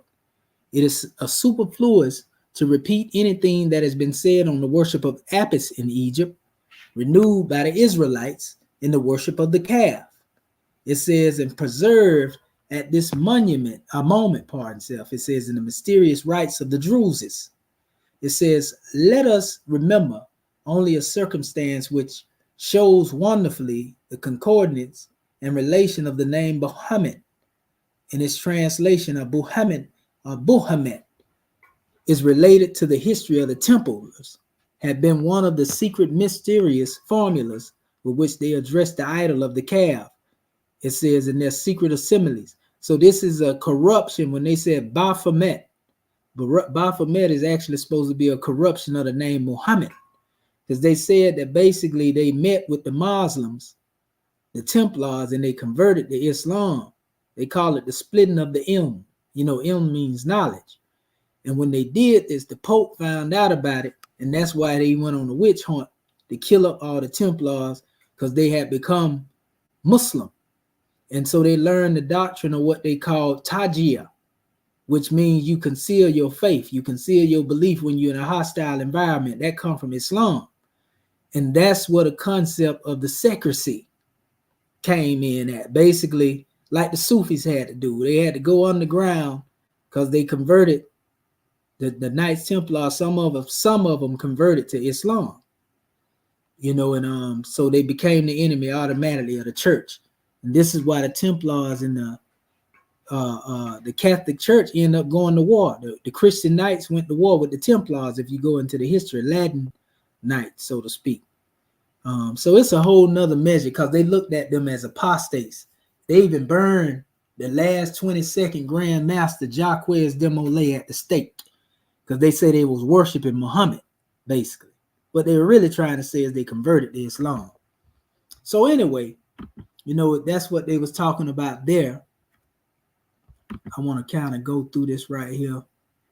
You know, it's talking about Surata Muntaha, because they actually talk about the babies when they was being initiated.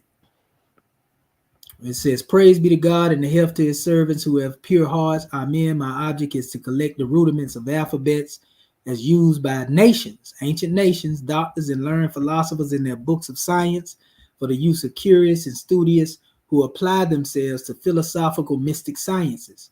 Each alphabet is represented in its old shape and form, the original name of it recorded, and the power of the characters written underneath with red ink and Arabic letters, and at the end that they may be better distinguished. You know, and the long desired knowledge of the occult alphabets attain the weight of God. So it spoke here. It said the ancient alphabets and hieroglyphics. This is Ibn Washi, the Arab's work, his translation of his work. 3 usual Oriental alphabets is the Kufic. You hear people always talking about the oldest form of Arabic is the Kufic script. You heard me talk about that. Then they said the Maghrebin. So they're saying the Maghrebin or the Moorish alphabet is the oldest form of the Arab alphabet. That's what this Ibn Washi is basically saying. That's what Maghrebin is, the Maghreb, Mauritania, Moroccan area. That's what they're saying. And the Indian. So it says section 1, the Kufic alphabet. Our Lord Ishmael, peace be upon him, was the first who spoke Arabic and wrote the Kufic. This is really that Mudar, that same demotic type text we talked about, of which 9 different sorts were used. The ground of all of them is the Kufic Arab alphabet, known by the name is Suri. You know, some people say Syriac, but it says Syriac, Aramaic, and so forth and so on. The Arabic text and then beginning from the right, and Maghrabin, which is or the Andalusian alphabet. You know what Andalus? Al-Andalus is the fortress of the Moors. Then it goes in here and it speaks on the Syrian alphabet again. You know, section 1, the old Nabatean. Nabatean is also old Arabic. Then they talk about Hebrew, Barabian, or like Berber alphabet. They go into the Himyaritic, which is also like Ge'ez. You know, and so they go through all these different chapters talking about these different alphabets. You know, and then they go into talking about the different alphabets that come up out of Kemet under Hermes. You know, they talk about he wrote in the noble art of the philosophical secrets. He constructed in the Upper Egypt the treasure chambers and set up stones containing magic inscriptions, which he locked. And they really talk about them formulas in the form of glyphs. You know, when you get into all of the geometry and all that behind it, you know, it unlocked the science of the universe. But anyway, it says, and guarded by the charm of this alphabet extracted from the regions of darkness. But it says the alphabet of Colophorius, the philosopher, he was deeply learned in the knowledge of spirits and Kabbalistic spells. And it goes into all that type of stuff as well.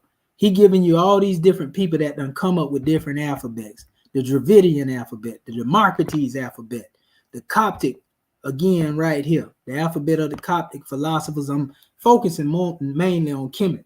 In this book, Ibn Washi basically tried to get a history of every alphabet in the world, basically. In this, they noted their calculations and indications and wrote the inscriptions on their treasures. It says, in the secrets of divinity, Copterim, which was one of Noah's descendants, invented this alphabet. So they're saying that Noah's son invented Coptic. So that totally shift the paradigm shift, because the Romans will tell you that the Coptic came into existence as the last language, right? But right here, Ibn Washi saying that the Coptic came from Noah's son, his descendants. They invented this alphabet, and it's even now used in calculation. You know, so it's a mathematics in dealing with Coptic in the original state. So, you know, they got other alphabets here from the Jews that got their particular alphabet. Man, they went in. Ibn Washi wasn't playing.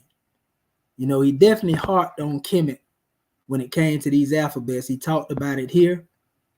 You know, the alphabet of King Resut is actually a name for a Kemetic person, a man, a human being, the Reset. It says, Egyptian pharaoh, he constructed wonderful talisman, magical arm posts, all of them in this ancient alphabet. But it says the alphabet of King Chemis, it says the Hermesian. He wrote 200 books on astronomy and the secrets of psychic and the qualities of the plants and minerals. It says the alphabet of the King Mararish. This is another book, but that's I want to go into the other one dealing with Kemet. This is another Kemetic. So they're showing various different alphabets that's supposed to have came forth in Kemet by different individuals. But the main ones have to do with the Hermesian. They talk about the disciples, you know, of Hermes, you know, and the kings of Egypt. When you find the writings of the ancients here. It also talk about right here, say, to his own genius and understanding a particular alphabet in order that none should know them but the sons of wisdom. It says, few therefore are found who understand them in our time. They took the figures of different instruments, trees, plants, quadrupeds, birds, and other parts of the planets and fixed stars. In this manner, these hieroglyphical alphabets became innumerable, like the alphabets of the Indians and Chinese. They were not arranged at all in the order of our letters A, B, C, D, but they had proper characters agreed upon by the inventors of these alphabets, which differed in their figure and order. They expressed water by this symbol. They understood the secrets of nature and endeavored to express everything by appropriate sign so that they might express it by its appearance. So when they looked at these things, they're talking about pictures and not characters. They're saying it right here. Ibn Washi was saying it back then, so to speak. You know, although some of these things in certain areas, people begin to try to apply certain measures in these forms. And it says, enters all necessary explanations, details of this art. Our object is only to mention the most celebrated of these alphabets of the Hermesian, the hieroglyphs, to indicate their particular qualities, for nobody is capable of giving a satisfactory explanation of them all. God directs all things for the best. You know, and it goes in the alphabet of the philosopher of Hermes the Great. This alphabet is used on the obelisks of the pyramids, inscription tables, stones, temples, and other old buildings from the time of the first pharaohs. It does not consist in a series of letters, because you hear that term alphabet, people go to think, it says it does not consist in a series of letters like other alphabets, but in expressions composed according to arrangement made by Hermes the Great. Expressions, not letters. These expressions consist in innumerable figures and signs, which are to lead the mind directly and immediately to the object expressed. Thereby, there is a sign which signifies the name of God Almighty, simply and alone. Our brother, creator of the violence universe, said this earlier, and I posted his post. It says, if they wish to express one of the particular attributes of God, they added something to the original sign and proceeded in this manner as you would perceive by the alphabet in question. It is divided into 3 series behind the celestial or supernatural objects. Now let us begin with the celestial objects in the figures which they were expressed by in the Hermesian language, represented as we have found them. So in other words, instead of this bird representing a letter, it represented God. Instead of this arm representing, a letter, it represented the Almighty. The arm of the great God is not weakened, as we state. Instead of it representing this symbol, a head upon whatever that is, it says all clement. Then here's a symbol that represents the avenger. Here's one that represents the all power, the all merciful, the nourisher. None of these are letters. These are all a language that transcend one single letter. These are people, places, and things that's being demonstrated here. See what I'm saying? And once you understand that science behind it, you done went beyond the plane, a thing made manifest. So they go into all that, family. Celestial, these are figures of such celestial hieroglyphics as we have been able to find and take out. And now we're going to represent the 3 other classes according to the promise with all different figures of Hermesian alphabets or hieroglyphics. Then they go into the ones that express words relative to animal actions and affections. And they show what they would represent. You know what I mean? So this is basically the same of like how Gardenia's sign lists come about. Same type of demonstration. And he probably read this work himself. It was talking here about, again, they were the authors of the books commonly called the books of Idris, Enoch. They constructed temples dedicated to spirits, buildings, and magical wisdom. This is all Hermesian. I'm going to give y'all this right here so you can go into it. So I ain't got to read everything. But I will tell you this. When the young seeds, this is in closing, when they would take the babies and they wanted to give them initiation when they was born. They say when a child was born to them, the mother took it to the priest in the temple where the trial of the children was used to be made. She laid it down on the threshold of the temple without speaking a word. And the priest then came with a golden cup full of water in his hands, accompanied by 6 other priests. So it was 7 of them. He said prayers and sprinkled the water over the child. If it moved and turned its face toward the threshold, the priest took it by the hand and conducted it to the interior of the temple. So wherever the baby looked, that's the temple they took that seed into, basically. And they said prayers and performed ceremonies for an hour. This is initiation now. It says the priest covered the face of the child with a silk handkerchief. It says, and a green one for girls and red one for boys. Wow, Moorish colors, huh? Put it in a coffin, shut it up, and took in his hand a stick with 3 heads made of silver and set with jewels and precious stones. The father, mother relations of the child entered at this moment and performed prayers and hymns and humble devotion. The priest then struck the coffin with his staff thrice and cried out, in the name of the Lord, that God who created and made thee, exists by his wisdom. Speak out the innermost secrets of the events of thy life. Amen. Amen. Forevermore, or ever, evermore to be, huh? It says the whole assembly performed 7 adorations, and they stood up, and the child said, health and heaven's blessing to thee. The priest returned his greetings and said, what is thy name? And what consists of thy sacrifice? And what means of substance doest thou desire? Hold up. What means doest thou desire? And it says, at what hour hast thou then been adorned with this noble body and these gracious features? When wert thou born? Art thou to remain here as thy brethren, or art thou merely a traveling guest?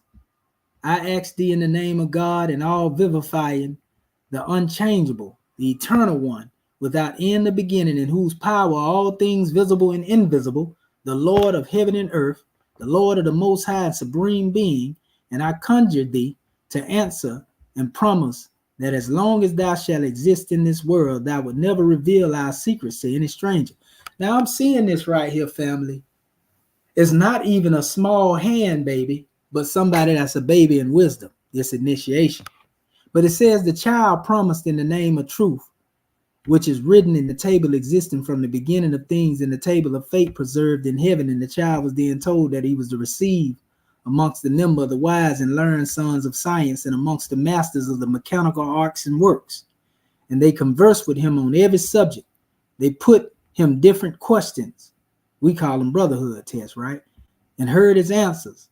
And the priest standing by noted the answers on the table of the stone and hung it up in the temple. After this, they called the child and opened the coffin and purified with fumigations and performed the sacrifice consisting of the quadruped, a bird, and they burnt the blood shed, purified the body, and wrapped it up in a piece of fine white linen, 124 male and 60 for female.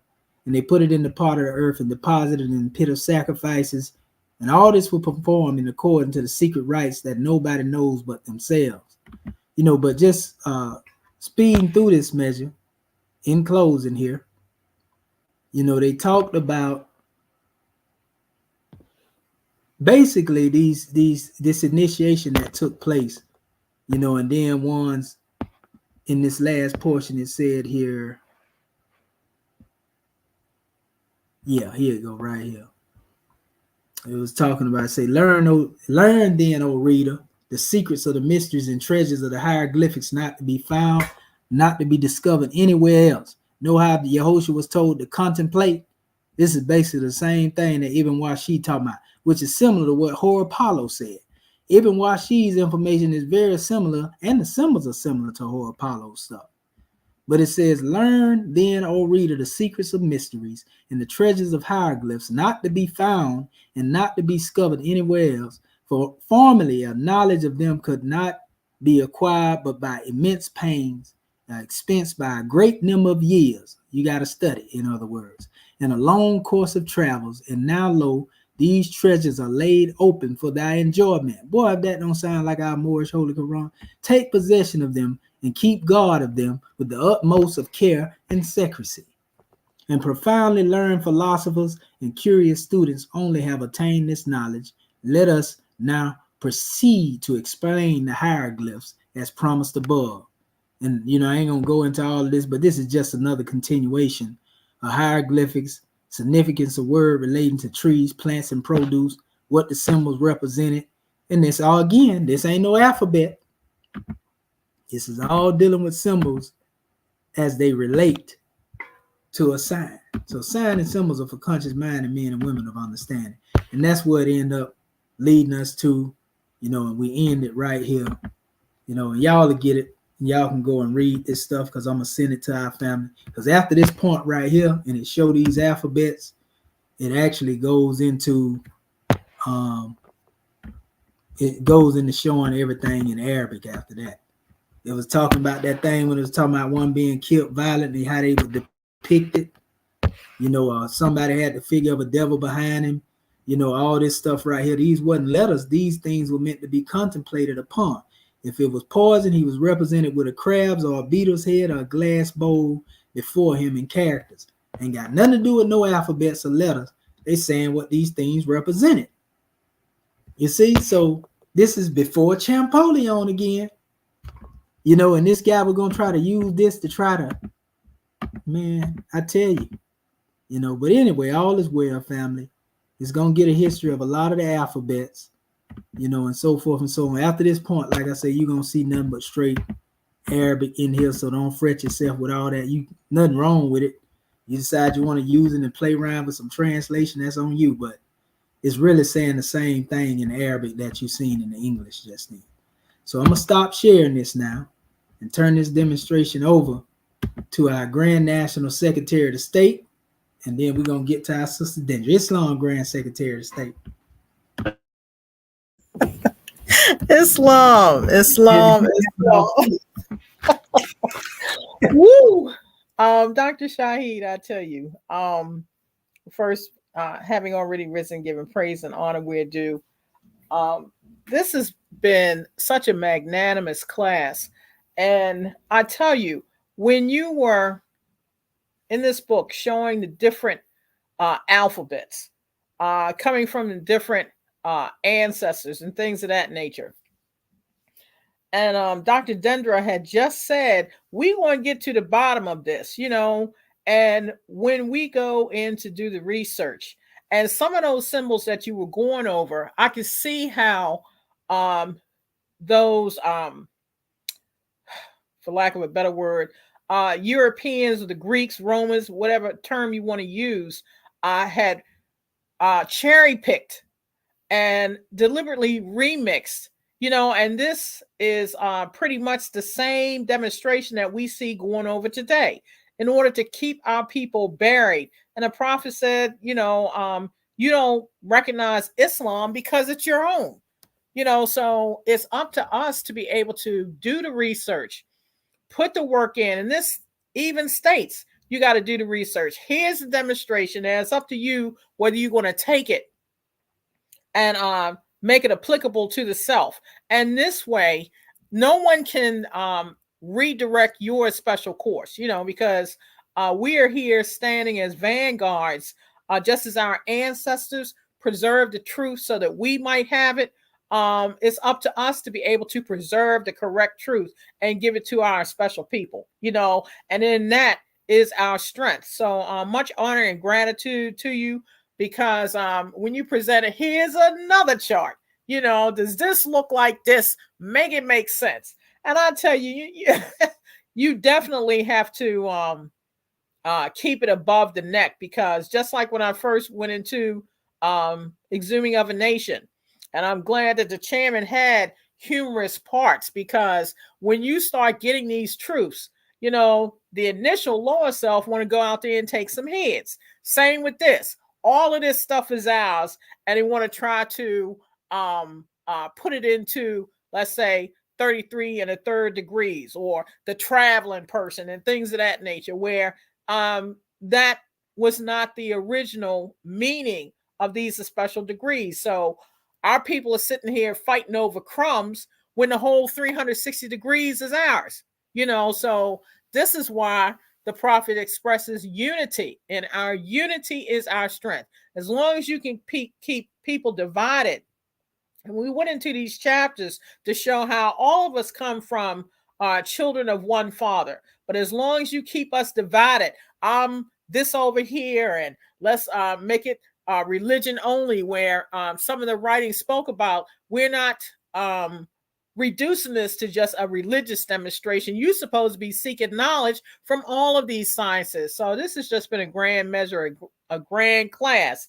And, you know, it just opens the door even wider to the study of the self. So gratitude more for calling me forth. Much peace and love to all of my Moorish kin, family online. Gratitude for the information and the keys. Peace and love. I'm trying to figure out, Grand Secretary of State, how I wrote all these books and made this stuff up. Because you know they be saying I made this up. I said, boy, they give me a lot of credit. We ain't paying no petty minds no attention. We staying focused. You hear me? We got so much work to do. Yeah, I appreciate the credit. You know, I'm ancient. Goodness gracious. You know, and what it is when we look at that Grand Secretary of State, you know, like you say, you use a little humor, you know, to keep from crying.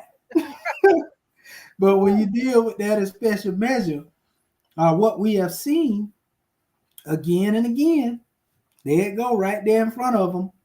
And here's Ibn Washi telling you that some of the oldest of the Arabic is the Maghribic Arabic from the Moors. Yeah. Goodness gracious. And even that one little symbol looked like a devil with a pitchfork and a tail. I said, you know what?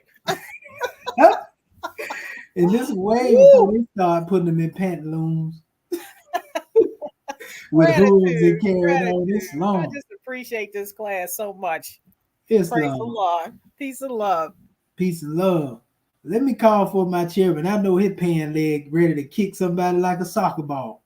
Islam, you there, Grand Chairman? You ready to kick him out the park? Oh, man.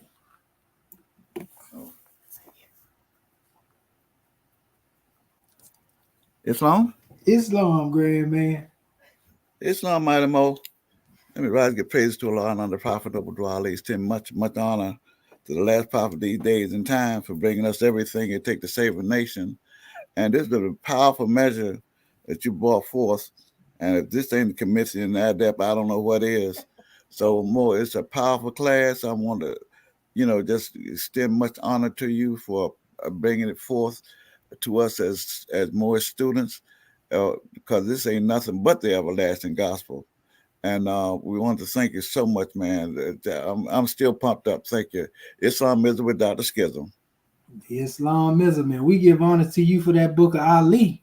You know, we had to let them. We say, we finna show these one. This book of Ali, it's telling it to you right there. So we're going to tell you and we're going to show you at the same time.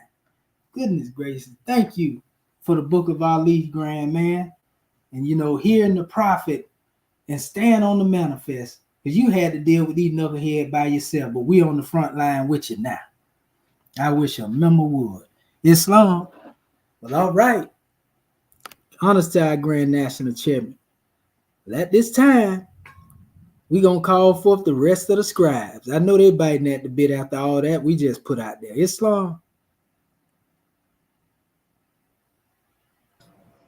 Islam, I go quickly. All I can do is just wow. This has been such an enlightened class. I tell you, it's been powerful, Dr. Shaheed. And I wonder, you know, what would have happened if they hadn't went in and changed everything, you know, stole our information and stuff. I wonder how would we be communicating now? What would and how much further advanced would I be in my communication had had we been able to, you know, our ancestors, you know, the way we looked at things, and then before them Europeans and Arabs and all of them, before they got in there and disrupted things. That's what came to me, you know, wonder what would have looked like today. But we know what they did do. And we're bringing light to the situation. We're bringing the truth. We're bringing information. We got the charge. We got everything, so you can't deny it. So this has just been a grand class. Islam, gratitude for letting me share. Peace and love. Islam, yeah. Had they not disrupted, man, we'll be demonstrating intuition and telepathy. We'll be moving things with our minds is what we'll be doing. Yes, that's what I was thinking. I said, now how much? Woo, my little mind can't even comprehend it all. Islam. Wow. Islam. Yeah, we wouldn't be communicating verbally. You know, we'll definitely be stopping the NBC from thinking. Islam at the drop of a thought from divinity. Well, all right. Gonna honor to you, Sister Curtis Bay. Well, all right. to our next scribe, what have y'all to say? I know y'all got something to say about that. Islam. You know, one thing I'm glad is that you know, it kind of reminded me of the story of Hansel and Gretel. But they kept Monty Bay. You Islam. mean to tell me he was gonna use that as a source? Hey, yeah, but sometimes you know the people don't understand the web. It says in the Most Holy Quran, the good things in the hand of a fool can turn to his own destruction. You know, so being the fact that you got that book and you can show him where it's not going to work for him because they make it tell on themselves. You know what I'm saying? It shows it. It's going to tell on itself. You can't take something that wasn't in a sense created for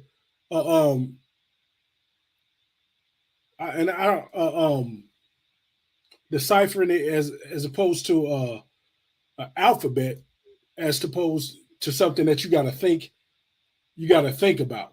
And when you think about something, when you think about the earth, you realize how vast that the earth is. When you think about or let me say the attributes of a earth, you think about how vast the earth is. When you think about a praying mantis, it may be small and significant or insignificant to us, you know, in the mortal sense, but think about its attributes. One of the strongest insects out there, pound, you know what I'm saying, as by weight. Its essence. When you think about things of that nature, it brings it more life, and it makes it equal unto yourself. And when you try to restrict something, as you were saying, when you try to restrict something by defining it into a small box or trying to contain it into a small box, you're taking away its deific power. You know what I'm saying? Or you're trying to limit its deific power when it was created to be something as vast as yourself, as vast as where you came from. It's an attribute. You know what I'm saying? As that's why they use the pictures. But people just want to sound. There's a difference between sounding smart and being smart. There's a difference between, you know, knowing what you're talking about and sounding like you know what you're talking about. Those are two different aspects. And there's a lot of people out here that sound like they know what they're talking about. You know, and then when you go out here, as we've been deciphering, you show that most of these people that have been doing what they've been doing don't have no clue on what they've been doing.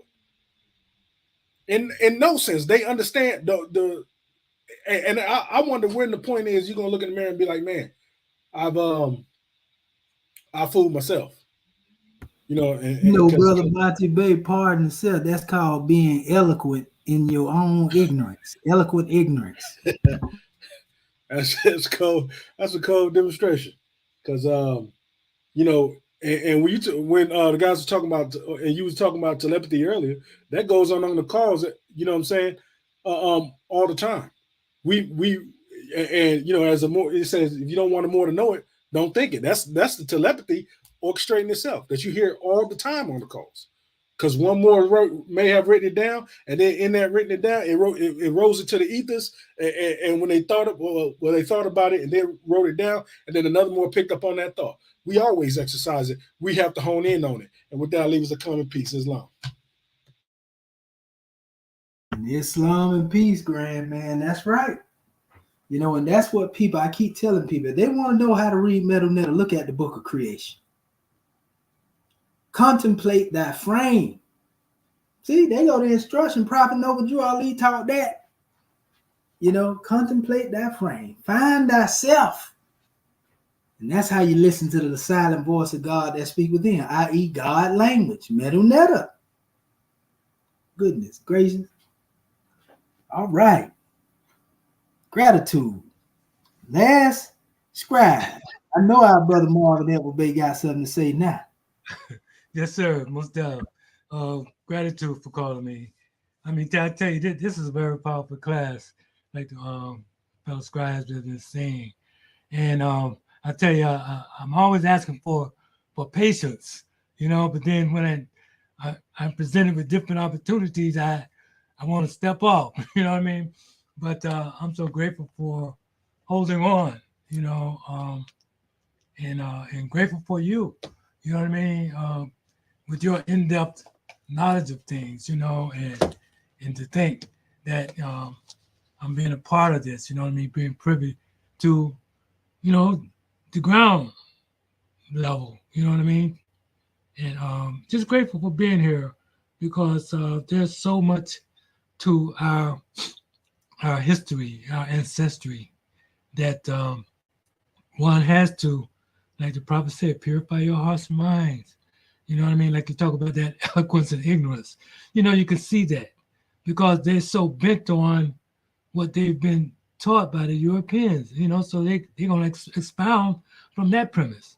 You know what I mean? It's going to show where they at. You know what I mean? But gratitude for all your efforts and all your accomplishments. And gratitude for being part of this divine and national movement. Gratitude, God, man. Islam and peace. And gratitude for your presence, scribe, and all that you do as well. Islamism without the schism. Well, all right, Sister Curta Bay, you got it. Since we already up there in third heaven in the adept chamber, you might as well go ahead and take us into a high state of elevation. Did I say the seven heavens, a draw to Muntaha, like they like to call Islam? Islam. Tree of the utmost boundary. Islam, family. January 15, 1929, a warning from the prophet to be read at every meeting. I hereby inform all citizens that they must end all radical agitating speeches while at work, in their homes, or on the streets. We are for peace and not destruction. Stop flashing your cards at Europeans. This causes confusion. Remember, your card is for your salvation. Failure to obey these orders will be a severe consequence. We are for love, truth, peace, freedom, and justice. And when these principles are violated, justice must then take its course. Any citizen or group of citizens who hold malicious feelings toward the government or the prophet or violate the divine covenant of the Moorish movement will receive their reward from Allah for their unjust deeds. All true Moors will and must obey the law as laid down to them by their prophet. If they lose confidence in their prophet, they should turn in their card and button, cease wearing their turban and fez, and return to the state where I, the prophet, found you. This is a holy and divine movement founded by the prophet Noble Jew Ali, and if the prophet is not right, the government is not right. The prophet, therefore, is sending out the divine plea to all Moorish Americans that they do their part in protecting their prophet and the government. This is an everlasting movement founded by the prophet through the will of Allah to redeem his people from their sinful ways by the order of Prophet Noble Jew Ali. A holy covenant of the Asiatic nations, ye are the children of one father, provided for by his care, and the breast of one mother have given you suck. Let the bonds of affection therefore unite thee with thy brothers, that peace and happiness may dwell in thy father's house. And when ye separate in the world, remember the relation that bindeth you to love and unity, and prefer not a stranger before thy own blood. If thy brother is in adversity, assist him. If thy sister is in trouble, forsake her not. So shall the fortunes of thy father contribute to the support of his whole race, and his care be continued to you all. In your love to each other, Islam, Islam, Islam. This meeting is officially adjourned according to Act 2. Love, truth, peace, freedom, and justice. Go in peace, Moors. Islam. Great class. Great class. Great class, Dr. Shahi. Gratitude, family. Gratitude, family. See you in Great class. Sunday. Great class. Great. We love you, scribes. Love you too. You too. Love y'all. See you in Sunday school. Islam, brother Tyree Bay say he want the book of Ali. You got to order from headquarters, brother. That's 1-434-676-1555. Call and get your copy. That's right. Islam, the exhuming of a nation too. If you ain't got that one, Islam. For you. That's right. The Go ahead and chairman get your got Quran. autograph on there too. You get the chairman Your autograph. Quran packet. Yeah, the whole Quran packet. That's right. Islam. Islam. So we want to give honors to our family out there. Sakina Ra, Morn Dog, who else? A.T. Sankofa, Thaddeus Bennett Bay. We give honors to Noble Bryan, Tyree Bay. Who else that is out there? Yeah, all y'all, creator of the boundless universe.